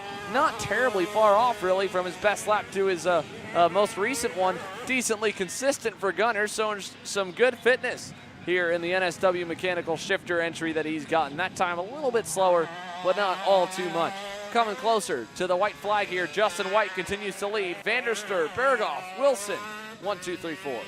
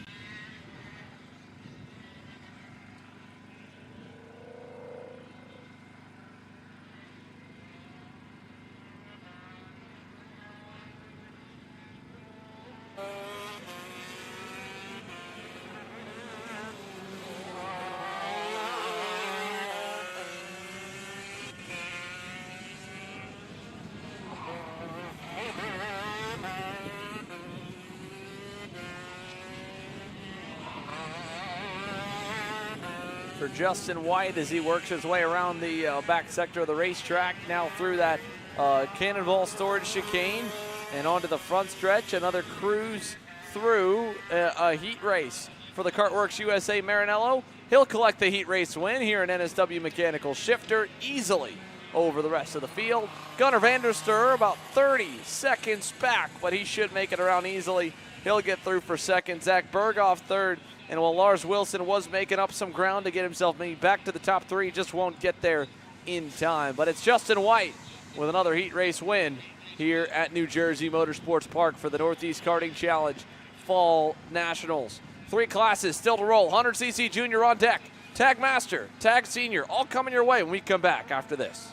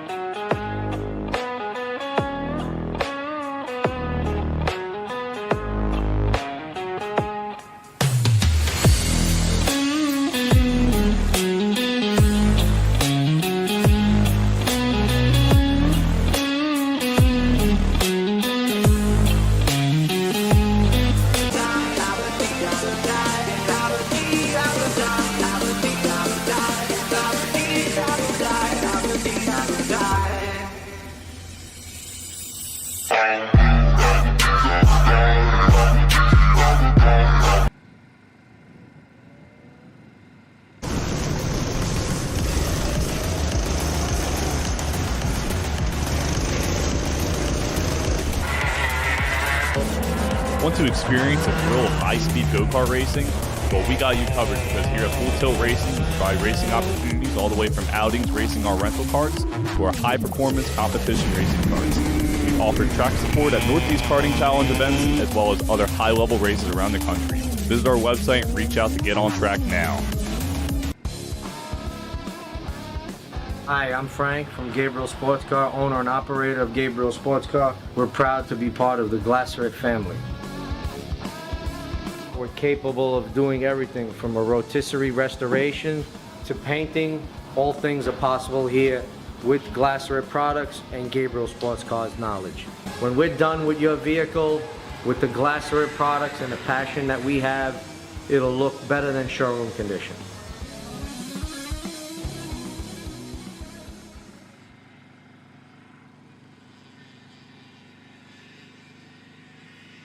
Welcome back to New Jersey Motorsports Park. 100cc Junior just getting set to get underway with Remy Andretos and as well Charlie Hasburn. We will send down to Matteo Giuliano, or Charlie Seabrook, sorry, with one of our Tag Senior rookies. Matteo? I am down here with Northeast Karting Challenge rookie Neil. Listen, man, you have come a long way this year. I remember even at the end of last year, you were just getting into a go-kart, just figuring it out at Englishtown Raceway Park. But you made it out this year. You won a race this year. You made a lot of improvements. You've had a lot of different starting positions. You've had a lot of different things to face with. Tell me, how did it feel in Heat 1 today? How did you feel out there? How did you feel about your performance? And how are you going to attack Heat 2 here? And overall, how does it feel to be a rookie in this series? Well, Heat 1 wasn't bad. It was a pretty good learning experience. You know, starting on a track that's long, with as long as straight as this is the first time I've been on a track of this size. And it wasn't bad, but you know the guys ahead were pretty far distance ahead of me. I had a pretty good gap behind me, so I was sort of just turning laps and getting faster as much as I could. And I think I'm gonna have a similar mindset going into Heat 2, just try to run my own race, learn as much as I can, see if I can close that gap to the faster guys ahead of me. And yeah, so that's my plan for Heat 2. Being a rookie it's honestly a lot easier than I thought it would be. At first it was hard because there's just so much information that you just don't think about, so many little things that you gotta smooth out. But eventually, you manage to just get to a race day, run your race, and then go home cleanly. And everyone around here has been so nice and so helpful that they've made it so much easier. And yeah, I'm really hoping that I can get something out of this race and keep going for as long as I can. Finish out the season, have a couple seasons afterwards, start to take the fight towards the front. I know I got some time before that, but we'll see how long it takes. You can hear it in him. He wants it. He's chasing after it. It's only the first of many. And listen, I've been in the sport for 11 years, and I'm not going anywhere. So we're only just getting started. Back up to you guys. There you go. Good to hear from one of the rookies in the Northeast Karting Challenge, especially to talk about the environment and how inviting everyone has been. Again, this is an exciting time to be a part of their sport in this region, to be a part of the kind of the growth, the upward tick, the rebirth. And Charles Seabrook as well getting the benefit off it as he's on the racetrack right now in the Tony Kart, currently second to Remy Andretos. He's been trying to close that gap lap time-wise, bit by bit to Remy on the Sodi Kart. Remy that time a 1:11.8 to a 1:13.5 for Charles. We'll see if he can, continue to work on himself, find a little more speed out of himself and out of the kart and the engine and all together here in Miami East 100cc Junior. Tag Masters again remains on deck with a healthy grid. John Bonanno was able to get the Heat 1 win after the randomized grid. We'll see how it works for Heat number 2, where maybe Adam Pettit or Chris McGinley can get a bit of a better jump off the line than Bonanno can, especially in that navigating all the traffic through turns 1 and 2. Here's a look, though, at Remy Andretos on par, ready to go to sweep the junior divisions in Heat number 2. He already, of course, won 100cc Heat 1, won Tag Junior Heat number 2 after a crash in the opening heat, and now he's on par to win the third heat of the day for the kids, second of 2 in 100cc Junior, and second of 2 in the second round of heat races for Charles Seabrook, just continuing to find a little more speed, looking better each time out. Once again, Tag Masters is on deck, folks. If you're just tuning in, we've got 2 barn burner classes to close the day off. Tag Masters and Tag Senior here later on, while 100cc Junior continues to roll.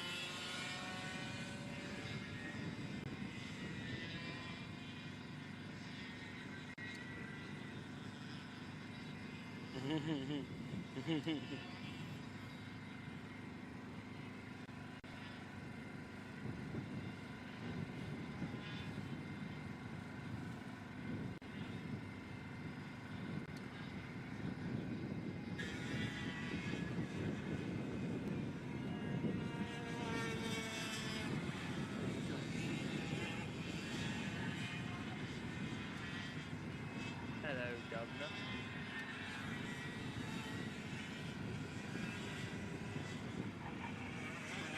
Gotta spice it up.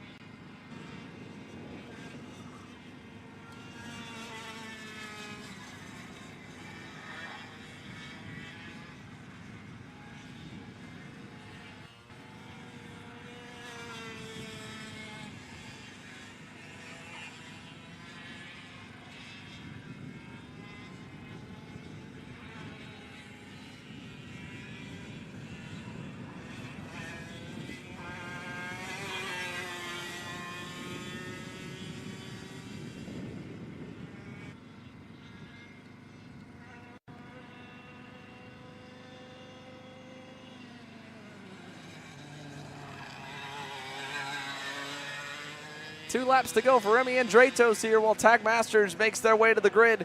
Again, for those that have been watching along, we're about 20 minutes behind the original schedule, which means Tag Masters roll off here around 4:35 or so, maybe closer to 4:30.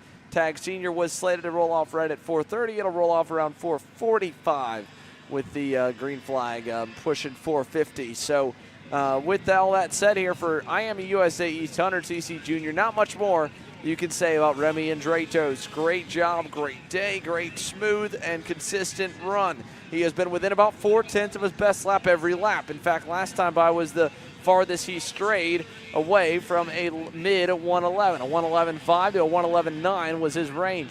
Charles Seabrook has improved his pace over the course of the race, got down to a 112.9. That kind of keeps the gap about where it's been since qualifying to Remy, about 1.25 seconds away from the pace of the leader. But I'll have tonight to go over the data, go over the video, try to compare maybe a little bit of lines or what he's doing different and how he can go faster.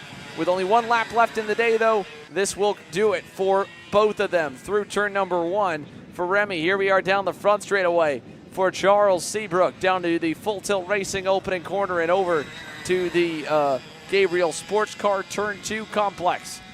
We watch as they've got just about a half lap left. No real major changes on their laps that time. And Draytos clocked a 111.8. Seabrook a 113.1 to his 112.9, the best. So he's actually a little more consistent than Remy was last time by. But in the back sector for the final time here, the Sodi Kart driver Remy and Draytos. A great afternoon after a rocky start following qualifying off the lunch break. Got himself in order, didn't let the bad luck affect him there with the crash early on. He has been the kid to beat. He will be the kid to beat tomorrow in both of our junior categories. And as he opts those curbs here in the Cannonball Storage chicane for the final time, Remy and Draytos headed for home here in 100cc Junior, presented by IAME East. Checkered flag in the air. He'll collect Heat 1 and Heat 2 from the pole. Charles Seabrook will close it off in second, and we'll get set for Tag Masters competition. Another break here, folks. Matteo Giuliano will continue to get us more intel from down on the grid and at the scale area. But Tag Masters, Tag Senior, 2 heavy-hitting groups coming your way.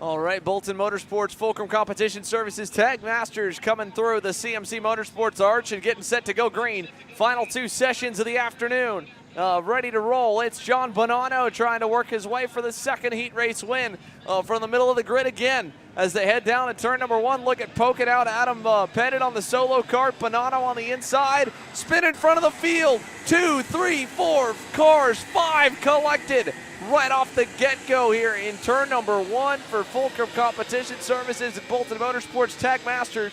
John Bonanno should have gotten through cleanly. He did. He's up into second. It's Jeff Clyde who leads. The rest of his competition again with a bad start through 1 to navigate the traffic.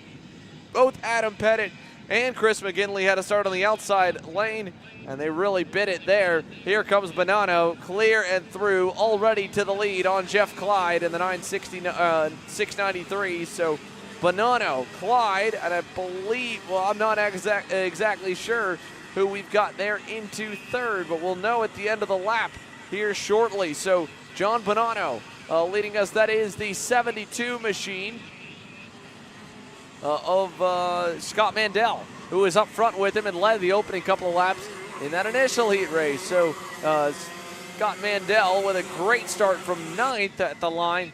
He's up into third, pressuring for second. Here comes Bonanno across the line, the leader. Then Clyde, then Mandel, then Antonio Sperazio. Adam Pettit is 5th at the end of the opening lap, 3.5 back from the lead.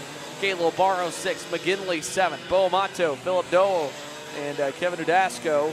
The drivers collected in turn 1. Looks like Joe Kornatzer, Heinz Keller, Mark Gattuso, Evan Connolly, and Kevin Udasco all around losing a lot of spots in turn number 1. There is the 14 machine of Bo Amato. He's working on Galo Barros down the Bolton Motorsports backstretch.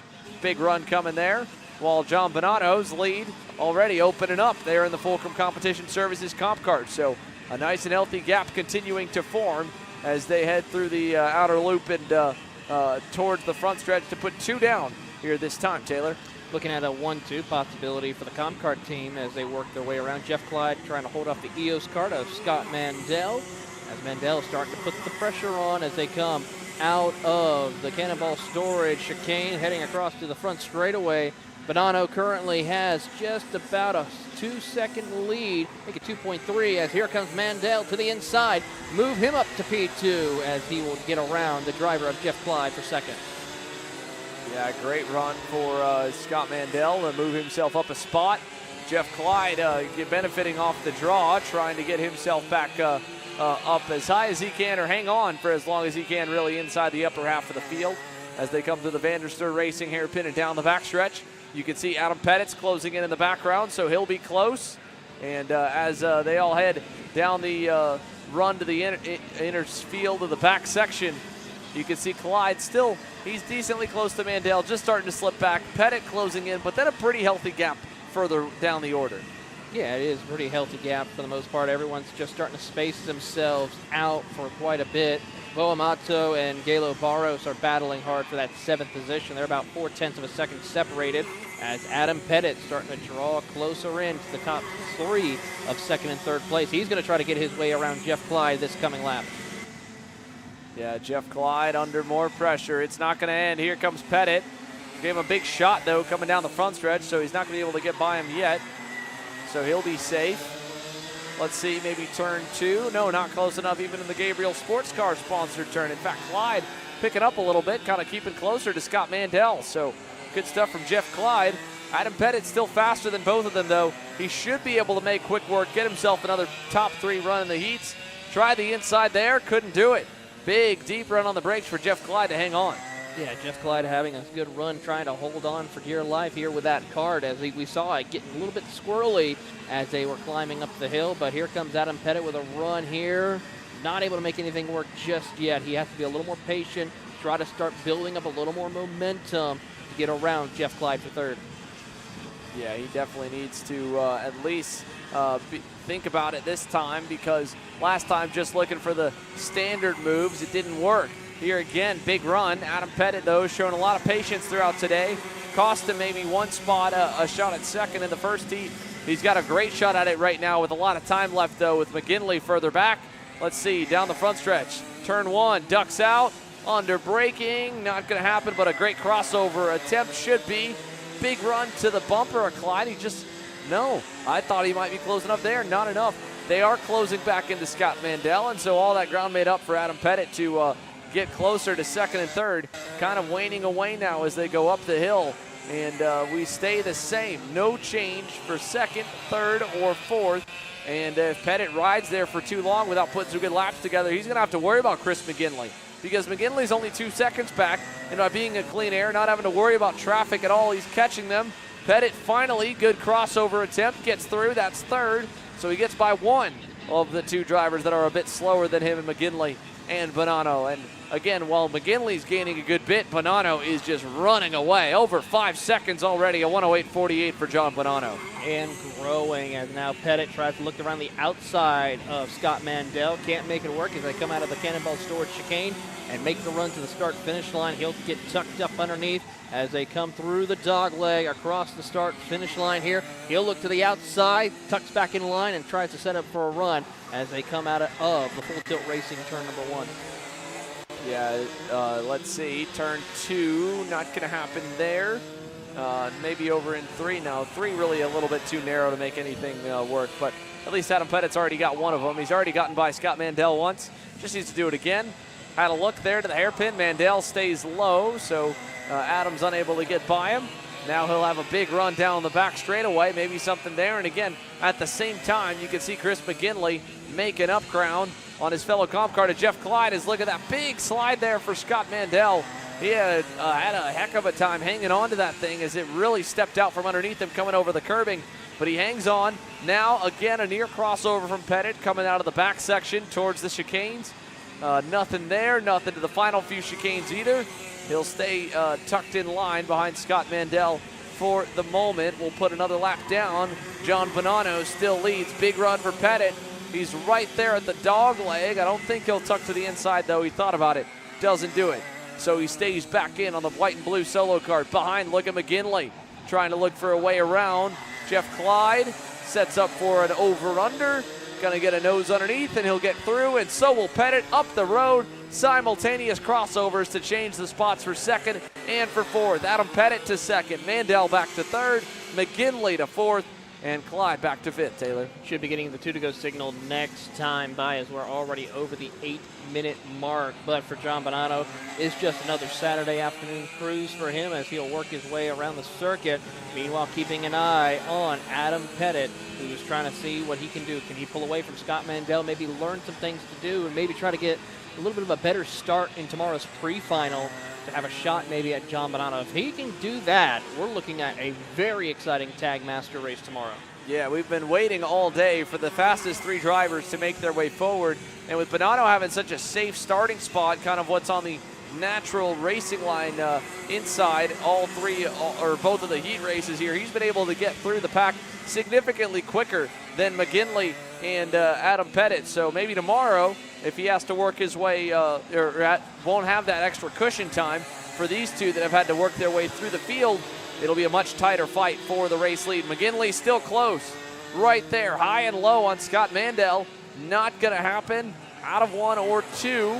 He'll be close here, but Mandel's going to feel it, and I don't think he's going to leave that door open up the hill. He does not. He stays all the way down by the grass, and he goes a little wide. And now, side by side coming out, just not enough momentum on the way of McGinley. McGinley was so close to doing that, but like you said, not enough momentum to help propel him up into that third position. He's got a little bit of work to do here. So you got the 2-to-go signal coming to the white flag momentarily for your race leader, John Bonanno. As we now see a little further back, there you see Jeff Clyde right there in the catbird seat. If these two get together, Clyde could sneak away with the third place. Yeah, I mean, Jeff Clyde is just kind of waiting on any bit of catastrophe. The attrition has already helped him with that turn 1 wreck. It's taken a lot of drivers out of contention from being able to run with him, but overall, for Jeff Clyde, it's been a good one. And with the white flag waving now in Tag Masters, we're already down to the end. Here it is, final chance for Chris McGinley to try and take third. Scott Mandel feeling the heat. Through 1, sends it deep, holds the spot. Little bit of a nose low, but not enough from McGinley. He goes back to the high side over to turn number 2. And now to 3, nothing here. We know that based on the last few laps, Mandel is going to block low, and I think he'll probably park it a little bit harder on the apex and not overshoot the hairpin.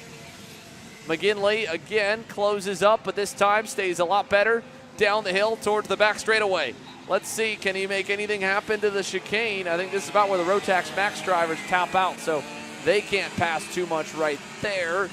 Maybe something here in this final section, but this will be tight. This will be a high commitment move if he wants to do it. And I don't know if Chris McGinley wants to do that in a heat race here, knowing that he's got a safe starting spot inside the first 2 rows of tomorrow's pre-final with the performance he's put together today.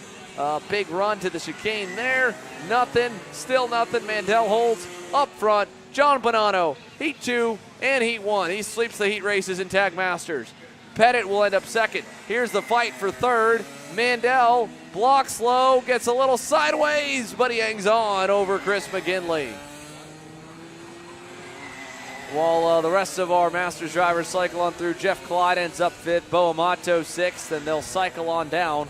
We've got, of course, Matteo Giuliano for our final session of the day, ready to chat with some of our tag seniors. Matteo, take it away.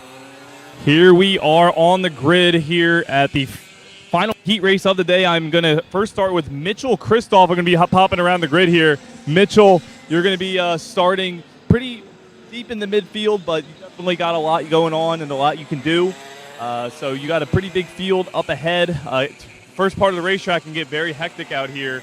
How are you going to try to approach the Avenger part of the circuit, and what are you going to try to do if you're really in those slots to get a top 5? I got some fast guys ahead of me, so I'm really just going to try to stick with them and do the best I can to work through the field with those guys. It's a big group of guys. It's a long ways to the front, but I'm going to get as far up there as I can. All right, good luck, Mitchell. I'm actually going to move through the grid a little bit here to kind of keep things going in between sessions here. Brenda Schubert, you are starting pretty deep in the midfield here. You had a pretty solid heat number 2, but I saw the tire got a little bit deflated there, but it looks like you got a good go-kart now, and you're going to try to charge to the front. Tell me, how do you think you're going to do that? Just going to, relax and try to move through the field. I tend to overdrive, so, just going to keep my head down, and hopefully it works out. Well, now you've been racing at this track for a few years. Do you feel like you're starting to find your stride and you're starting to find that maximum pace so you can start to be in a clearer head when you're going for overtakes and trying to move up the field? I mean, this is only my 3rd race on this track, so I'm not super, comfortable with it, but, I mean, it's definitely, I guess it would be considered my home track, so, I feel more comfortable than not, I guess. Awesome. Good luck, Brenna. We got a really awesome looking field here. Gonna pop around a little bit more. Probably gonna sneak one more in before we fire the engines. I got Andrew Picario here. Starting at a pretty good spot, buddy. You got a lot of go-karts behind you. How are you gonna try to approach this start, and what would you like to get out of this? Yeah, man, I think we're just trying to stay patient this heat race. As you said, there's a lot of fast guys coming up through the field. We're just gonna try and hang out front as long as we can and try to hold our own. But I think we got a good kart. Kart's feeling good this weekend, and I think we can get it done. Awesome. I'm going to get one more here. Giuliano Stefanato, you're an avid driver. I've been seeing you and announcing your race for a couple years now. Crazy field we got here today, and you did pretty well. Pretty big battle for the podium earlier. What are you going to try to do to try to get back up there? I think I was overdriving the kart a little bit. I just got to make sure I stay focused, don't overdrive it, and just kind of put it together. I was pretty far off quality pace, so just kind of go out there, stay calm, put it together. And you heard him, and one of the big words you're hearing is calm. Right now we're in the calm before the storm. We are in the calm before our biggest race of the day that's going to set us up for our pre-final tomorrow. I'm going to send it right back up to you guys before we fire engines on the grid.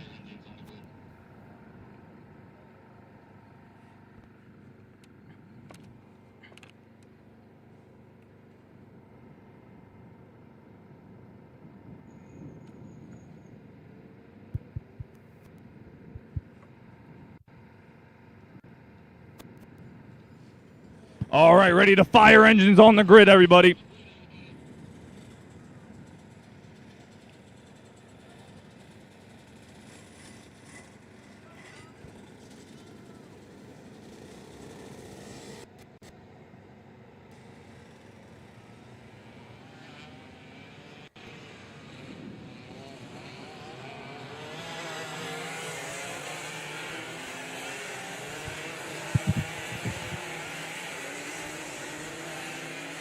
Final session of the weekend here for Miami USA East and Race Rotax Tag Senior.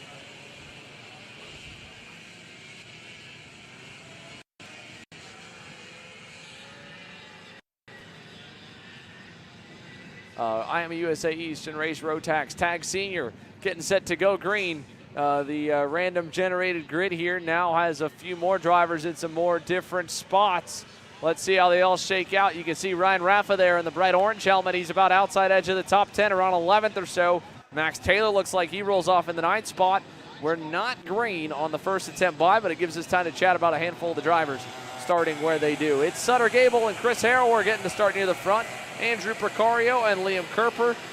Kai Robin Facino and Neil James. Lars Wilson and Brenna Schubert.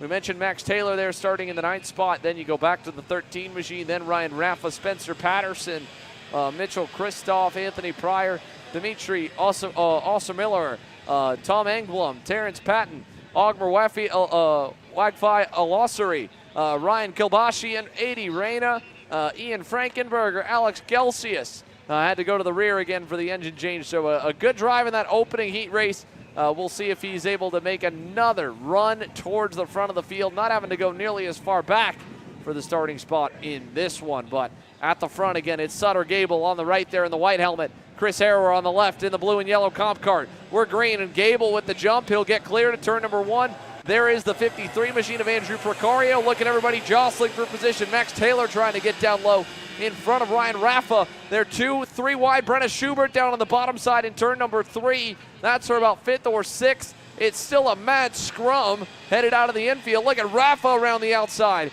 going way wide coming out of turn 3. He'll pick up a couple spots. Now Max Taylor's trying to do the same. So is, I believe, Liam Kerper. No, that's the 53 of Precario who fell back, and a big jump over the curbing for one of the comp carts down the line. All the while, it's Sutter Gable leading the way here, and look at the way the pack has shaken out already here for Miami USA and Race Rotax Tag Senior. Nice move there from Taylor. He'll pick up another one. Now he gets himself one spot away from Ryan Raffa.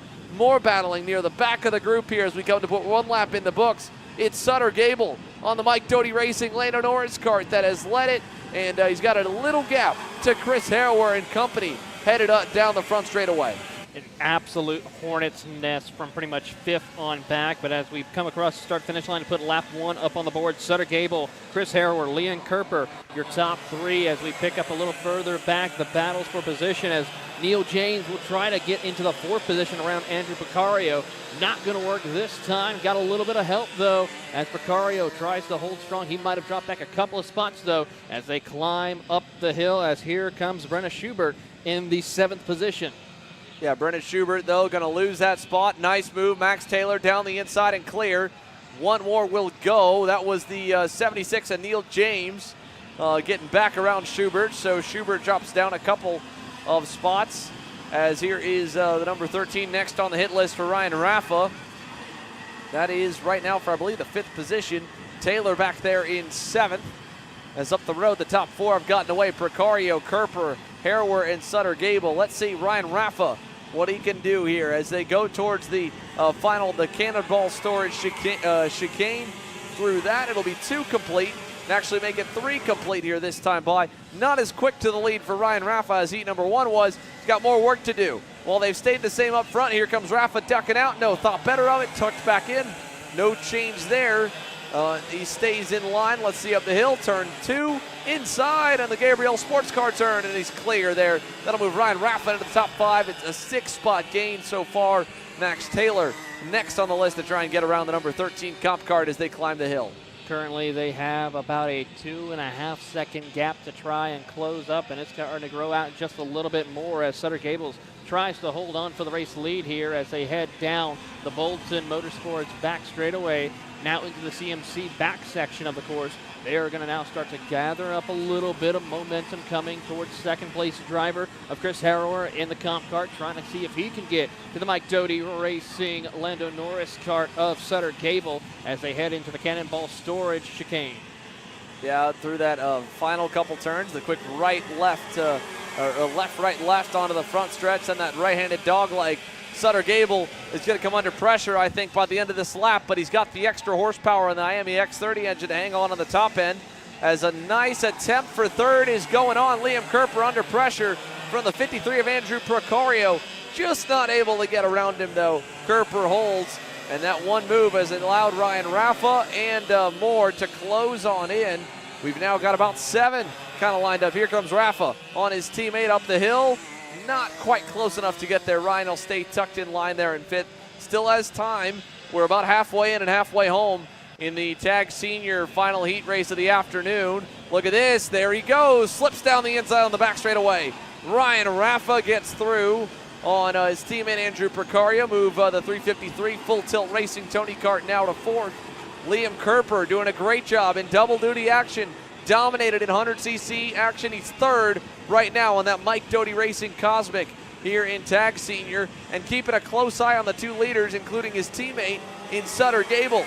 Down the front stretch again, this will be 5 complete. Sutter has led them all under heavy pressure towards turn 1. Chris Harrower just not enough. Look at Raffa back at the screen. This is for 3rd and clear. Ryan Raffa to the top 3. How about the drive for Ryan Raffa? He's always one we're going to be looking forward to watch here in the Tag Senior category as he makes the climb up. Only 2 more spots to try and make up and get back into the top spot. He's now going to try to set his sights on that comp cart just up ahead of Chris Harrower as they now enter into the VDRS hairpin and now make the run down the Bolton Motorsports back straightaway. Through the chicane this time, little bit deep there was Harrower. Raffa's all over him. He's got to worry as well. Kerper's right there. They're all stacked up. Chris Harrower has had enough speed to run with Sutter Gable. He just hasn't had it in the right option parts of the racetrack. He's surrounded by a swarm of Miami X30s. The lone Rotax in the lead group. He's got a healthy lead when you look at the Rotax standings in terms of the Rotax Senior split off of Tag Senior. But to run at the front in Tag Senior overall, he's at this racetrack, that extra top end, he just doesn't have. Ryan Raffa has it. Big run inside and clear. He'll take over 2nd overall. Kerper still right there. Look at this pack, Taylor. It is 6 of them as Max Taylor latches on. He'll go to the inside of Andrew Procario. That's for 5th. But what a great battle to close off the afternoon with. It's going to be even more. That's that number 13 machine in 7th. It's going to make it a 7-car battle for the race lead here. And of course, Sutter Gable and Ryan Raffa, Chris Harrower are going to battle for the top spot as here comes Raffa with a big head of steam down the Bolton Motorsports back straightaway. He's going to try to look around to the inside, thinks better of it. Tays tucked up behind, will try to set up maybe for the chicane. The good news for Ryan Raffa, he still has plenty of time left. We have not hit that time limit. We're getting close to it, though. Based on what we can tell, we're either right on it or about a lap away from that 2 to go signal. So Ryan's timed this one just about as good as you could ask for. If he can get by the leader before they start defending with 2 to go, it'll be perfect. Coming through the dog leg this time, it'll be 7 laps complete.